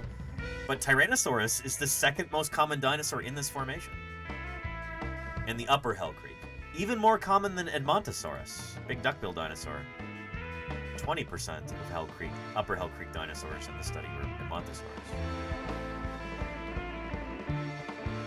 So what's that about? The other, like, meat-eating dinosaurs don't even show up in this diagram. They're not very common at all. It could be that T-Rex is just kind of out-competing a lot of the other theropods. And, however, a big part of this might be that what we're calling T-Rex from this paper, it's actually several different tyrannosaurs. Nanotyrannus among them. So that helps explain part of it, why T-Rex is so common is, well, shoot, not all of these are actually T-Rex, you know? So yeah. Anyhow, let's get back to Holly for this. what in the world these rings actually mean, we have to go and look at the histology of modern animals and figure out what those rings are telling us in modern animals. And so this is what scientists have done. They've actually tracked the rings and when they're actually formed in the bone, and they correspond to an annual occurrence. So every year, vertebrate animals will pause their growth for some amount of time. It leaves a ring in the bone, and then they resume growth until the next year. So because we know this is annual in modern animals, then we assume it was annual in dinosaurs as well. So we can count those rings and get an estimate of age at death. Oh, that is so awesome. And I just want to remind people that you can continue to submit your great questions via the website, Facebook, or YouTube. So keep those. Yeah. But these precious dinosaur bones. Yep. So how do you convince a museum curator to do this? It's gotten actually easier over the years, and I'm so glad to say that. But I actually have some props because Awesome. I was wondering if someone was going to be concerned that I was actually cutting a bone. So this is a Maiasaura, a duckbill dinosaur humerus. And so one of my graduate students is trying to figure out how the forearm of Maiasaura was growing. So he's done some histology on this, and The really cool thing is when you remove a piece of bone, you can make a mold and cast of that piece, which replicates the original in every way, every detail, and then you can reinsert that piece back into the bone. More recently, we have even more high-tech options like 3D scanning, which digitizes the specimen and the piece that you can take out, so you have a complete digital record of the bone. Some museums ask that we paint the cast and then reinsert it. So in this bone, this middle piece right here is the cast piece. So you can see how it looks really nice. Pretty flawless. Continuous. The only reason you could suspect it was a replica is just the two little cut lines there. But otherwise, it fits back into the bone perfectly. So that's my first pitch for why you should let me do this. And the other reason is that we would have no idea about these dinosaurs, how old they were, sometimes if they were male or female, their growth rates, their growth curves, if we didn't look inside the bone. And I've been really lucky in getting to do this. Before I went to Australia, only one polar dinosaur from Australia had ever been histologically sectioned before. And I increased that sample to 12. So that doesn't sound like much, but for paleontology, that's a nice sample. It's a really big sample size, yeah. And then more recently, I've been looking at T-Rex. So I do have a prop here of, this is a slide of a juvenile T-Rex, the tibia.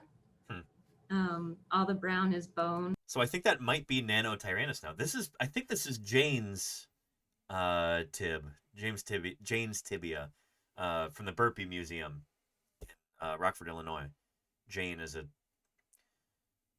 was renamed as Nanotyrannus lethaeus in the new paper, but anyway. And it started out as a block. So I take the bone, I embed it in a plastic resin, and then I take a thin slice out of that resin. The resin is basically there to keep the bone from crumbling. Then you glue it to a glass slide, you polish it down, and then it's so thin that light can pass through. You can put it on the microscope, and the picture I have up on the monitor behind me is actually a piece of dinosaur bone. So that's with polarized light shown through it in order to really highlight all of the details. And so I guess they used a new kind of polarized light in this paper. By the way, here is a link to this really cool talk with Holly.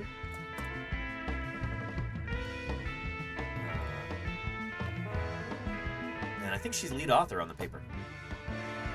She says, this is the largest data set ever assembled for Tyrannosaurus rex. Examining the growth rings preserved in the fossilized bones allows to reconstruct the animal's year-by-year growth histories. Unlike the rings visible on a tree stump, a cross-section of Tyrannosaurus rex bone records only the last 10 to 20 years of the animal's life.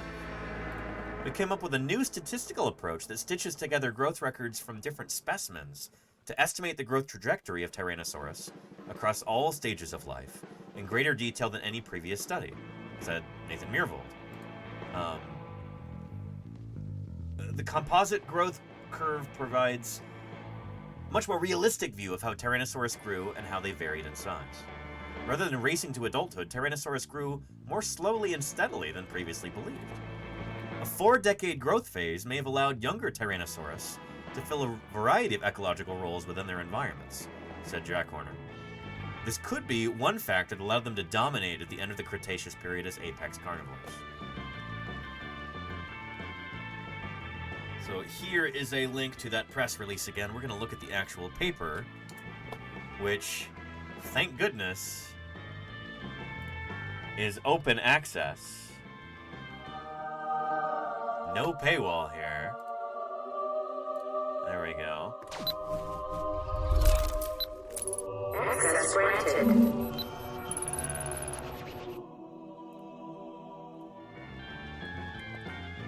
Good stuff. And Hanaconda says, I imagine since they're fossils, not bone, you can't do stable isotope analysis? No, especially for Hell Creek fossils. There's a lot of original organic material still in there, so you can do isotopic work. And that is a growing discipline within dinosaur paleontology, is using stable isotope analysis to figure out things about paleobiology. Super, super cool. Anyhow. So,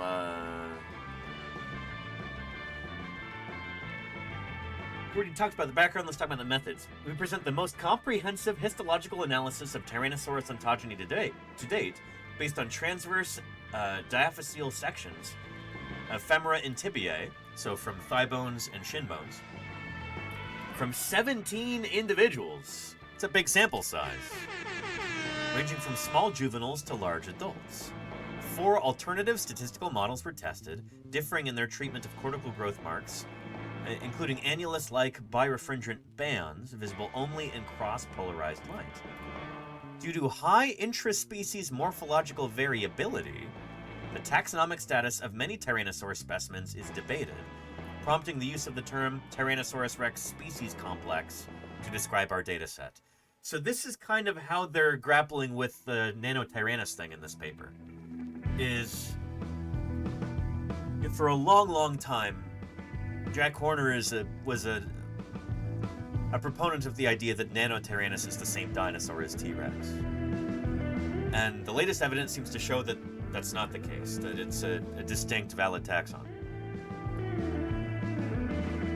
I'm sure they've been working on this paper for years, and the Nanotyrannus validity one just came out in October.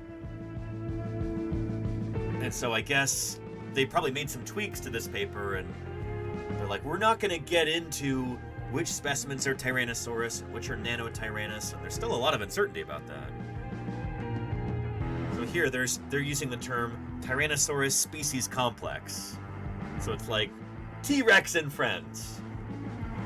That's what they're going with here, in order to simplify things a bit, to not get dragged down by all that uncertainty. Does that make sense? So I like that. The best supported model incorporated all visible growth marks, produced the narrowest confidence bands, and indicated lower maximum growth rates and a delayed attainment of asymptotic size. About 35 to 40 years would have taken these animals to reach full adult size, compared with earlier estimates. We also find that 2 immature specimens within Tyrannosaurus rex, species complex, are not statistically compatible with the other growth series. So this could be your Nanotyrannus. Ones that don't match up with the rest of them. Our approach is the first in dinosaur skeletochronology. I love this. This is like telling how old animals are based on their skeletons. Histology in this case. Skeletochronology. To simultaneously estimate the position of the earliest preserved growth mark across specimens, while fitting sigmoidal curves with simultaneous confidence bands. We find the inclusion of double growth marks and those visible only with the cross-polarized light provide better statistical model fits, and this may have implications for modeling other taxa. Additionally, we find no strong link from extant vertebrates to support the idea that the growth inflection point is biologically significant and corresponds to sexual maturity. So that makes a lot of sense. I think this is consistent with like Sarah Warning's work on Tenontosaurus, where these animals are reaching sexual maturity before they reach skeletal maturity. Makes sense. Our results suggest that Tyrannosaurus rex species complex grew more gradually and over a longer lifespan than indicated by prior models, with a protracted period of subadult development. Interesting. So kind of like people. We have a long adolescence, much longer than most other animals. Tyrannosaurus is like us in this regard. Interesting. And Henny says, so it was 40 years old to be an adult, or did they die around 40? Both, Henny's, both. We can't...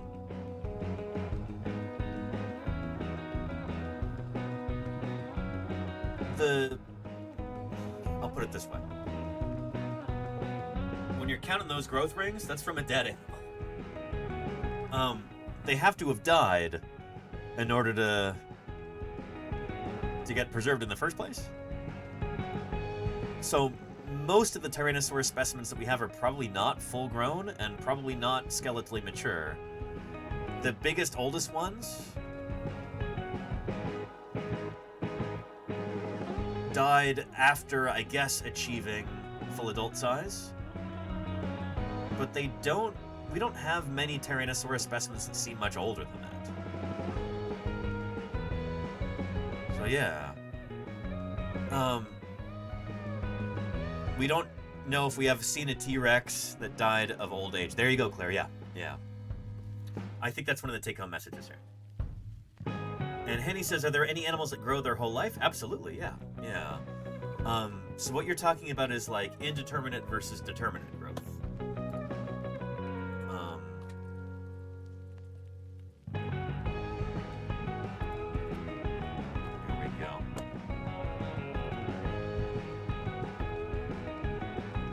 So a lot of organisms have indeterminate growth, so basically they grow for their whole lives. The growth might get slower the older they get, but... And then you have other animals who tend to plateau. They reach a certain size, and then they're basically done with growing. And they might grow much, much quicker at the beginning, and then they kind of level off.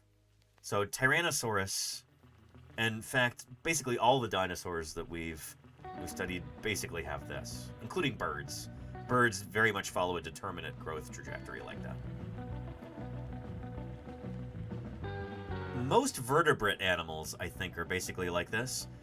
Animals with indeterminate growth, I think, tend to be invertebrates.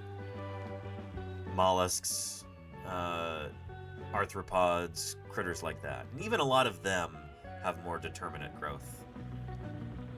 So I think determinate growth is kind of the much more common growth trajectory among animals. But there are, I think, some that have indeterminate growth too. Yeah.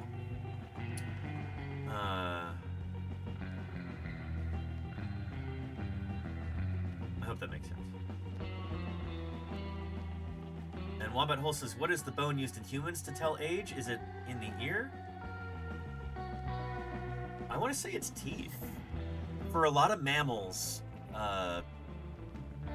teeth can be used to determine how old they were.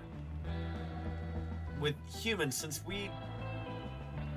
most of us are not ceasing our growth during the winter, let's face it, most people are pretty well fed, you know? It's not like we're not gonna have, I think, very at least in the modern day, most of us are not gonna have certain times of the year when we stop our growth, so you're not gonna have distinct growth lines like that. But yeah. And with fish, we use otoliths. Yeah, Hanaconda, yeah. You have to do the same thing with, similar thing with leatherback turtles. Since they grow so quickly, the sclerotic ossicles, the bones in the eye, are what you need to cut open in order to determine age after death. The other bones, they're so well vascularized that I guess those... You don't get clear growth lines in like a leatherback turtle bones. That's what I've heard anyway. So yeah. And with whales, easy, right? Yeah, exactly, Anaconda. Yeah, yeah. Anyhow. Let's take a look at the paper.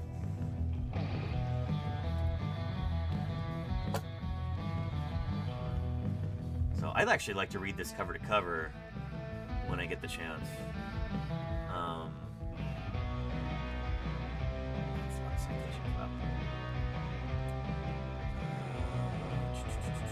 We showed that during annual period of active growth, Tyrannosaurus bone apposition rates were between 25 and 100 microns per day, early juvenile through late subadult stages, with slower rates occurring only in the outer cortex of the largest individuals. Each specimen exhibited annual growth rate plasticity through ontogeny, and we modeled 4 variants of the dataset that differed in how cortical growth marks were identified and quantified. So there could be some variation here. Like if they're not getting a lot of food, they're going to grow more slowly, and it seems like that's kind of complex. I think that's what they're getting at here. Growth rate plasticity means like variability there throughout ontogeny.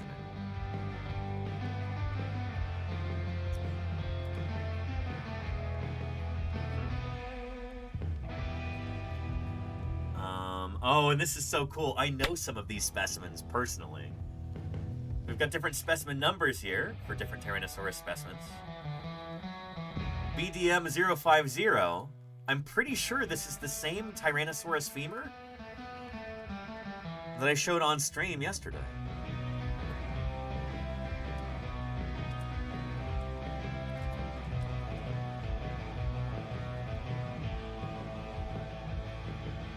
And I presented on. There we go. So this is Danny Ceratops that we were talking about yesterday. And there is that T-Rex femur that Denver kind of scooched out of the way. Right before this part. This was kind enough to make for me. Really nice, yeah. And Liz painted it up. It's beautiful. I got sent I was given a raw cast that we had to clean. Orientation of the point. Almost just moving it. Oh, well, we may as well look at your dinosaur then. Oh yeah, I almost forgot. Oh boy. So, a little bit of space. this isn't it here. He's just moving it. Yeah, so this is the Tyrannosaurus femur that they have at the Badlands Dinosaur Museum. I think that might be the same one in this paper.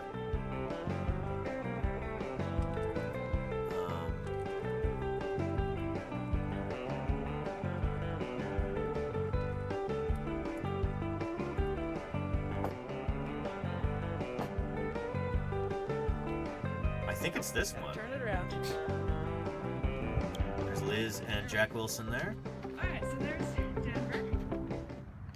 Okay, welcome to our live T-Rex histology cutting event. Here we have Dr. Denver Fowler, curator of the Dickinson Museum Center's Paleontology Department, the Badlands Dinosaur Museum. Say hi, Denver. Hello. Hi, Denver. This is going to be a pretty low-key affair, so... Yeah, this is casual and fun here. We're going to be playing with power tools and cutting up this T-Rex femur right here. And I'm going to pass the video over to Jack Wilson. Yeah, I am. He's a preparator. He cleans and glues all the fossils back together. I used to live with Jack Wilson. He was one of my roommates back in Montana. Hi, Bobby. And I'm Dr. Liz Friedman Fowler. I'm a paleontologist as well. So this is our T-Rex femur right here. This has been part of the Dickinson Museum's collections for a while. And so what we want to do is cut it open. And so part of the collections for a while, that I think fits pretty well with this. 050 is a very low specimen number. This implies that it was it's one of the first specimens they had at the museum. Look inside. So I think this is this. So that we can learn more about how this individual T-Rex lived, how old it was, how it grew. So we're gonna cut along these cut lines here. And we're going to take out this middle section, and then we're going to send this to our colleague, Holly Woodward. Yeah, so Dr. Holly Woodward this Ballard totally is that works specimen. At Oklahoma State University, and she Yeah. specializes in dinosaur histology. So she's going to take this and cut a little thin, very thin slice out of the middle and put it on a microscope slide. Yep. And then we can So this is totally it. Yeah. sawing along these cut lines here. Sorry, that's loud. Apologies, everybody. Oh boy, that hurt my ear too. But here's a link if you'd like to watch the rest of this. How's that for some ASMR? Yowza.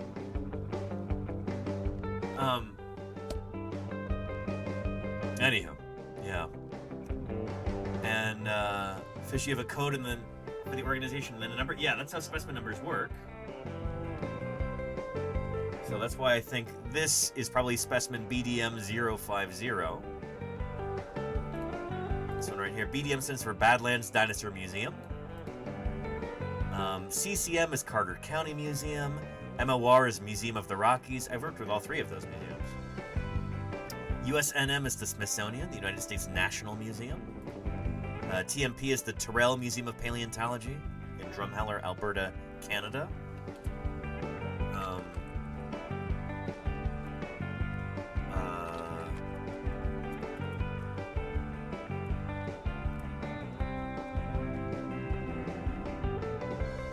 there's a complete list of institutional abbreviations.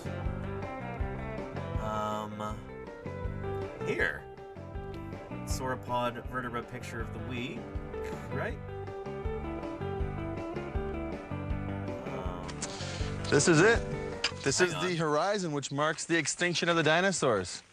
Below this level, and out in here, there are dinosaur fossils. Above this level, on these rocks, there are no dinosaur fossils. So I'm actually standing on the level that marks the extinction of the dinosaurs. That's the KPG boundary. Tyrannosaurus is from just below that boundary. How was your stream at Simplex Pachinko? I appreciate the raid. I hope you're doing well. Yeah. Here is that list right there. All the institutional abbreviations for these different institutions, different museums. And BDM, Badlands Dinosaur Museum in Dickinson, North Dakota. Yeah, cool stuff. GRE prep stuff. Oh, cool. It's nice. Oh, and we had a question from Inkfrog. Thank you, Claire, for highlighting this. Inkfrog says, feeling a little unmotivated and working on classes for my degree today. Any words of motivation for someone who wants to pursue a degree in the biological sciences? Oh, absolutely. Shoot.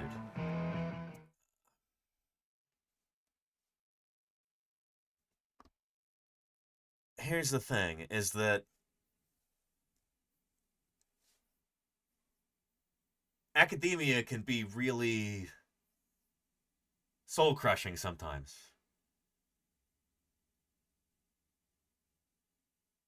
It has a way of, I don't know, all of the bureaucracy and the jumping through hoops and everything else. It can be really, really discouraging. And sometimes that's by design.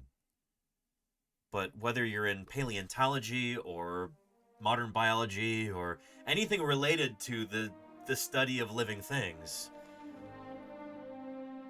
I think it's important to remember what got you into it in the first place. If you're anything like me, Inkfrog, you have a real passion for this, you know? You didn't get into this field because you're looking for fortune or glory or anything like that. We do it because we want to understand life on our planet Earth. We as human beings are part of this lineage that goes all the way back to the dawn of life on our planet. Along with every other living thing, we share kinship with every other organism on our Earth. And whether you're a biochemist or a paleontologist, or anybody within this family of different scientific disciplines, we're all united by, I think, by a common fascination with the development of life on Earth.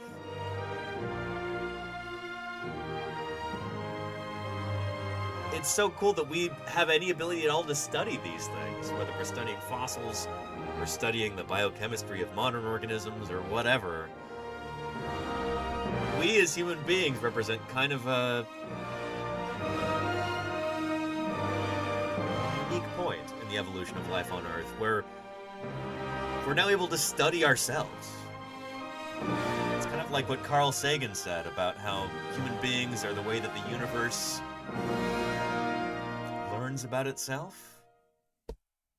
Biological scientists, we're doing that with what we study. I think that's incredibly cool, and it's such a privilege to be able to do that. So, try not to let this stuff get you down. We're extraordinarily lucky to be able to study these things. Try to remember what got you excited about the biological sciences in the first place. Hold on to that. Protect it. Don't let anybody take that away from you. Yeah.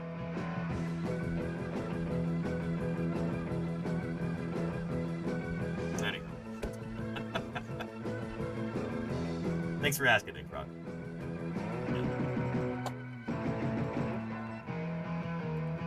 Alright, back to our paper here. So yeah, that's got to be that same specimen.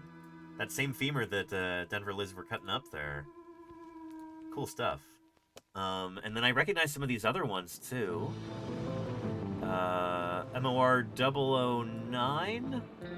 It's a huge Tyrannosaurus specimen, I think. 1128, I think, is B-Rex? Really stratigraphically old Tyrannosaurus. And a few of these other numbers I don't recognize. But USNM 555000, we have emotes of this particular Tyrannosaurus specimen. This used to be an MOR specimen, but nowadays it's a Smithsonian Tyrannosaurus specimen. MOR gave it to the Smithsonian on permanent loan. That's the same T-Rex skull that you see right there. It's the same Tyrannosaurus. This is the Wonkel Rex. Here's a bronze cast of it outside of Museum of the Rockies. Here it is just down the road from me in Berkeley, California, outside UCMP. Here's the original there in the ground with Jack Horner standing next to it in the early 90s. And here is that same one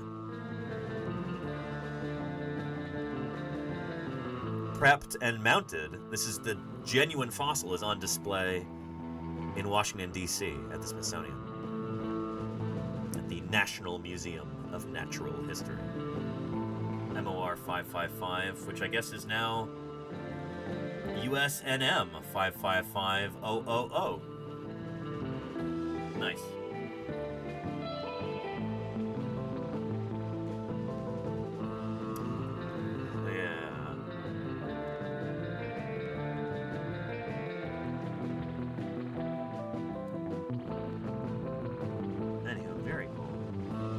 So they cut a lot of specimens for this. This is really neat. So they detail, I guess Holly here details how she sectioned these out. Section imaging. And yeah, there we go. There is the Wonkel Rex right there. There's the tibia. This, I guess, is where they cut it. And there it is. Super, super cool. Yeah. And Claire says, really? They changed the specimen ID? Well, that's typically what happens when a specimen changes collections. When it goes from one repository to another, they keep the number, or they keep as much of the number as they can, but they change the institution code. Same number, different letters. Yeah, generally. The point is to reduce confusion as much as possible, because that specimen has been listed a bunch of times in other publications, but it's 555, you know? It used to be MOR 555, now it's USNM 555000. I mean, it was similar enough that I instantly knew what it was, even though I'd never seen that number before. The 00 at the end, I still know it's 555, you know what I mean.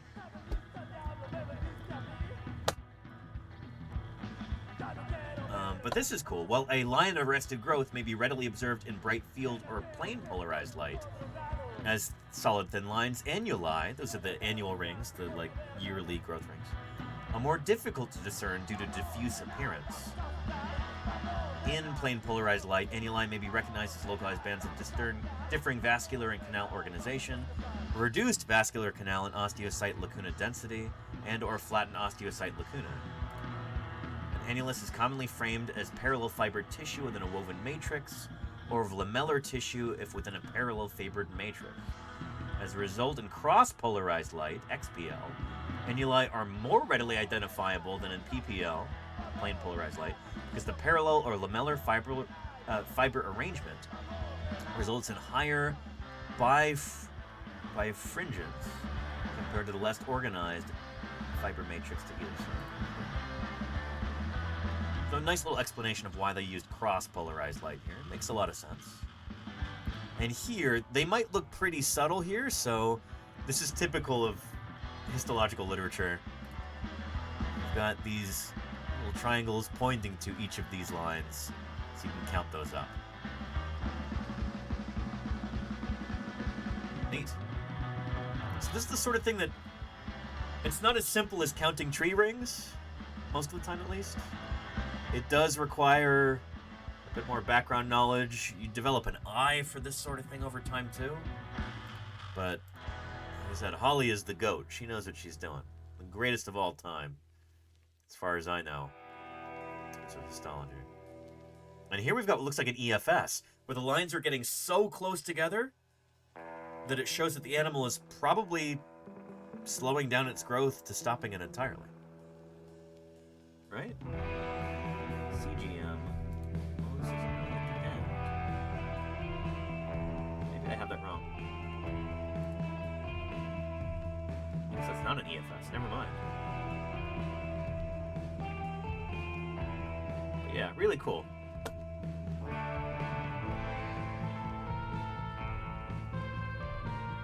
And this is interesting. So we see some leveling off of growth up here with some of these older specimens, but like for most of these, they're just growing and growing and growing, which is more in line with like slow, steady growth over time, rather than like really rapid growth and a quick plateau. Instead, just slow and steady growth. This is surprising, and this runs totally counter to what I've been saying about Tyrannosaurus growth for years and years. This is a shakeup. This is very different from what we all thought. So here, let me show you a clip, which nowadays is out of date. I wonder what the deal is here. There we go. This documentary came out. Well, I don't know when. I guess it was store, and they're like, maybe we have it in the back, and it was like all the fossils back there. It was pretty sick. Dark Tarkonis, rather. Thank you so much for the 59 months of support. It's a long time. Thank you. Holy cow. Ontogeny. But yeah, that is some ontogenetic growth right there. Like dramatic ontogeny. This was kind of the general consensus until this new paper, I guess. Like, it is genuinely surprising, you know?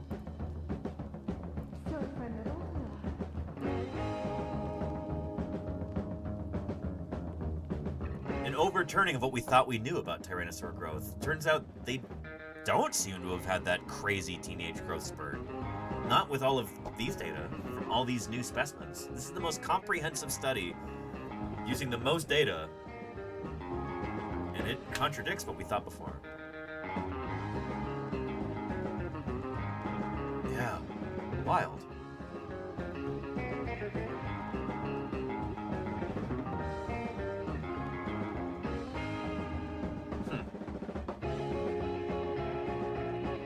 It makes you wonder why we thought that in the first place, if they had that tremendous growth spurt.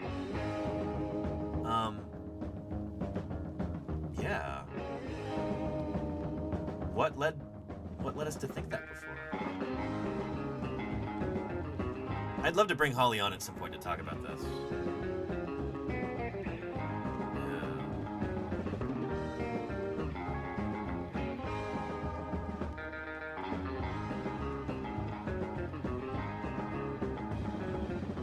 I guess for a lot of these, they just miscounted the number of growth rings. The lags, the lines of arrested growth. Cullen et al. 2020 admitted the ring they considered a double lag, therefore reducing the minimum age estimate for that specimen by half of that reported by Woodward et al. 2020.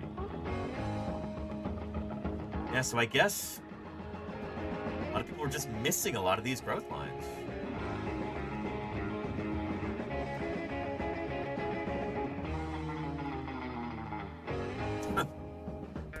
That has to be the answer, you know? Wild.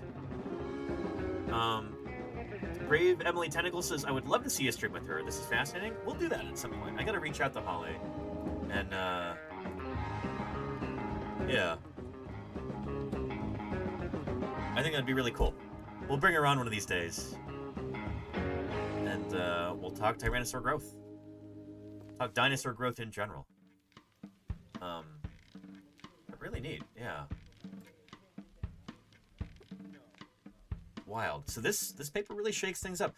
Within the past several months, our understanding of tyrannosaurs has been kind of revolutionized. Mine has, at least. A lot of people were already on board the Nanotyrannus train. I was not. I wasn't convinced that was a separate taxon. I saw no evidence that that was the case, and now clearly I was wrong, you know? Yeah, Tyrannosaurus rex species complex growth and longevity. The smallest individual in an archaeogenetic sample of the Tyrannosaurus rex species complex was at least 10 years of age when it died, based on tibia CGM count. Sorry, what is CGM? I keep seeing that and I don't actually know what that stands for. That's a new thing to me.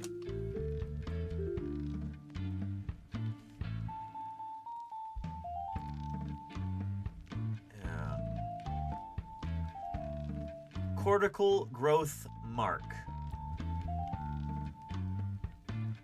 So are cortical growth marks different from lags, lines of arrested growth? So cortical would mean within the perimeter of the bone, within the cortex.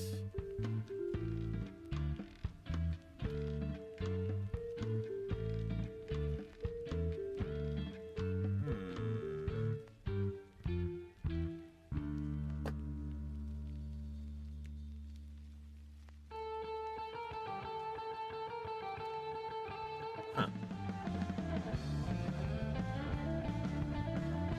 Interesting. Okay.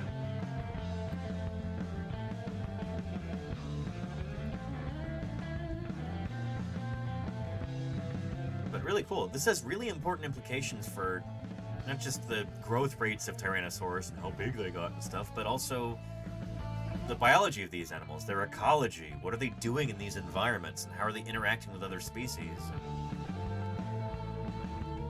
The history of an animal's growth is extraordinarily important to understand if you want to really know what those animals are all about.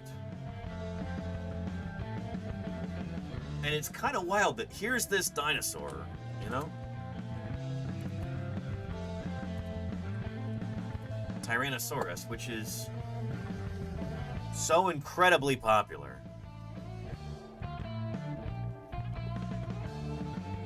It is an absolute popular culture icon. It is, if you ask any person on the street to name a dinosaur, probably a quarter to half the time they'll say T-Rex, you know? And yet, some of the most basic things about these animals we still don't really understand yet.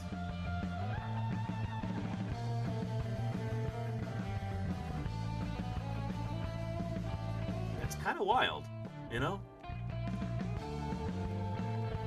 In some ways, I wonder if it's a symptom of T-Rex's popularity, you know? Greg Paul talked about this a little bit in his paper where he tried to break T-Rex up into 3 different species: Tyrannosaurus rex, Tyrannosaurus regina, and Tyrannosaurus imperator, I think. One of the points that he made is that paleontologists have been really reticent to think about each of these specimens on their own terms. Instead, we've been really eager to just throw them all into the T-Rex basket without really thinking about it too hard.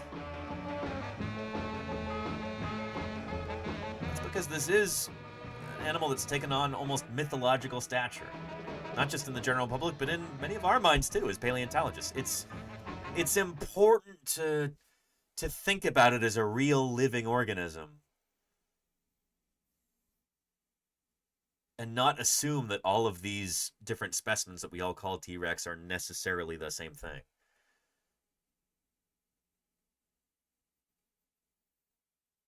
It's interesting. It's interesting to think about, you know? Yeah, okay. So, HD, thank you for the clarification there. Legs are a type of cortical growth mark, highlighting a significant pause, whereas other cortical marks might just show slower growth, annuli, or transitional tissue changes, all recorded in the bone's outer layers. Interesting. Okay.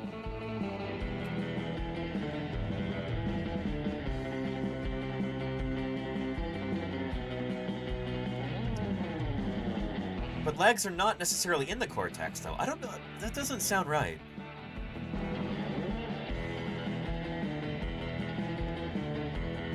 Many legs, lines of arrested growth, are in the bone interior, not in the cortex. I don't think that's right, HD and HB. I'm not trying to challenge you. It just that doesn't make sense to me.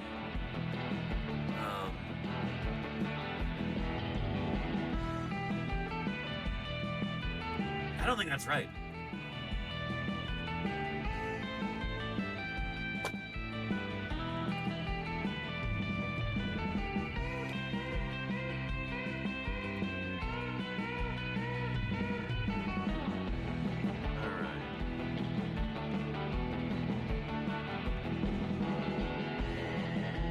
So they were unable to include FMNH PR 2081. That's the Sioux specimen in our sample.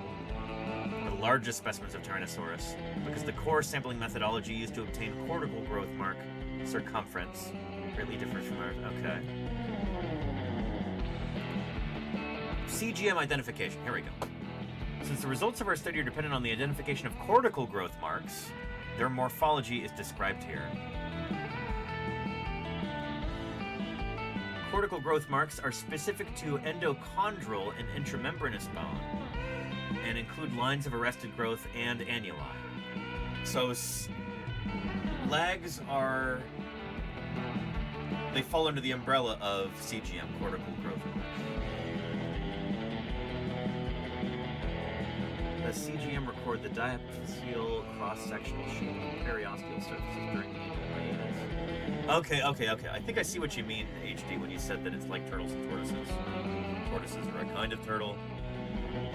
Legs are a kind of CGM, cortical growth mark. I guess it's the term cortical that's throwing me off, because when I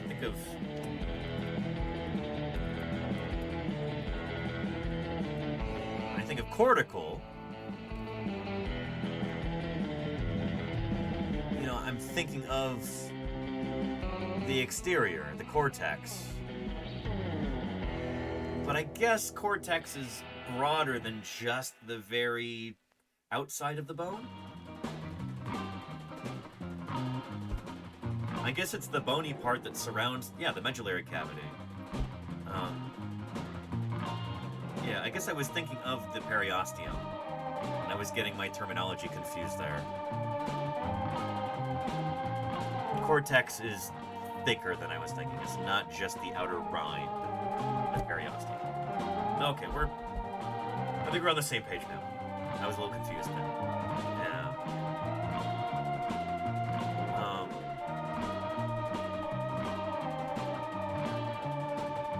Yeah, because you get your cortical and your trabecular bone.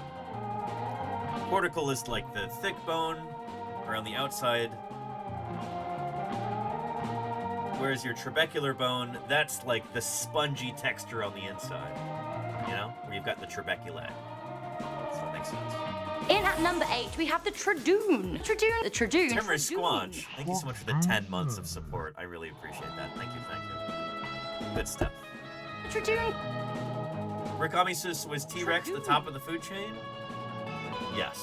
I think we can unreservedly say that Tyrannosaurus, apex, predator, top of the food chain, yeah. I don't think there's any other dinosaurs or any other non-dinosaurs that are actively hunting Tyrannosaurus, at least in its adult state.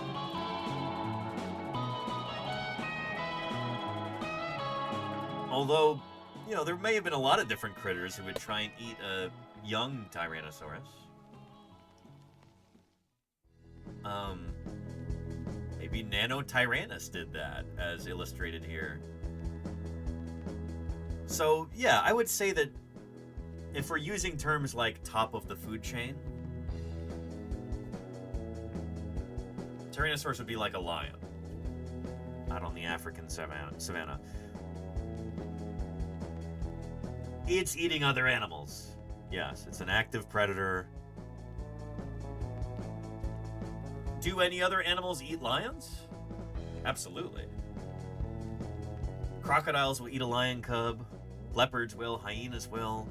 Lots of different critters will try and eat lion cubs, and many of them succeed. Would have been the same way with T-Rex, I'm sure. But, yeah, it is... If you're going to use the term top of the food chain for a lion, then I would say it applies to Tyrannosaurus too, based on what we know of that animal and the environment it lived in and the critters it shared that environment with. But yeah. Murph says, unless we find a carnivorous Titanosaur, there you go. Yeah, or maybe we'll find the, you know, Calvinosaurus.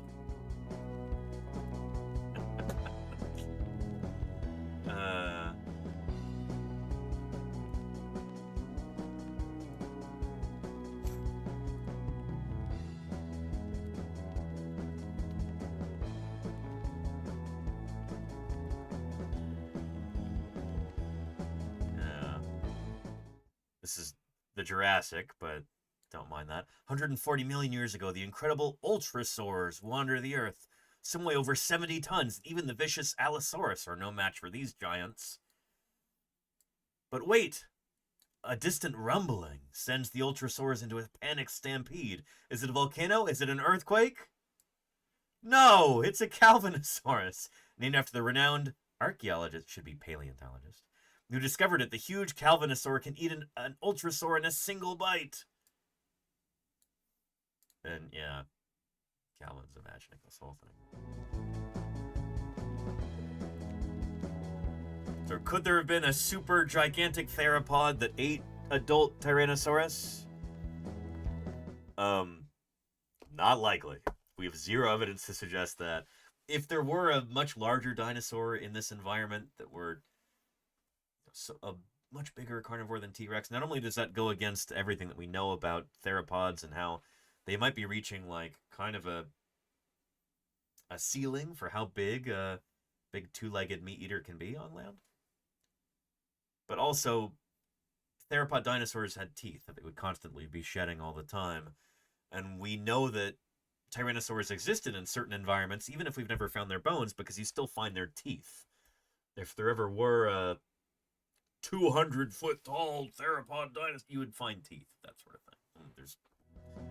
So I know it's a goofy thing to even suggest, but I wanted to entertain the possibility for a second and then tell you why I would be, you know, like why we don't think that there's any possibility that could be the case. You know? Does that make sense? So yeah.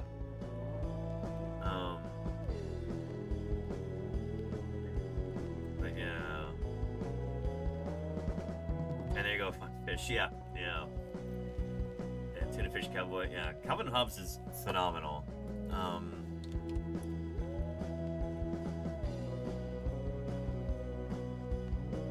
Yeah, Bill Watterson was very much ahead of his time with a lot of his dinosaur illustrations. He's clearly taken some cues from people like Greg Paul at the time.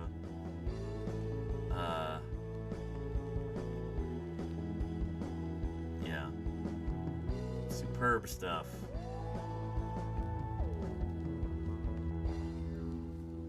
Anyway.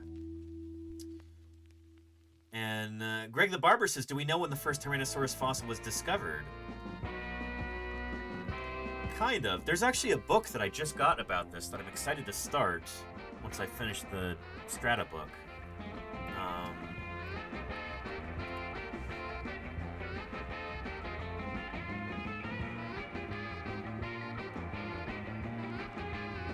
Ethan Cowgill actually recommended this to me. The Monster's Bones. The Discovery of T-Rex and How It Shaped Our World, by David K. Randall. I've heard good things about this. Haven't started reading it yet, but will soon.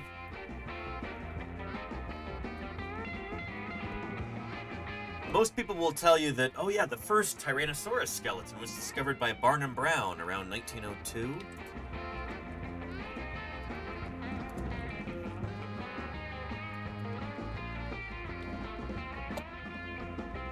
Barnum Brown right here. Yeah, the man who discovered Tyrannosaurus Rex. Barnum Brown. And Barnum Brown discovered the specimens that were named as Tyrannosaurus Rex. Yes. However, if we want to be all, well, actually, about this, you could argue that Edward Drinker Cope actually discovered Tyrannosaurus earlier than that. There's E.D. Cope right here of Bone Wars fame.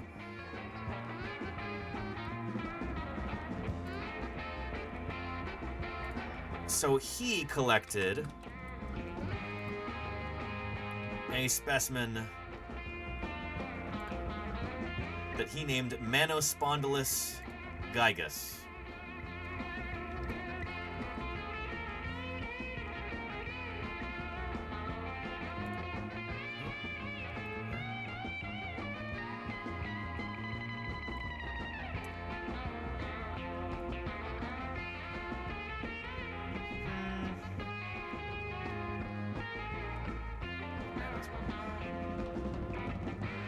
Oh, but, yeah. So, here's the specimen at the American Museum of Natural History. You could make an argument, you'd be real pedantic, and people might be annoyed, but you could make an argument that Edward Drinker Cope actually discovered T-Rex because he found this really chunked up vertebra, and it's so abraded and weathered that you could see the trabeculae on the inside. So this is the vertebral body. So this is the, you know, the centrum of the vertebra. The middle part, the spool of the vertebra. You could say, oh, well, Edward Drinker Cope actually discovered T-Rex. We now think that this vertebra is probably from Tyrannosaurus because it's from the right time and place to be a T-Rex vertebra, and it's anatomically consistent with it. But, yeah. Well, but then, I didn't even know about this. A tooth from what is now documented as Tyrannosaurus was found in July 1874 in Colorado by Jarvis Hall. Oh, by Jarvis Hall student Peter T. Dotson. Oh, Dotson. We got Dotson here. Under the auspices of Arthur Lakes near Golden, Colorado. Yeah. And then in 1892, Cope found 2 vertebral fragments of a large dinosaur. He thought they were from a ceratopsian. He named them Manospondylus, meaning giant porous vertebra. Because, yeah, there's the trabeculae there, that spongy interior texture, because it's all weathered.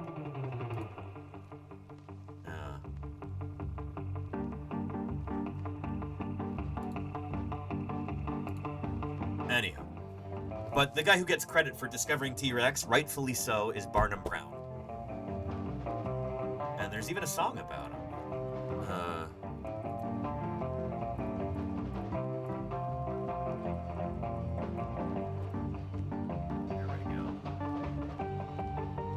Ballad of Barnum Brown.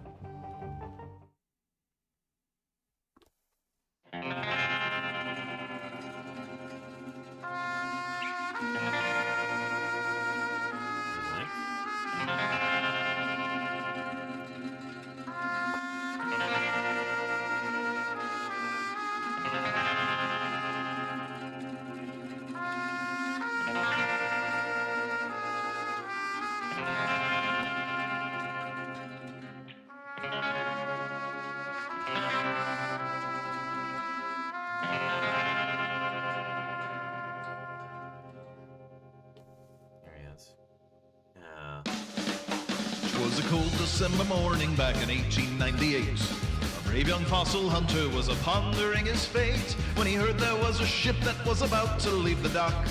There was room for him if he could somehow beat the clock. So anyway, Barnum Brown is on his way to Patagonia, and there's a shipwreck that he manages to survive, and it's an interesting way to start the song. But, to behold, Barnum felt a shiver. Here we go. Barnum wiped his brow as his crew looked on in shock. Later on. A frightful skeleton embedded in the rock. Its massive teeth and giant head were fearful to behold. Barnum felt a shiver as the wind blew hard and cold. Oh, Barnum Brown. lifted up a knife-like tooth and held it in his hand. To think this deadly creature once had roamed across the land.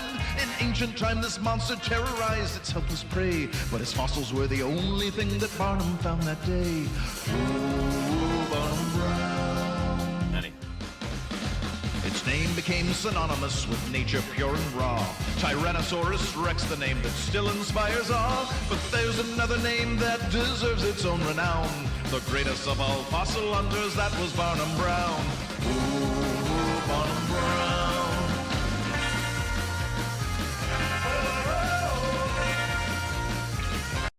Yeah. Here we go.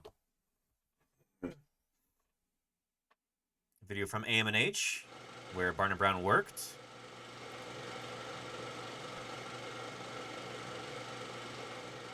Barnum Brown was, by all accounts, the best dinosaur collector who ever lived. He began his career here at AM&H in 1897, going out on expeditions to the American West, first in search of fossil mammals, but of course later with the dinosaur expeditions. He started as a field assistant and worked his way up to be curator in the Department of Vertebrate Paleontology, head of all the dinosaur collections. The majority of specimens that we have on display were collected by him. I mean, he was the one who collected the first Tyrannosaurus rex specimens. He was the one who collected the Albertosaurus specimens. He was such a popular and important guy during his lifetime that he really kind of was the museum.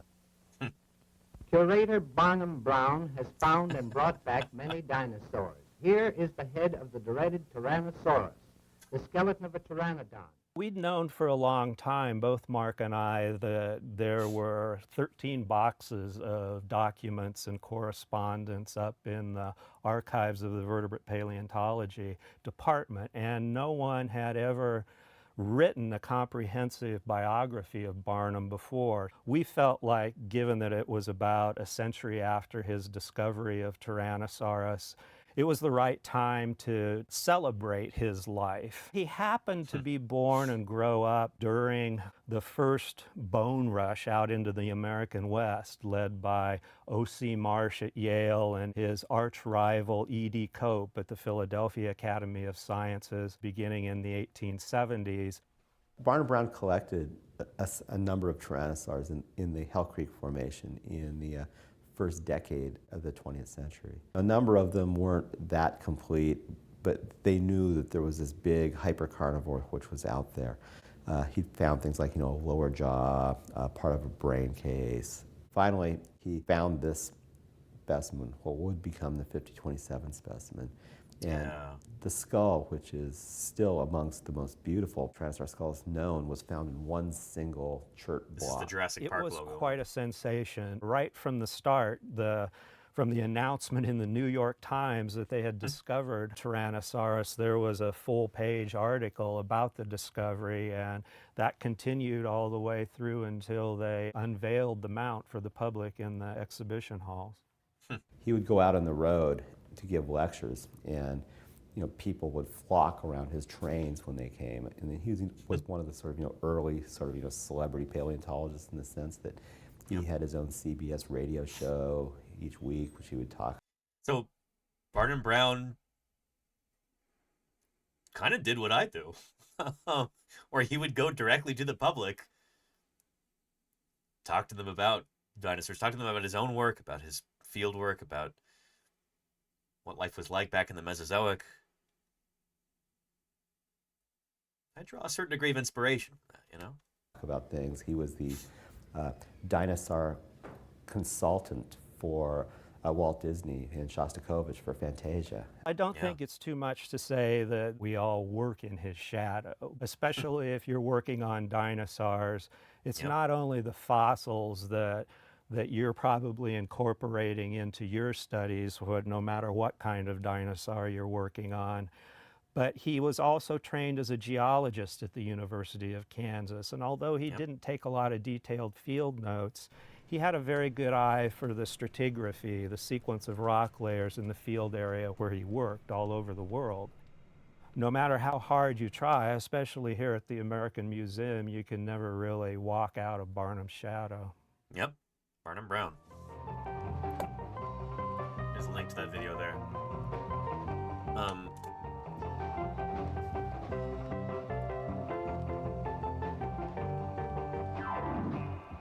See if I can find a clip with the bucket.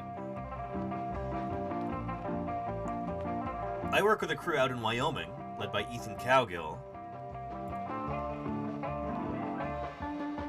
prospecting some of the same rocks that Barnum Brown was working in the 1930s.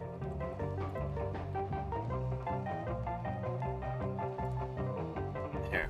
What are you at this moment more proud of? The dinosaur or the bucket? Oh, definitely the dinosaur. But the bucket's pretty cool too. Yeah. So this bucket was a major find as well. Let me set the stage here. In the 1930s, there was a dinosaur paleontologist named Barnum Brown. Well, vertebrate paleontologist. He didn't just work on dinosaurs. He worked on lots of vertebrate animals.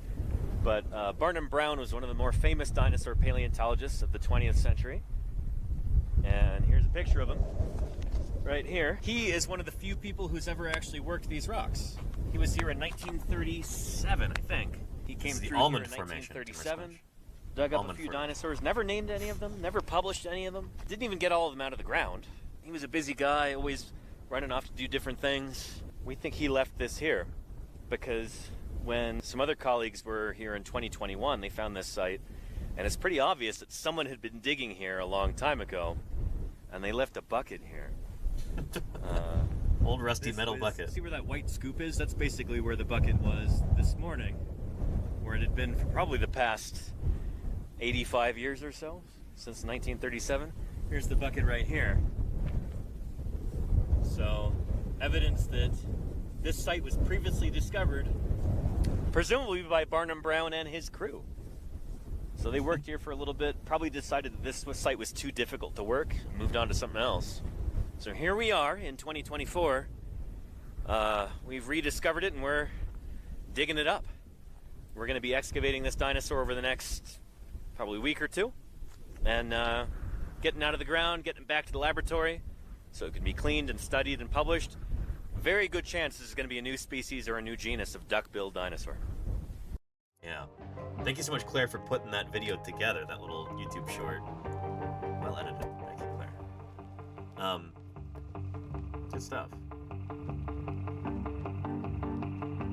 That duck-billed dinosaur is now at the Cincinnati Museum of Natural History in Ohio, along with the bucket, as I understand it. Exciting stuff. Over the next few years, we're going to be working on that. Might very well be a new duck-billed dinosaur. Possibly similar to this critter here. Critosaurus. Or it might be an entirely different kind of duck-billed dinosaur. We don't know yet. But it's something to look forward to, you know? Anyway, I'm also looking forward to tomorrow. It'll be our last stream of the week. Tomorrow, right? Today is Wednesday, right? Tomorrow is Thursday? Do I have that right? Yeah, I think so. Anyway, we're going to wrap up today's stream. I've been going for 5.5 hours now at this point, looks like. So we'll commence our wrap-up procedure here.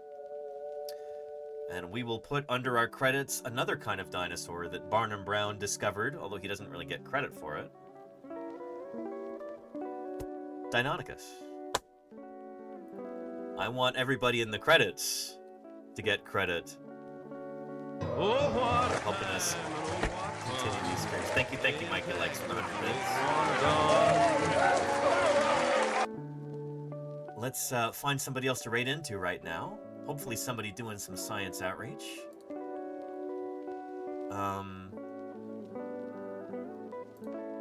Let's see. We're gonna go raid into Brachydactylus.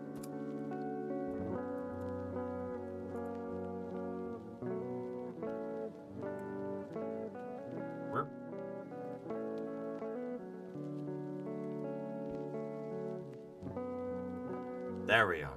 Excellent. thank you to